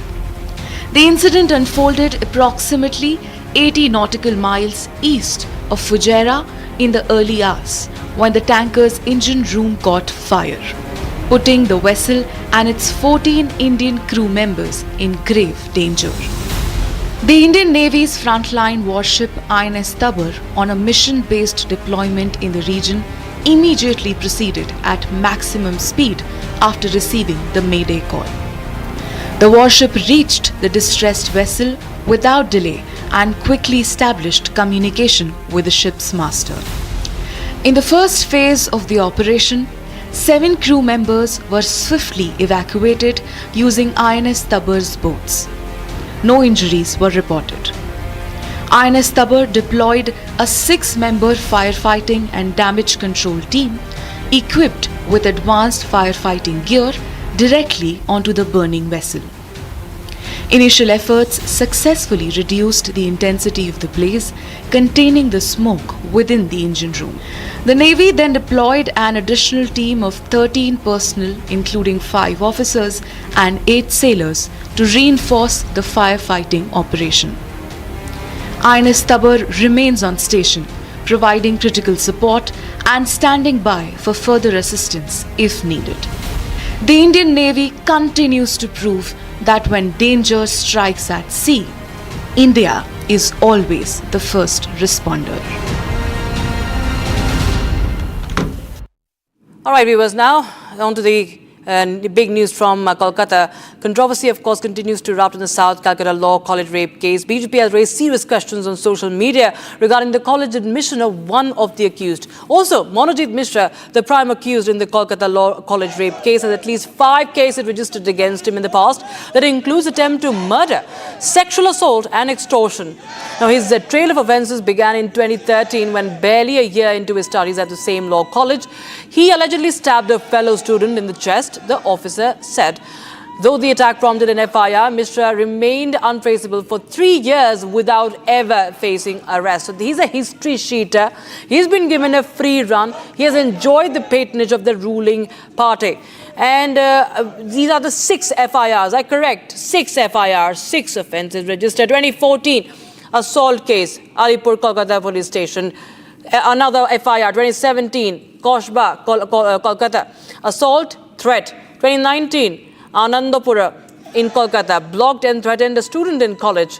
Another FIR 2022 in Koshba, once again, molestation of a girl, assault of a girl. 2023, again in Koshba, allegation, assault. And the next FIR, as recent as September 2024, Toliganj, South Kolkata, assault case. Once again, against this Manojit Mishra, who has links with the TMC. And now he is in custody in a rape case, in a gang rape case, viewers. So the links of the political links to Trinamool Congress are under scanner. And BJP is raising questions. Pinky joins us live on the broadcast from Kolkata. Pinky, हमें बताएं कि क्या कुछ सामने आ रहा है. एक चीज़ तो साफ है कि this man is a history sheeter. He has at least 6 FIRs against him, and he has been enjoying this free run. He's allowed freely in campuses, and he has links with the TMC. That is very clear now.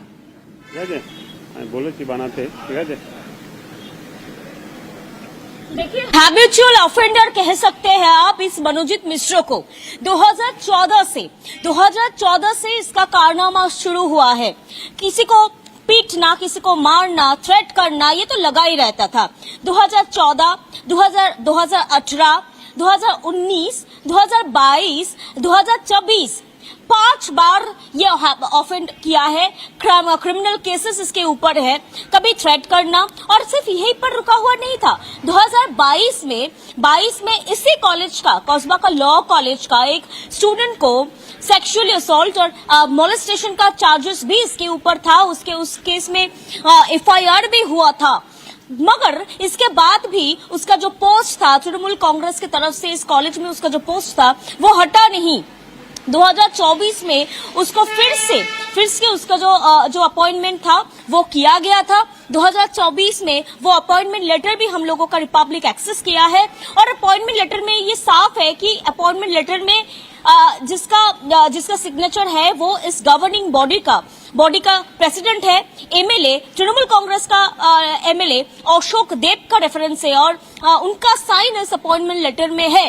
तो ये जो link है वो अभी साफ है। मगर question कुछ और है। क्वेश्चन है कि फर्स्ट जब ये घटना घटी और सामने आया कि तृणमूल छात्र परिषद का एक लीडर गैंग रेप में शामिल था, तभी तृणमूल कांग्रेस की तरफ से एक प्रेस कॉन्फ्रेंस किया गया था और बोला गया था कि इस मनोजित से तृणमूल कांग्रेस का कोई नाता नहीं है। मगर जो उसके बाद जो सामने आ रहा है वो विस्फोटक है, क्योंकि 2014 से जो हैबिचुअल ऑफेंडर है, इनके ऊपर इतना सारा FIR है। अभी तक 6 FIR लॉन्च किया गया है इसके ऊपर, मनोजित के ऊपर। और इतना सारा FIR रहने के बाद भी कोलकाता का एक लॉ कॉलेज में वो सिर्फ स्टाफ नहीं। जी, right, Pinky, thank you so much for joining us with those details coming in on that story, viewers. We'll keep a close eye on that. But right now, we have to, viewers, shift. We will have to slip into a short break right now. But we will continue to get you more updates from Kolkata as the anger is mounting and the chorus for justice is growing louder for Kolkata gang rape survivor. Protests against Mamata government continue in this city. And the Union Cabinet has approved an employment-linked incentive scheme aimed at boosting formal job creation. Details on the other side.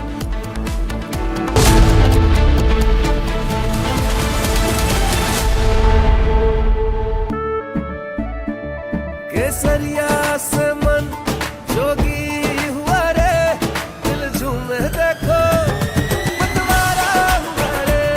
केसरिया से मन जोगी हुआ। हर पल मनाओ केसरी त्योहार। विमल, बोलो जुबान Kesari.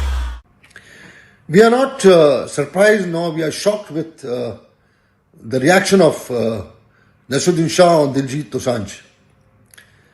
But we would like to tell him that the way the Federation has reacted on this entire issue is with some solid reasons. And it's very important for you to know about it. First of all, you say that he is a true Indian and true nationalist. A person holding an American passport, American citizenship, and not Indian cannot be called an Indian. I think it's very simple to understand. Somebody who remains silent on the terror attack on our country cannot be Indian, cannot be a true Indian. Somebody who doesn't condemn the act supporting terrorism and killings of innocent Indians, that is his heroine in his film, cannot be an Indian. Somebody who has always remained silent on the attacks on India by Pakistan cannot be an Indian. So I would like to tell Nasruddin Shah that we at the Federation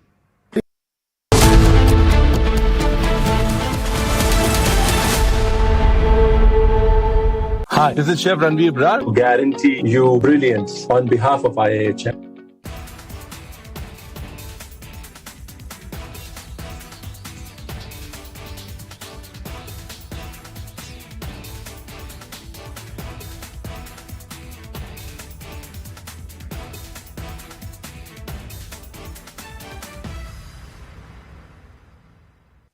Thank you very much. Always a pleasure to be on your channel and particularly on the digital part of your amazing network.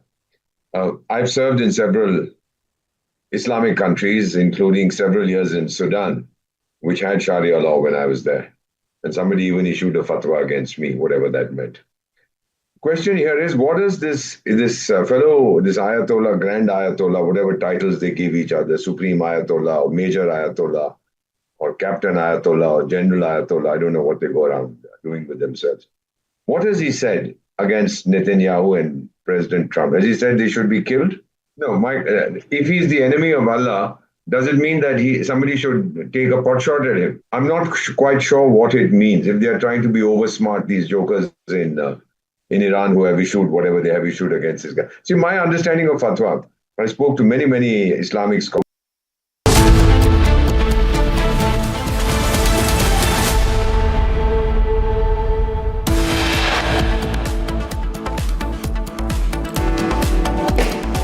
Tribunal observes RCB primarily responsible for Bengaluru Stadium stampede.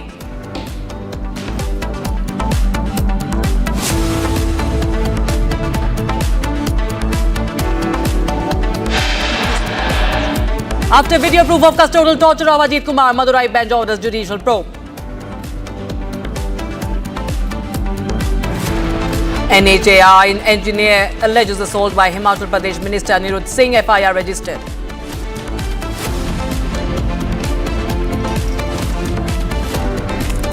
I am not for a change here.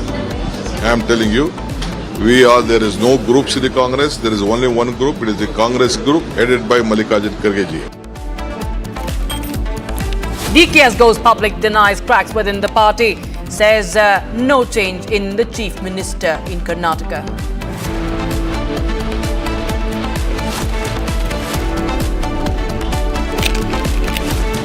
The call for justice grows for Kolkata gang rape survivor. Protest against Mamata government in Kolkata.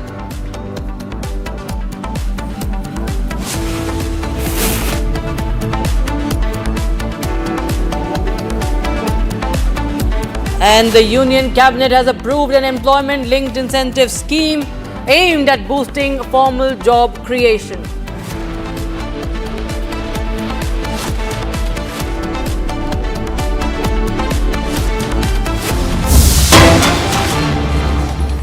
The ISKCON Sri Sri Radhakrishna Temple in Spanish Fork in Utah of the United States, world famous for its color festivals, has come under attack in suspected hate crime viewers. Over the past several days, 20 to 30 bullets were fired at the temple building and the surrounding property. The incidents occurred during nighttime hours while devotees and guests were present inside. And it resulted in thousands of dollars in structural damage, including to the temple's hand-carved arches. This is according to Vaibhavi Devi Dasi, who's a co-founder of that temple. And on 18th of June, the temple staff heard a loud noise and observed some smoke coming from the temple's radio station roof, but could not confirm its cause. And just days later, a bullet hole was discovered in one of the temple windows, with the bullet traveling into a wall of the main worship space.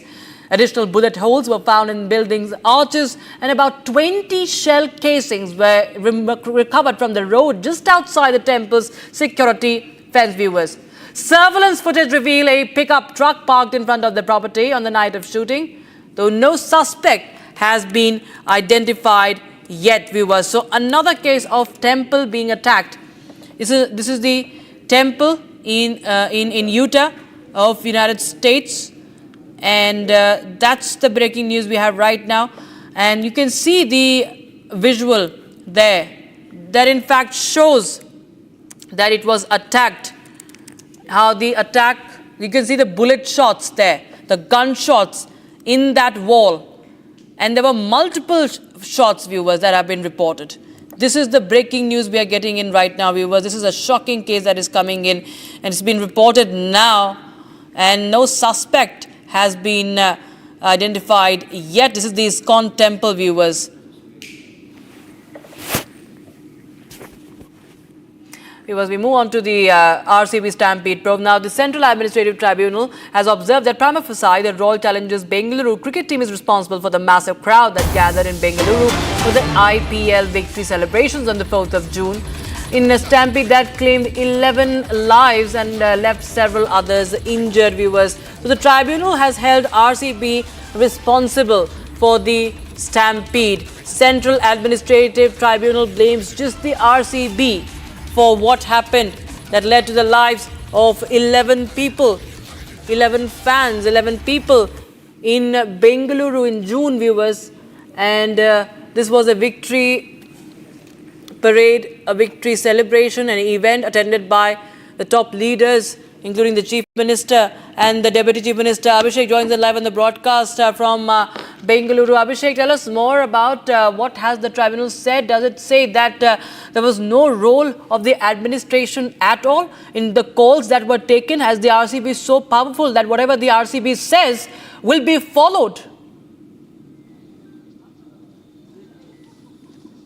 Well, Rakshita, following the victory of RCB's match on June 3rd, RCB had planned to conduct a victory march on June 4th in Bengaluru, where they put on a social media status and invitation to the people of Karnataka stating that the RCB would conducting a parade or a celebration in Chinnaswamy Stadium located in Bengaluru without obtaining the permission from Karnataka State Police or the government is what the police department have informed the Central Administrative Tribunal in Bengaluru as of now. So the Central Administrative Tribunal has demanded the government of Karnataka that the suspension of the IPS officer Vikas Kumar has to be withdrawn because prima facie no such action of dereliction of duty has been found with respect to the Karnataka State Police. And another point is RCB is the sole person or the sole group which was responsible for the stampede is what the document claims in front of the CAT. So it is very clear from the orders passed by the Central Administrative Tribunal that the RCB's uninvolved status which also invited people to the Chinnaswamy Stadium is one of the reasons for stampede, whereas the capacity of the Chinnaswamy Stadium is 35,000, but after seeing the post of RCB on social media, at least 3.5 lakhs people had gathered there. The CAT also feels, the Administrative Tribunal also says that police aren't God and they can't create everything or any benefit or any changes overnight, and this is the dereliction of the duty of the Karnataka State Government and not the Bangalore City Police or the Karnataka State Police. So the Central Administrative Tribunal has directly mentioned that the entire reason behind the stampede belongs alone to RCB at this point of time, Rakshita. Right, Abhishek, right. So there is a complete blame game that we saw right after this. But the fact remains that the Deputy Chief Minister had very well gone to receive this team. He was part of the celebrations. Everybody was part of the celebration. There was a letter also that showed that the police was not ready. But what about that negligence? What about what was happening outside that Chinnaswamy Stadium? And they continued with the celebrations. What about that? Who's responsible for that? Nobody stopped the celebrations despite what was happening. Well, the dereliction of duties also belong to the Karnataka state government because Rakshita, we had clearly seen DCM DK Shivkumar had been to the HL airport to receive the players of RCB who had just won the IPL 2025 trophy. On the other hand, when he was addressing the media at Ramnagar Court, he mentioned that the government will be organizing a celebration or a felicitation event to the RCB players in front of the grand steps of Vidhan Sauda. After which CM Sidramaya also had congratulated and mentioned that the governor will also be present to celebrate the victory of RCB. After which, CM Sidramaya, after completing the felicitation on the Vidhan Sauda steps, straightly headed to another private program with his grandson, is what the entire state knows as of now. On the other hand, when the RCB players were about to reach the Chinnaswamy Stadium, around 27 gates are present in Chinnaswamy Stadium, out of which only 3 gates were opened. This is also one of the reasons as to why the stampede occurred. The Karnataka State Cricket Association, the management of the Karnataka State Cricket Association, dereliction of Bangalore City Police to an extent is also acceptable and is also seen, whereas the Karnataka government had very clearly mentioned, the Karnataka State Cricket Association, that there will be a celebratory event is what the documents show as of now.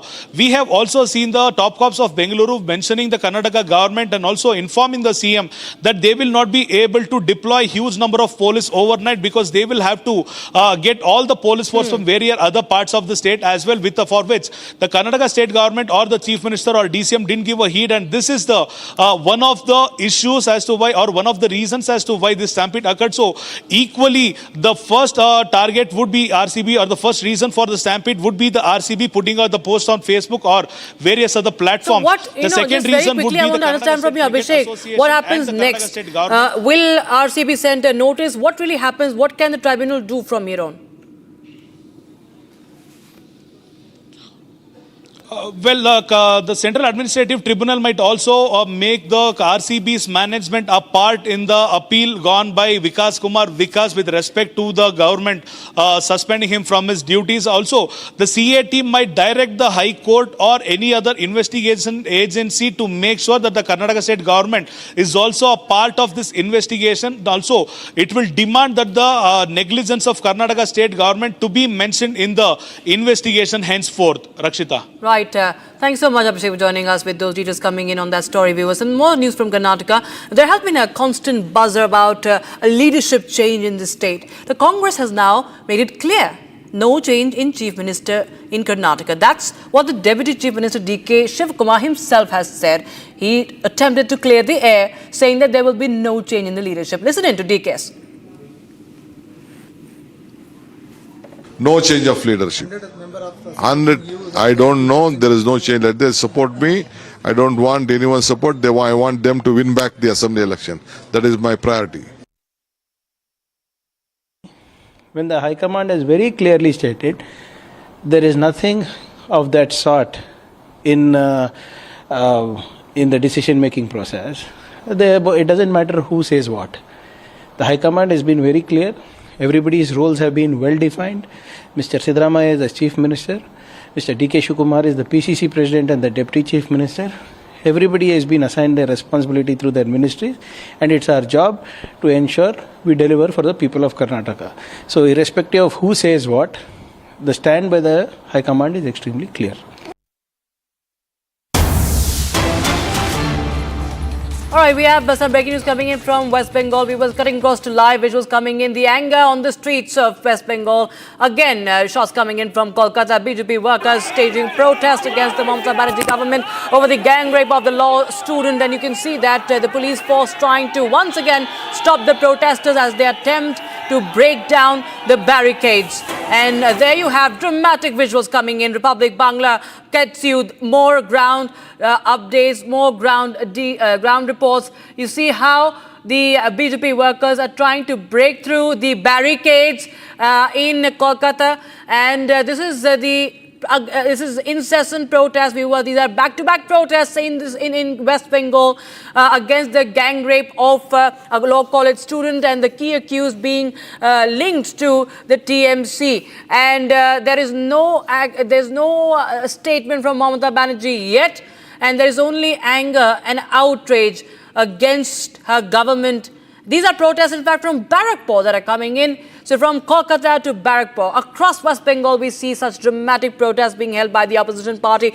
that is the BJP, in the state against the Mamata Banerjee government. Remember, the prime accused, Manojit Mishra, is a criminal offender, he's a repeat offender, he's a history cheater, and he has been given a free run. We've seen him, what we've understood is that he has enjoyed patronage of the ruling party. Since 2014, he has been indulging in multiple serious offences that also includes the assault of a woman in the past. And now he is in custody in a gang rape case, and the investigation continues. But the questions loom large on the ruling dispensation, the TMC turning a blind eye, giving a free run to such offenders, to those who perpetrate, who commit crimes against women. Under the rule of a woman chief minister, these elements are given a free run. That is what is quite visible. And there's this sheer apathy and insensitive, shameful comments being made by the likes of Kalyan Banerjee against the victim, like Madan Mitra as well. You have these visuals from Barrackpore now. BJP protesting from Kolkata to Barrackpore in West Bengal, breaking down the barricades, and police trying to obstruct the protesters. Now we have some more breaking news coming in right now, viewers. Union Minister Nitin Gadkari has strongly condemned the assault on NHAI official Achal Jindal, allegedly by Himachal Minister and his aides, calling the incident a threat to institutional integrity. Gadkari says that he has spoken to the Chief Minister, Sukhwinder Singh Sukhu, and demanded swift and exemplary action, viewers. This is a shocking case that emerged from Himachal Pradesh, where a Himachal minister had brutally attacked an NHAI officer. And now we have Nitin Gadkari now taking cognizance of the matter. Nitin Gadkari, the Minister for Road Transport and Highways of India, speaking to Sukhwinder Singh Sukhu, the Chief Minister of Himachal Pradesh. The man there on the right side of his screen is Anirudh Singh. He is the one who, in fact, had attacked the NHAI officer. And there's an FIR filed against this cabinet minister, Anirudh Singh. And Anirudh Rana has been booked for assaulting the officer. Take a listen into what the BJP is saying. देखिए, देवभूमि का इससे बड़ा दुर्भाग्य क्या होगा, जहां के एक मंत्री का नाम FIR में आए, कंप्लेंट में आए, और ये कहा जाए कि national highway authority of India के अधिकारियों को कमरे में बंद करके उनके सिर फोड़ने का काम किया जाए। आखिरकार हिमाचल प्रदेश में सरकार है या नहीं है? और सरकार है तो सरकार के मंत्री किस काम पे लगे? रेलवे लाइन के लिए पैसा दिया जाता है तो वहां राज्य की सरकार अपना हिस्सा नहीं डालती। सड़कों के लिए पैसा दिया जाता है तो उस काम को करवाने वाले अधिकारियों को बंद कमरे में मंत्री और उसके सहयोगियों द्वारा पीटा जाता है। अभी विमल नेगी जी का केस हल नहीं हुआ था, वहां CBI की जांच हुई, अभी वो पूरी नहीं हुई और दूसरे अधिकारी का सिर फोड़ने का काम किया गया। हिमाचल प्रदेश के अधिकारी कर्मचारी सुरक्षित है या नहीं, मुख्यमंत्री जवाब दें। और हिमाचल प्रदेश में क्या अधिकारियों को मरने पर, आत्महत्या करने या उनकी हत्या करने पर जिस तरह के संगीन आरोप लगे हैं और अब जिस तरह से उनके ऊपर प्रहार किए गए, ये अपने आप में कांग्रेस की सरकार पर सवाल खड़े करता है।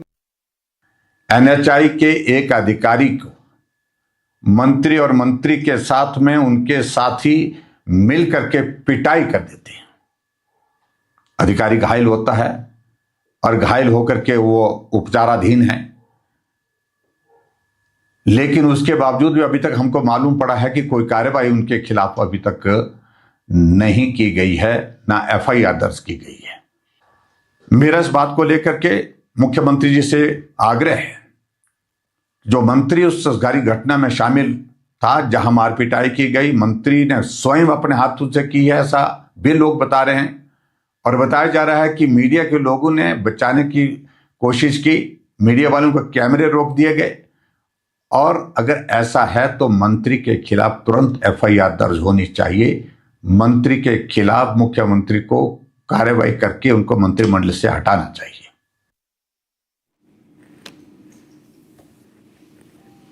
Now, viewers, a fresh political face-off has broken out after the BJP launched a no-holds-barred attack on Bihar's Assembly Leader of Opposition Tejasvi Yadav over the Waqf Amendment Act. Here's a quick report. Ahead of the 2025 Bihar Assembly elections, a fresh political face-off has broken out between the RJD and BJP over the Waqf Amendment Act.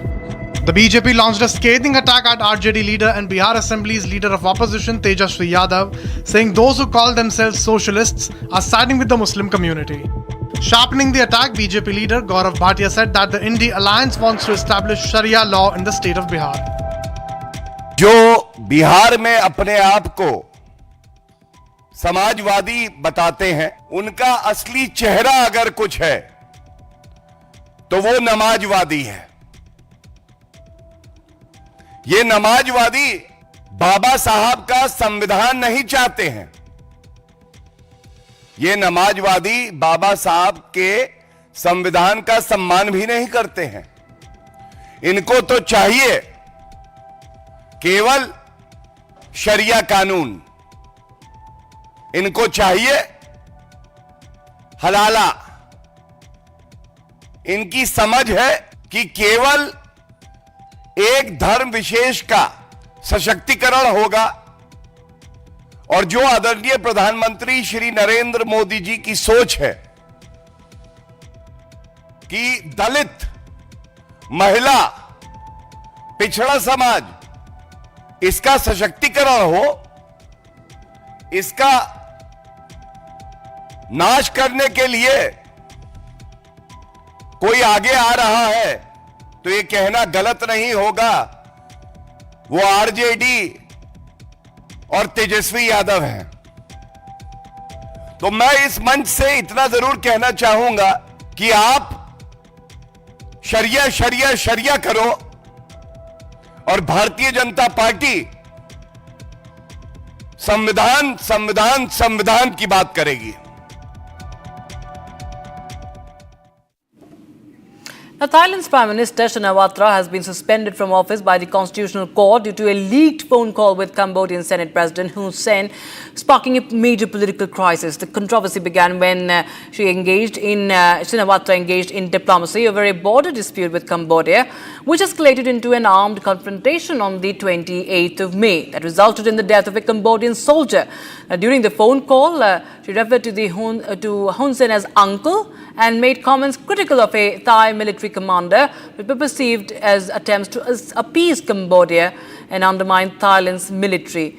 The leaked audio triggered widespread public outrage, protests and demands for her resignation, with thousands of conservative and nationalist-leaning protesters rallying in Bangkok. The Constitutional Court voted 7-2 to suspend Shinawatra from duty, citing a breach of ethics, and she has 15 days to present her defense. Deputy Prime Minister Surya Jungrungrang is expected to serve as acting Prime Minister during her suspension. Shinawatra's suspension marks the second time in less than a year that a Thai Prime Minister has been removed from breaching ethical codes.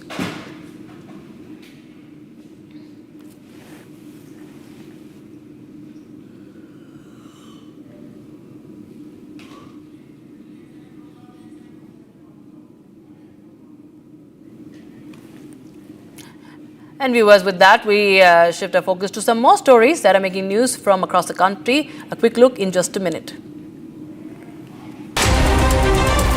Bharat 1 Minute brought to you by Canara Bank. Together we can.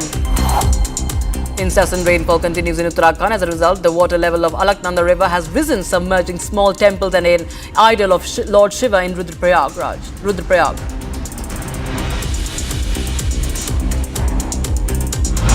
Amid the heavy rainfall, cloudbursts and flash floods, police conducted relief operations to rescue the people stuck in Himachal's Hamirpur.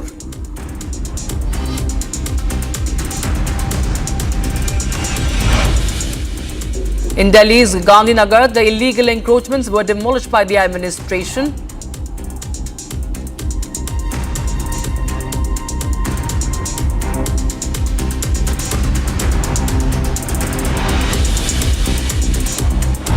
Meanwhile, celebrations are underway currently.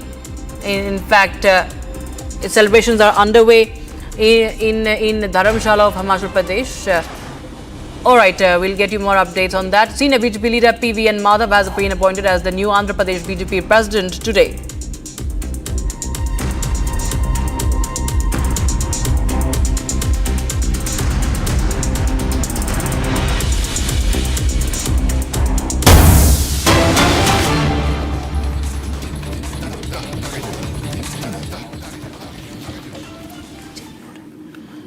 All right, we have some. All right, we have S. Jayashankar there. These are visuals coming in from Washington, D.C. And the meeting underway right now, the Quad meeting.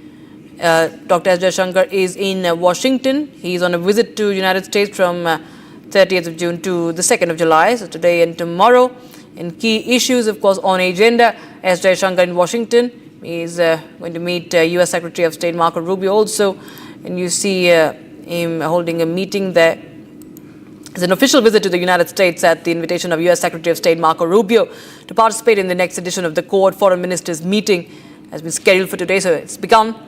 And leaders to build upon the discussions held during the last meeting of the Quad Foreign Ministers that took place in Washington on the 21st of January, and exchanging views on regional and global developments, particularly those concerning the Indo-Pacific, review the progress made, and deliberate on new proposals to advance the shared vision of a free and open Indo-Pacific. And remember, before arriving in Washington, D.C., Jayashankar was in New York, where he inaugurated an exhibition at the United Nations on the human cost of terrorism. And he made a bold statement on terrorism as well there.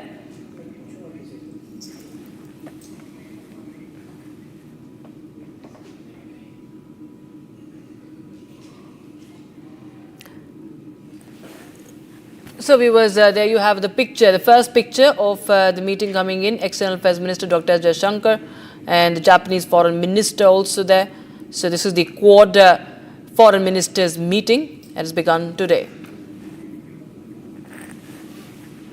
All right, we shift our focus, viewers. The video proof of custodial torture of Ajit Kumar by Tamil Nadu police has been accessed by Republic TV. And to understand the context, viewers, 5 policemen have been arrested late Monday in connection with this custodial death of a 27-year-old temple security guard who died last week following an alleged torture during interrogation in Tamil Nadu Shivaganga district. Now, Ajit Kumar was questioned on the 27th of June over a theft complaint that involved missing gold from a devotee's parked car at Madhapuram Bhadrakaliamman temple, where he worked as a security guard. Now, initially, he was released, but he was picked up again by a special team the next day, and he later died in the hospital last Saturday. The arrest followed mounting public pressure and Madras High Court observing that the case should be treated with utmost seriousness.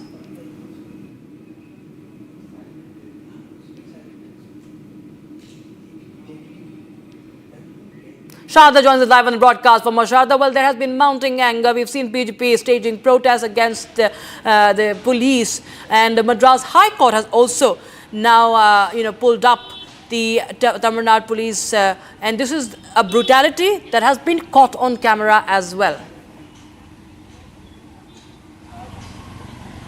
Well, we saw the video that the stringer had sent, where we can see how the police had been beating up Ajit Kumar along with the other accused, and we also got to know from the postmortem report that Ajit fell unconscious while the police tried to say that Ajit tried to escape, and that's the reason they had to take these measures, the brutal measures to hit him up, and towards the end where he got epilepsy and he had fallen unconscious. However, we also have been hearing claims from the AIADMK stating that the DMK had threatened the family, Ajit Kumar's family, and have been asking them to keep silence on this issue. And following the video that was out today afternoon, the Madurai bench of the Madras High Court had taken over and have asked for a judicial probe and a proper inquiry in this, and they have also appointed an official to make sure that the entire case of the police brutality and the police custodial death is recorded in a proper way, and they would be going to the locations and check what the entire story is all about. However, now 5 police officials were suspended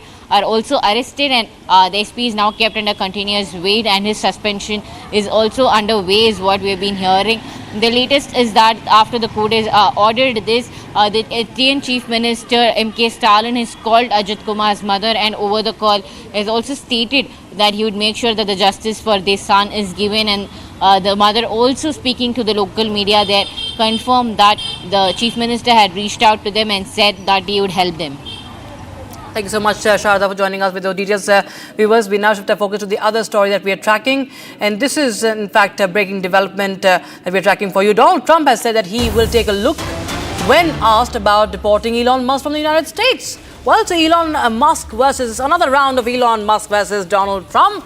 So he says that he will take a look if at all Elon Musk has to be deported from the United States. Trump says that Elon Musk could lose a lot more than the EV mandate. Remember, there has been this face-off going on between Donald Trump and Elon Musk, and also this, Musk going back to South Africa statement that is also doing the rounds.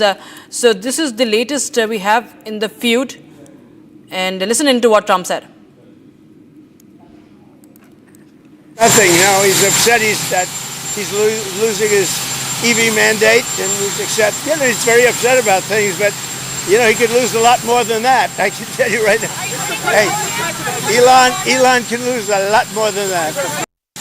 Nothing. No, he's upset. He's losing his EV mandate, and he's very upset about things, but he could lose a lot more than that. I can tell you right now. Hey, Elon can lose a lot more than that. And moving on, viewers, to other stories that we are tracking for you. Now, in some more news coming in from Udaygiri. Now, this is the latest update we have. It's a big move in Atmanirbharta. The second warship of the project P-17A Nilgiri class stealth frigates designed by Warship Design Bureau of Indian Navy, overseen by the warship overseeing team and built by the Mazagaon Dock Limited, Mumbai, delivered to the Indian Navy today in Mumbai. This is a watershed moment for the Indian Navy, viewers. Udaygiri is the 100th ship designed and delivered by the Warship Design Bureau. Warship built with over 75% indigenous content and is equipped with the state-of-the-art weapons and sensors. Videos, photos of the same on your screens. Udaygiri to boost the Indian Navy's combat readiness and capability to safeguard our maritime interest in the Indian Ocean region. And of course, the INS Thammal also being commissioned today. That of course adds a double boost to Indian Navy.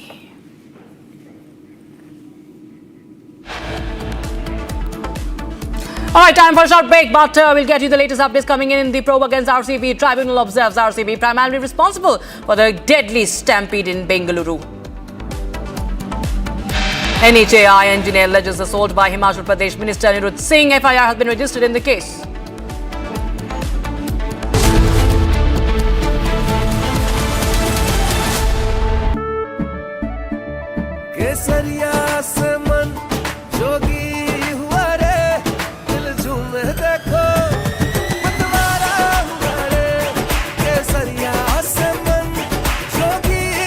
हर पल मनाओ केसरी त्योहार विमल बोलो जुबान Kesari.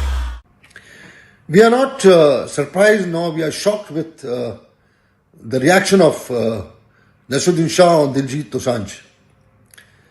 But we would like to tell him that the way the Federation has reacted on this entire issue is with some solid reasons.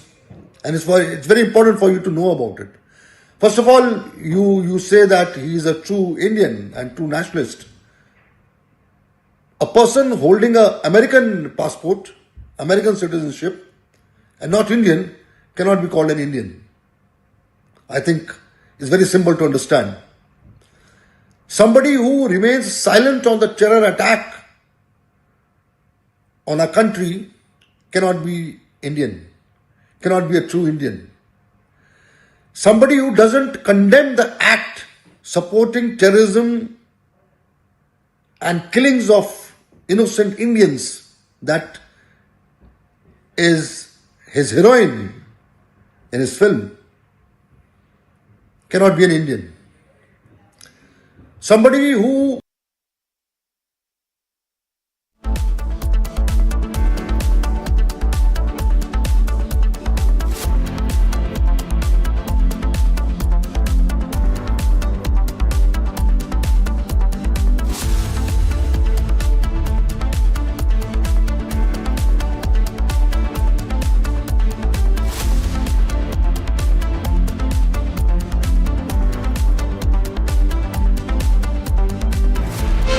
Asia's largest news headquarters,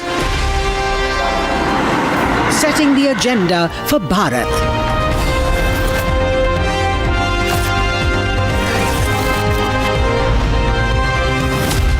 You're watching Republic.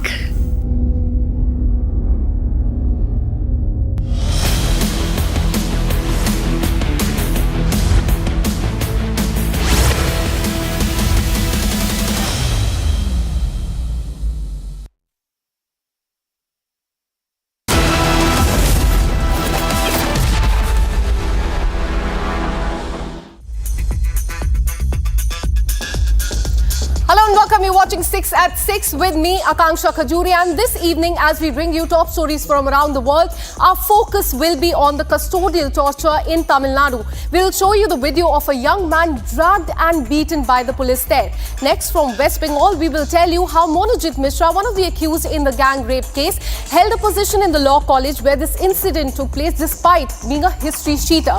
Now, another lapse has come as far as Air India is concerned. A shocking mid-air drop. We'll tell you and the details about this and get you more expert analysis on that as well. Now after that, we will bring you a Republic TV exclusive reportage which uncovers major lapses in Karnataka's caste census, fake data, no door-to-door survey whatsoever. And in Thailand, a leaked audio clip has led to suspension of the Thailand Prime Minister. And finally, India's naval firepower gets a big boost. INS Tamal has been commissioned in Russia. These are the top 6 stories that we are tracking for you this evening. Let's get started.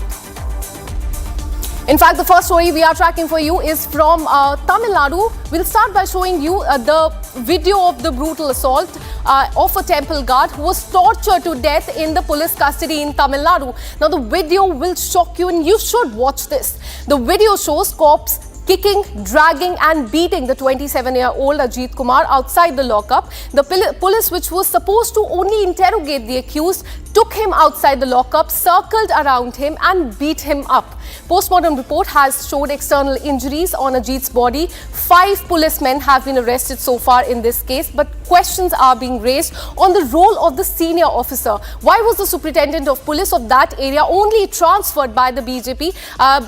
This is a question that BJP is asking. They have asked for that resignation of the chief minister. And in fact, the political pressure forced him to address a press conference today, listening to this templated response from the chief minister. வந்தோம் action எடுத்துட்டுமே வந்தோம் எங்களுக்கு எப்போ தகவல் தெரிஞ்ச உடனே நடவடிக்கை எடுத்தாச்சு, கைது பண்ணியாச்சு. இன்னைக்கு கூட மேலே நடவடிக்கை எடுத்திருக்கிறோம்.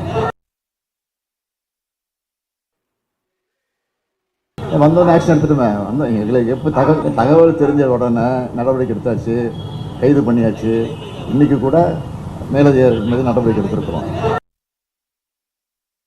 In Tamil Nadu, we don't have right to raise our voice. We don't have a right to raise our voice. Whether a democratic procedure is followed by the state government, I don't know. They are giving permission for their alliance partners, but they are not giving permission for our opposition partners. Political parties, highly condemnable. We are unable to raise our voice. All our voice are crushed in Tamil Nadu. Why can't they give permission? We want to raise our voice against the atrocities and the foul language used by the leader Raja. How can they mention such words? So it is disheartening to be in Tamil Nadu like this. Let me go across to Apsara Reddy from AIADMK. Thank you so much for speaking to Republic TV. We've seen that footage, a very shocking one that has come to the fore as far as this custodial torture is concerned. BJP is calling this a custodial murder.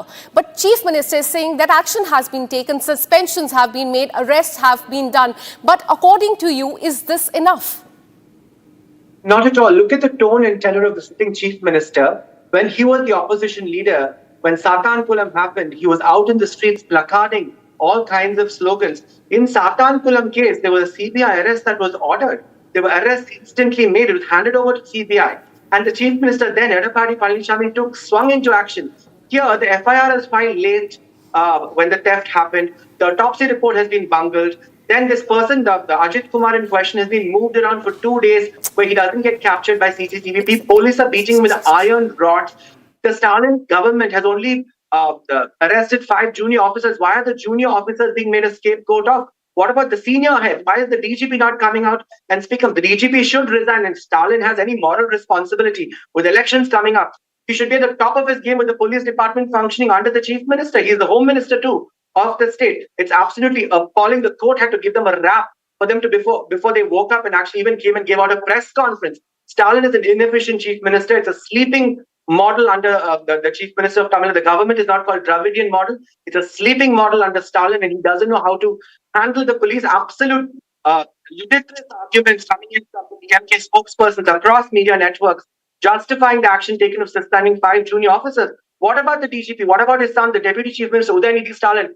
Has he gone and visited Ajit Kumar's family? Everybody, the CM is going for and watching VIP previews of big stars and watching films of his son, and going to high-profile shows in Dubai and watching chess competitions from premium galleries. What about going and visiting Ajit Kumar's family? What about taking immediate action against police brutality? You can't allow Khaki to go rogue, Khaki to become such cruel, Khaki to take a cruel form like this and sit watching like a lame duck. Absolutely. So AIADMK also there saying that mere suspension or transfer or arrest of the officials is not enough. There needs to be accountability. Thank you so much, Bam, for speaking to Republic TV. Now let's take you to the state of West Bengal. 6 FIRs, one name, Monojit Mishra, assault, molestation, death threats. These are the charges spanning 10 years, and yet Monojit continued to hold a position in Calcutta Law College. Now he has been removed from that post, but only after massive outrage. Republic TV has accessed not just 1 but 6 FIR that show a clear pattern of the violence. This was not the first time Monojit assaulted and molested a girl in West Bengal, and as the probe in this case continues, police has also found blood-stained bedsheet at the spot where the gang rape took place. Questions are now being asked. Who backed Monojit Mishra? Was it TMC, as the Bharatiya Janata Party has claimed?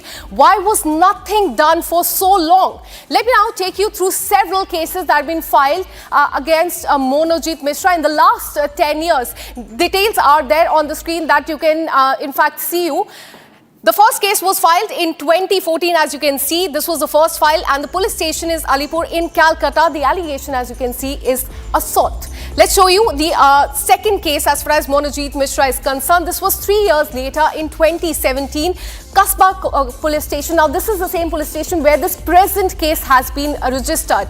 The allegation is assault and threat. The next one, 2 years later, police station Anandpur in Calcutta. The allegation is blocked and threatened students in college. So he was still part of the law college where this incident took place.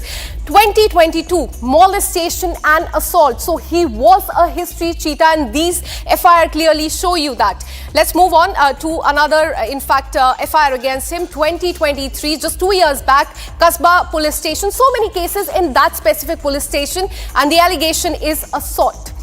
In 2024, this is another police station in South Calcutta, another allegation of assault as far as Monojit Mishra is concerned.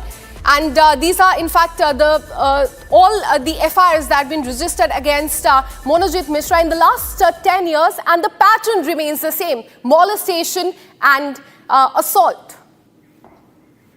Let me go across to my colleague Bhaskar, who continues to track this story very closely. Bhaskar, we have seen that in the last 10 years, as we were telling our viewers, there have been multiple cases against him as far as molestation and assault are concerned. Still, he was part of that law college. What explains this, and who is shielding Monojit Mishra? Give us more details about the probe in this case. Absolutely Akanksha, देखिए इसके पहले भी 6 FIR दर्ज हो चुका था मनोजित मिश्रा के खिलाफ, जिसके अंदर एलिगेशंस ऐसे थे कि ये मनोजित मिश्रा ने आशिक इकबाल हो या फिर कोई दूसरे को जान से मारने का धमकी दिया है, या फिर मॉलेस्टेशन किया है, या फिर फिजिकल असॉल्ट किया है। लेकिन एक बात तो साफ है, कलकत्ता पुलिस के पास इतना हिम्मत नहीं था कि मनोजित मिश्रा के खिलाफ कोई सख्त कदम उठा लिए। और देखिए, ये मनोजित मिश्रा, ये जो रूलिंग पार्टी तृणमूल कांग्रेस, इनकी जो students wing TMCP, Trinamool Congress छात्र परिषद, ये छात्र परिषद के एक लीडर थे। पर सिर्फ यही नहीं, बहुत लोगों का ये मानना है कि तृणमूल कांग्रेस के काफी सारे सीनियर लीडर्स के ब्लेसिंग्स, सीनियर लीडर्स के साथ इस मनोजीत मिश्रा के साथ है। इसीलिए 6 एफआईआर दर्ज होने के बाद भी मनोजीत मिश्रा के खिलाफ कोई सख्त कार्रवाई हो नहीं पाया। और अभी तक देखिए जो आपको आज की अपडेट बता दूं, कॉलेज की तरफ से गवर्निंग बॉडी मीटिंग हो चुका है और मीटिंग से ये डिसीजन लिया गया है कि मनोजीत को जो उसका जो जॉब था साउथ कलकत्ता लॉ कॉलेज के अंदर ही कॉन्ट्रैक्चुअल जॉब, उससे उसको निकाल दिया गया है और साथ ही साथ और 2 एक्यूज को भी रस्टिकेट कर दिया गया। लेकिन सवाल कुछ और है। जहां तक कॉलेज अथॉरिटी की बात है, कॉलेज अथॉरिटी के पास पहले से ये जानकारी थी कि मनोजीत मिश्रा किस किस्म का लड़का है और इसके खिलाफ काफी सारे एलिगेशंस भी थे। उसके बावजूद कॉलेज की तरफ से इसको नौकरी दिया गया और कॉलेज की तरफ से भी कोई कदम नहीं लिया गया कि मनोजीत को रोका जाए। मनोजीत के खिलाफ इसके Absolutely, पहले Bhaskar. और एक So in बार the बता last दूं, 10 जैसे years, लोग 6 दिखा रहे हैं कि cases against 6 Manojit FIR Mishra, and one thing remains common. Assault as well as the molestation of the girls. Keep tracking that story very closely, Bhaskar. We'll keep coming back to you for more on this. Now let's tell you about another Air India technical snag that has come to the fore, and this will shock you. Delhi to Vienna AI-187 reported major technical issue in the aircraft, and as it dropped from 900 feet. The aircraft consisted of 242 passengers, and now DGCA has waded in and has ordered investigation into this. Pilot as well as security chief of that aircraft has been summoned to appear in front of the regulator, and also Air India top brass did not report to the regulators about this incident even after 38 hours of the AI-171 crash in which 100 of people died. This matter was reported to DGCA by one of the passengers who was traveling in that aircraft. Now let me take you through what lapses DGCA has found so far as the total investigation in this is concerned. Let me show you the details about the DGCA investigation. They have conducted investigation on several fleet of Air India, and let me show you what have they found so far. There are 5 major points that we will be telling you. The first one is recurring technical faults in their Air India flights. Same defect reported 15 times in one aircraft is what DGCA has learned. No action, no fixing the fault. This is what has been found so far. The other lapse that DGCA has found is expired equipments on board, and in the last few months DGCA has given several show cause notices to Air India regarding this specific point, but nothing has been done so far. Expired emergency exit slides which were also seen. The third one, in fact, lives have been put on risk is what DGCA had also said. Airline claim data oversight. This is another lapse that has come to the fore. Let's now tell you about the safety culture which is under fire, and this is what the DGCA has said. They said that multiple instances, despite intense vigil, and there have been safety culture which is under fire. Aircraft with defects allowed despite tight surveillance. So without any surveillance, the aircraft are let to fly is what DGCA has said. There's a disconnect between, and this point is very important, Air India and its engineering arm. There's a complete disconnect is what has been found in this very crucial inspection. Let's tell you now more about the major monitoring gaps, what DGCA has found. Physical inspection mismatch with the digital record. So there is a mismatch between their own details log. Dog found under aircraft at the airport, and this has come to the fore when DGCA team was there at the spot to inspect their Air India fleet. And airport safety shocker is basic safety and parameter control not followed by Air India whatsoever. And last month, in fact, we see that tragic plane crash in Gujarat. Let me go across to our aviation expert, J.S. Bajpai. Thank you so much for speaking to Republic TV. Sir, how do you see this? Because what we are learning as far as this case is concerned, that there was a drop of 900 meter as far as Air India is concerned. How shocking is it? And how would you assess the situation, and what do you think would have led to that? Ma'am, whatever points you have brought out in your news just now, all those points are absolutely correct. The most important point over there is the culture, in particular flight safety culture, which is the sole responsibility of Flight Safety Department of Air India. Now I will come back on the particular flight which you have mentioned. It was on 14 June, Delhi-Vienna flight. aircraft had rolled out perfectly all right, but on approximately 2500 feet, which is a crucial phase of the flying, there it seems there was a turbulence. Normally such situation takes place in case of any CB cloud or any other weather phenomena. So I am very sure pilot should have checked the weather pattern over there. His weather radar must be on, and it seems there was some turbulence which had resulted in the speed drop and stick shaker, and pilot should have corrected this situation. I have been given to understand the concerned pilot has been grounded. Investigation is on. So these things speaks the safety culture prevailing as on date in Air India. I have been given to understand the SMS department over there is doing a very good job. However, the safety team, they have to pull up their shocks and they have to improve the situation. It could have been very disastrous. Absolutely, 900 feet drop mid-air could have been disastrous. Thank you so much for speaking to Republic TV. And now we are shifting our focus to the state of Karnataka. Republic TV has exposed the biggest shocker in Karnataka's caste census survey that is currently underway. In Bangalore, the revenue staff was found sticking survey completed labels on home without even speaking to the residents whatsoever. No verification, no interaction, no protocol followed. In fact, exclusive documents and visuals access by Republic TV has raised questions on the entire exercise. If data was flawed, how valid is the census? Now, the survey started in May earlier this year, and this, as per the government, 100 crore will be spent on this entire exercise. This expose that you can see on the screen goes on to show how the public money is being spent on the survey, which is being done half-heartedly, as you can see in the visuals, without even speaking to the residents. These people on the screen that you can see are going from home to home, and they are pasting survey completed notice there. 100 crore spent on this, and this is what we are seeing. Let me go across to my colleague Abhishek, who joins us live in the broadcast with more details. Abhishek, this is very shocking because without even speaking to the residents there, they are pasting survey completed on several homes without any checks, without speaking to them. And what we are learning is that 100 crore will be spent on this entire exercise. Is this not the waste of public money?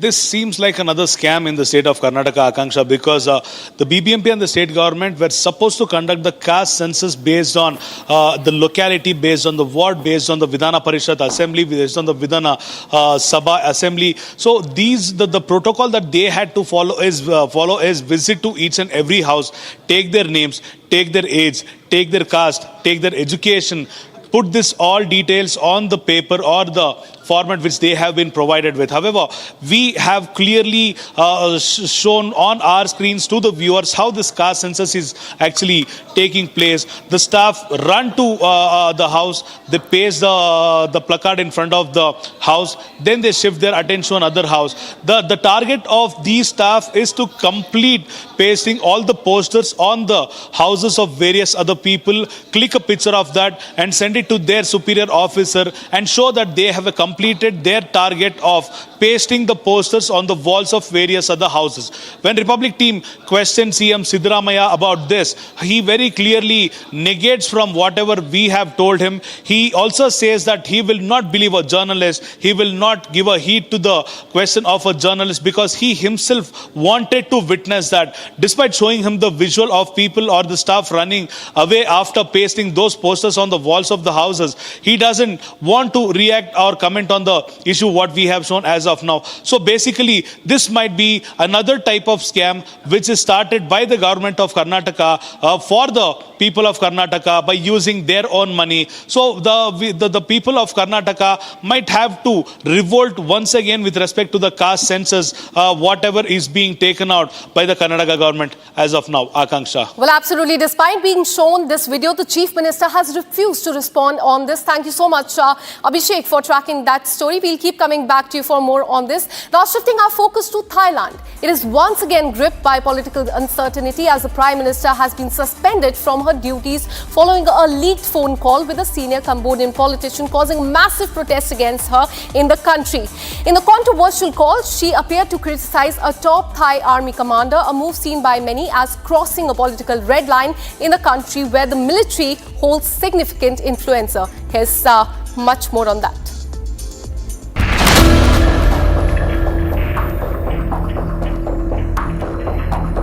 A leaked phone call and a political firestorm has put Thailand's PM under political scanner as PM Shinawatra has been suspended from her duties. It all started with a leaked phone call, which has now sparked an absolute furor in the region, with scores of people taking to the streets of Bangkok. The controversy erupted when Thai PM criticized top Thai army commander with a Cambodian politician. Soon after this controversy, people in large numbers started to protest against the Thai PM, with many accusing her of compromising the country's interest. Following the crisis, the Prime Minister issued statements where she stated, and I quote, "My real intentions over 100%. I wanted to protect the interests of the country, to protect our sovereignty, to protect the lives of all our soldiers, to bring peace to the country. I'm very confident about that, but my methods might have pleased some and upset some."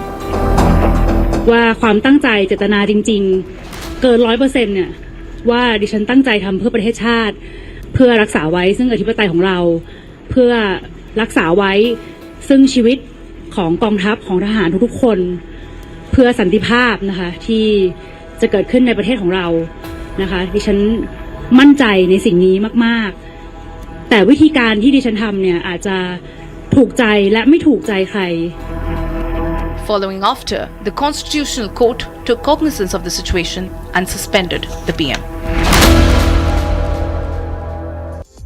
Now let's get you a good news. India is all set to bolster its naval strength with the commissioning of its latest warship INS Tamal in Russia today.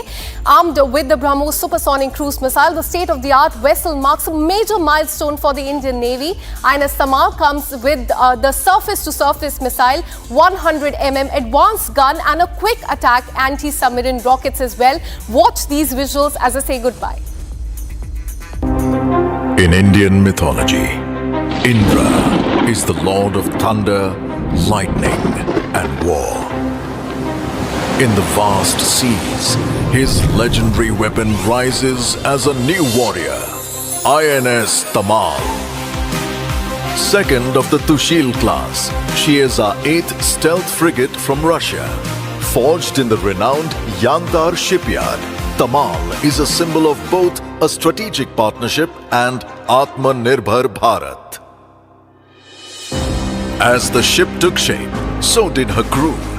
Established at Karwar in July 2024, Team Tamal undertook pre-deployment specialist training.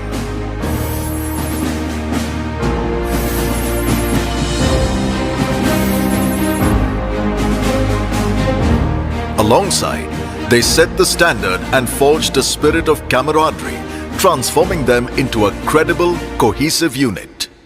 Tamal, Russian hull, Indian soul. In February 2025, they traveled to Russia to commence rigorous theory and practical systems training.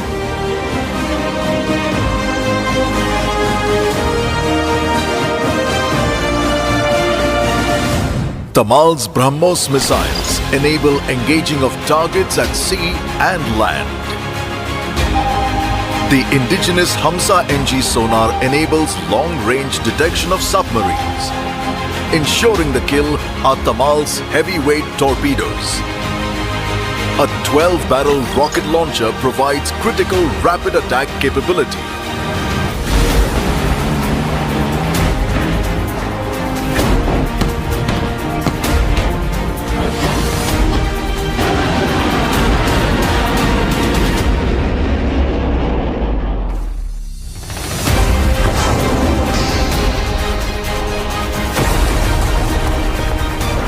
हमेशा हर हाल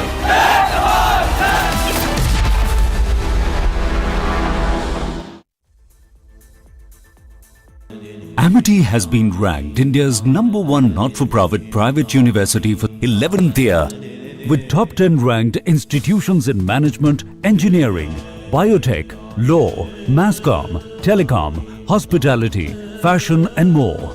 Yet another top ranking for Amity University. Thank you very much. Always a pleasure to be on your channel and particularly on the digital part of your amazing network. I've served in several Islamic countries, including several years in Sudan, which had Sharia law when I was there. And somebody even issued a fatwa against me, whatever that meant. Question here is, what does this fellow, this Ayatollah, Grand Ayatollah, whatever titles they give each other, Supreme Ayatollah or Major Ayatollah or Captain Ayatollah or General Ayatollah, I don't know what they go around doing with themselves. What has he said against Netanyahu and President Trump? Has he said they should be killed? No, if he's the enemy of Allah, does it mean that somebody should take a pot shot at him? I'm not quite sure what it means. If they're trying to be oversmart, these jokers in Iran who have issued whatever they have issued against this guy. See, my understanding of fatwa, I spoke to many Islamic scholars and I've spoken again to them. A fatwa is a religious opinion, an opinion on a religious issue. For example, can I wear a striped shirt? And somebody might issue a fatwa saying, yes, it's legal in Islam. So it's a very complicated issue. But in recent times, we've been finding people issuing fatwas asking for the physical elimination of the people against whom the fatwa has been issued. This hadn't been done. In fact, funnily enough, it might amuse you, there used to be a fatwa against Coca-Cola also, because that drink is supposed to have gas or all kinds of things, and it uses some pigment or the other, uses something related to the pig, which is haram in Islam, so don't drink Coca-Cola. Then somebody issued a counter fatwa saying there's nothing wrong with that. Then there was the Ottoman chap when he was joining the war against the Allies in the First World War on the side of Germany. He got someone to issue a fatwa. So a fatwa normally would be issued by a mufti, a very qualified chap. Again, there's no list of fellows who can issue fatwas. Even Osama bin Laden issued a fatwa against somebody, and then somebody issued a fatwa against Osama bin Laden. So it became a bit of a joke over a period of time. My own feeling is that if the fatwa declares Trump to be the enemy of Allah, I think in the United States, having lived there for several years and going there every year, I don't think they'll even bother about it. Now, if some buffoon there thinks that this means that he has to physically harm the President of the United States, then of course it's a different matter altogether.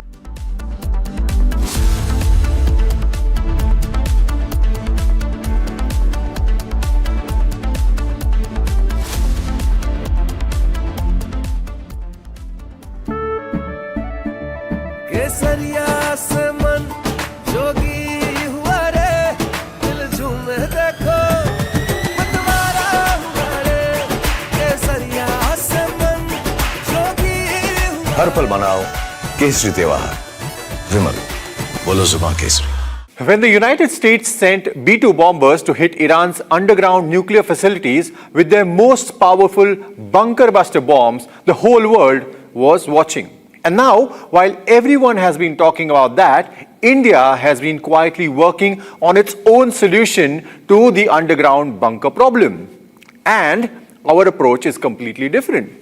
Well, India's Defence Research and Development Organization, the DRDO, is developing the conventional Agni 5 variant with a 7.5-ton bunker buster warhead that is capable of penetrating 80 to 100 meters underground before actually detonating. And unlike the nuclear-capable Agni 5, which has a range of about 5,000 to 8,000 kilometers, this version of Agni sacrifices the range for its payload, and that is limited to about 2,000 to 2,500 kilometers due to the heavier warhead that it will be carrying.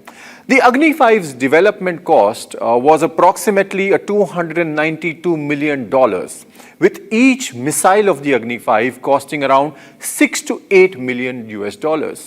See, the bunker buster variant's cost is not public, but estimates suggest that a 10 to 20% increase has been there due to specialized warheads and guidance systems. Potentially, that's about $7 to $10 million per missile. So at this price, how does India's bunker buster compare to what the big players already have?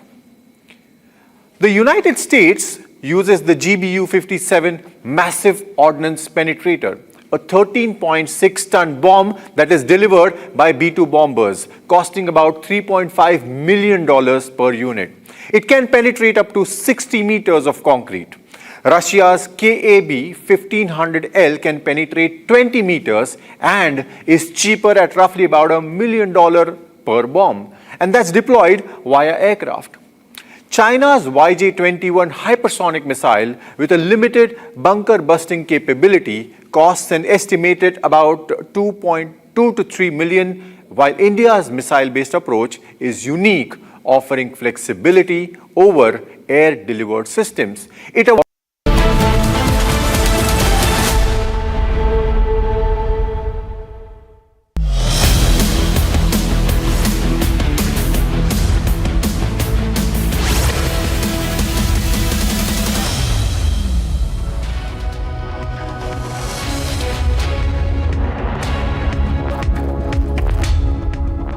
Hi there, welcome to 6:30 p.m. live and breaking in Bengal as investigation picks pace. The reason why it might not lead anywhere comes out. Another TMC leader, a minister in Mamata government, makes yet another insensitive remark, perhaps an indication of the kind of patronage that the accused really enjoyed or even now enjoy. All that and more. Let's begin with the headlines.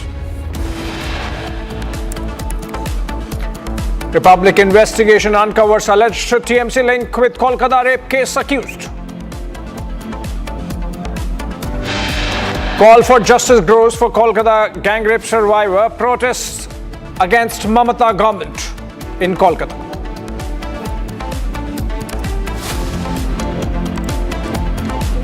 After video proof of custodial torture of Ajit Kumar, Madurai bench orders judicial probe.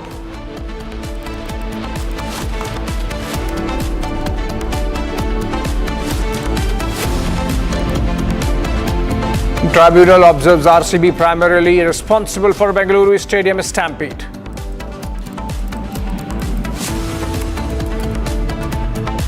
We might have to put Doge on Elon. You know what Doge is? Doge is the monster that might have to go back and eat Elon. Wouldn't that be terrible? The Indian Navy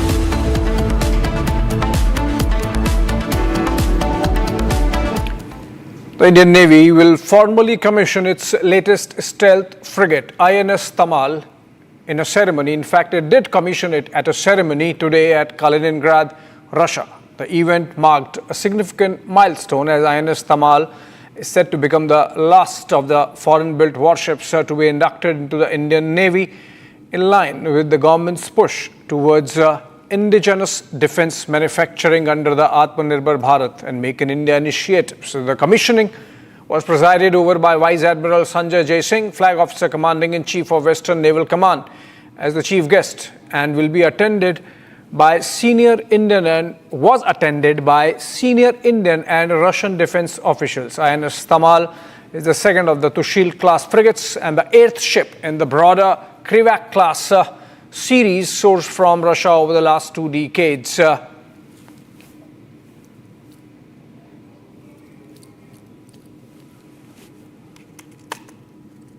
These are pictures from Kaliningrad of the ceremony where INS Tamal was commissioned into the Indian Navy, and these pictures, the handing over ceremony from the Russians to the Indian Navy, and Admiral Singh taking their charge. The ship is going to be commanded by Captain Sridhar Tata. He's a gunnery and missile warfare specialist. And Tamal is, as I mentioned, eighth of the multi-role stealth frigates in the series that have been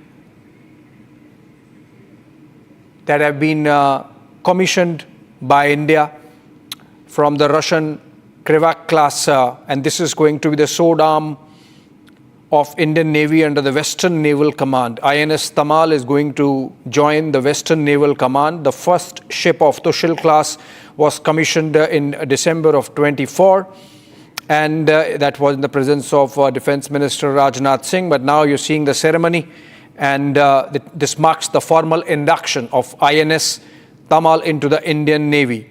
The ceremony was kicked off with a guard of honor comprising personnel from the ship's crew and Russia's Baltic Naval Fleet. The ceremony was declared open by Andrei Sergeyevich Puchkov. He is the Director General of the United Shipbuilding Corporation, the firm which has made this warship. And then we had some inaugural speeches being made, and this was followed by the address of senior Russian government officials and, of course, Vice Admiral R. Swaminathan. These are more pictures of the ceremony. And can we cut to the net sounds, listen to what's happening there? All right, we'll get the nats in a bit, but basically this is the commissioning ceremony taking place of INS Tamal, being the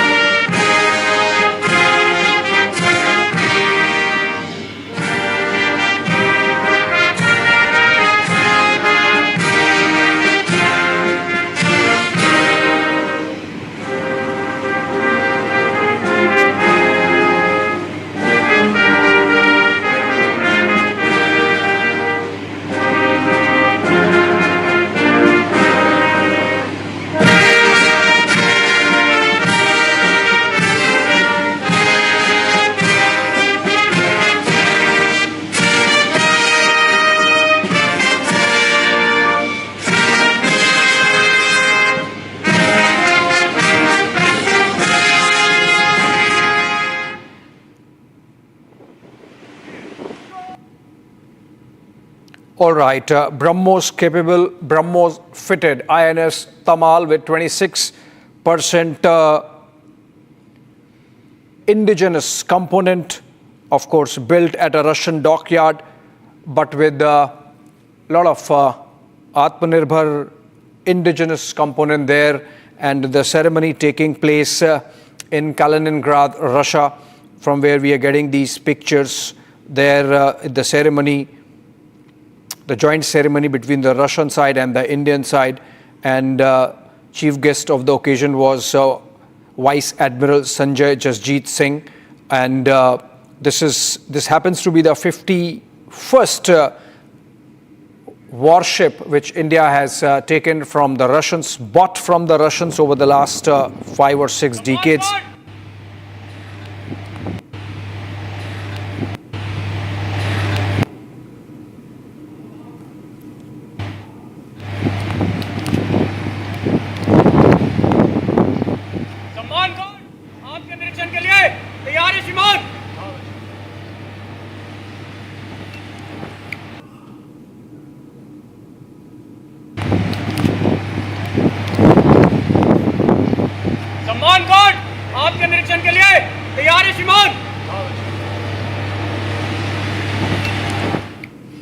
All right, that's the ceremony taking place of INS Tamal's induction, formal commissioning into the Indian Navy. In fact, still staying with the Navy, but to another story, which is that the Indian Navy has pulled off a daring firefighting and rescue operation, saving 14 Indian crew members and their life from a major fire aboard a Palau flagged tanker in the North Arabian Sea. Quick thinking, rapid deployment and courageous action from INS Tabar once again reinforced India's position as the first responder in the Indian Ocean region. These are pictures again coming in of the rescue act of the Navy, with INS Tabar reaching the spot after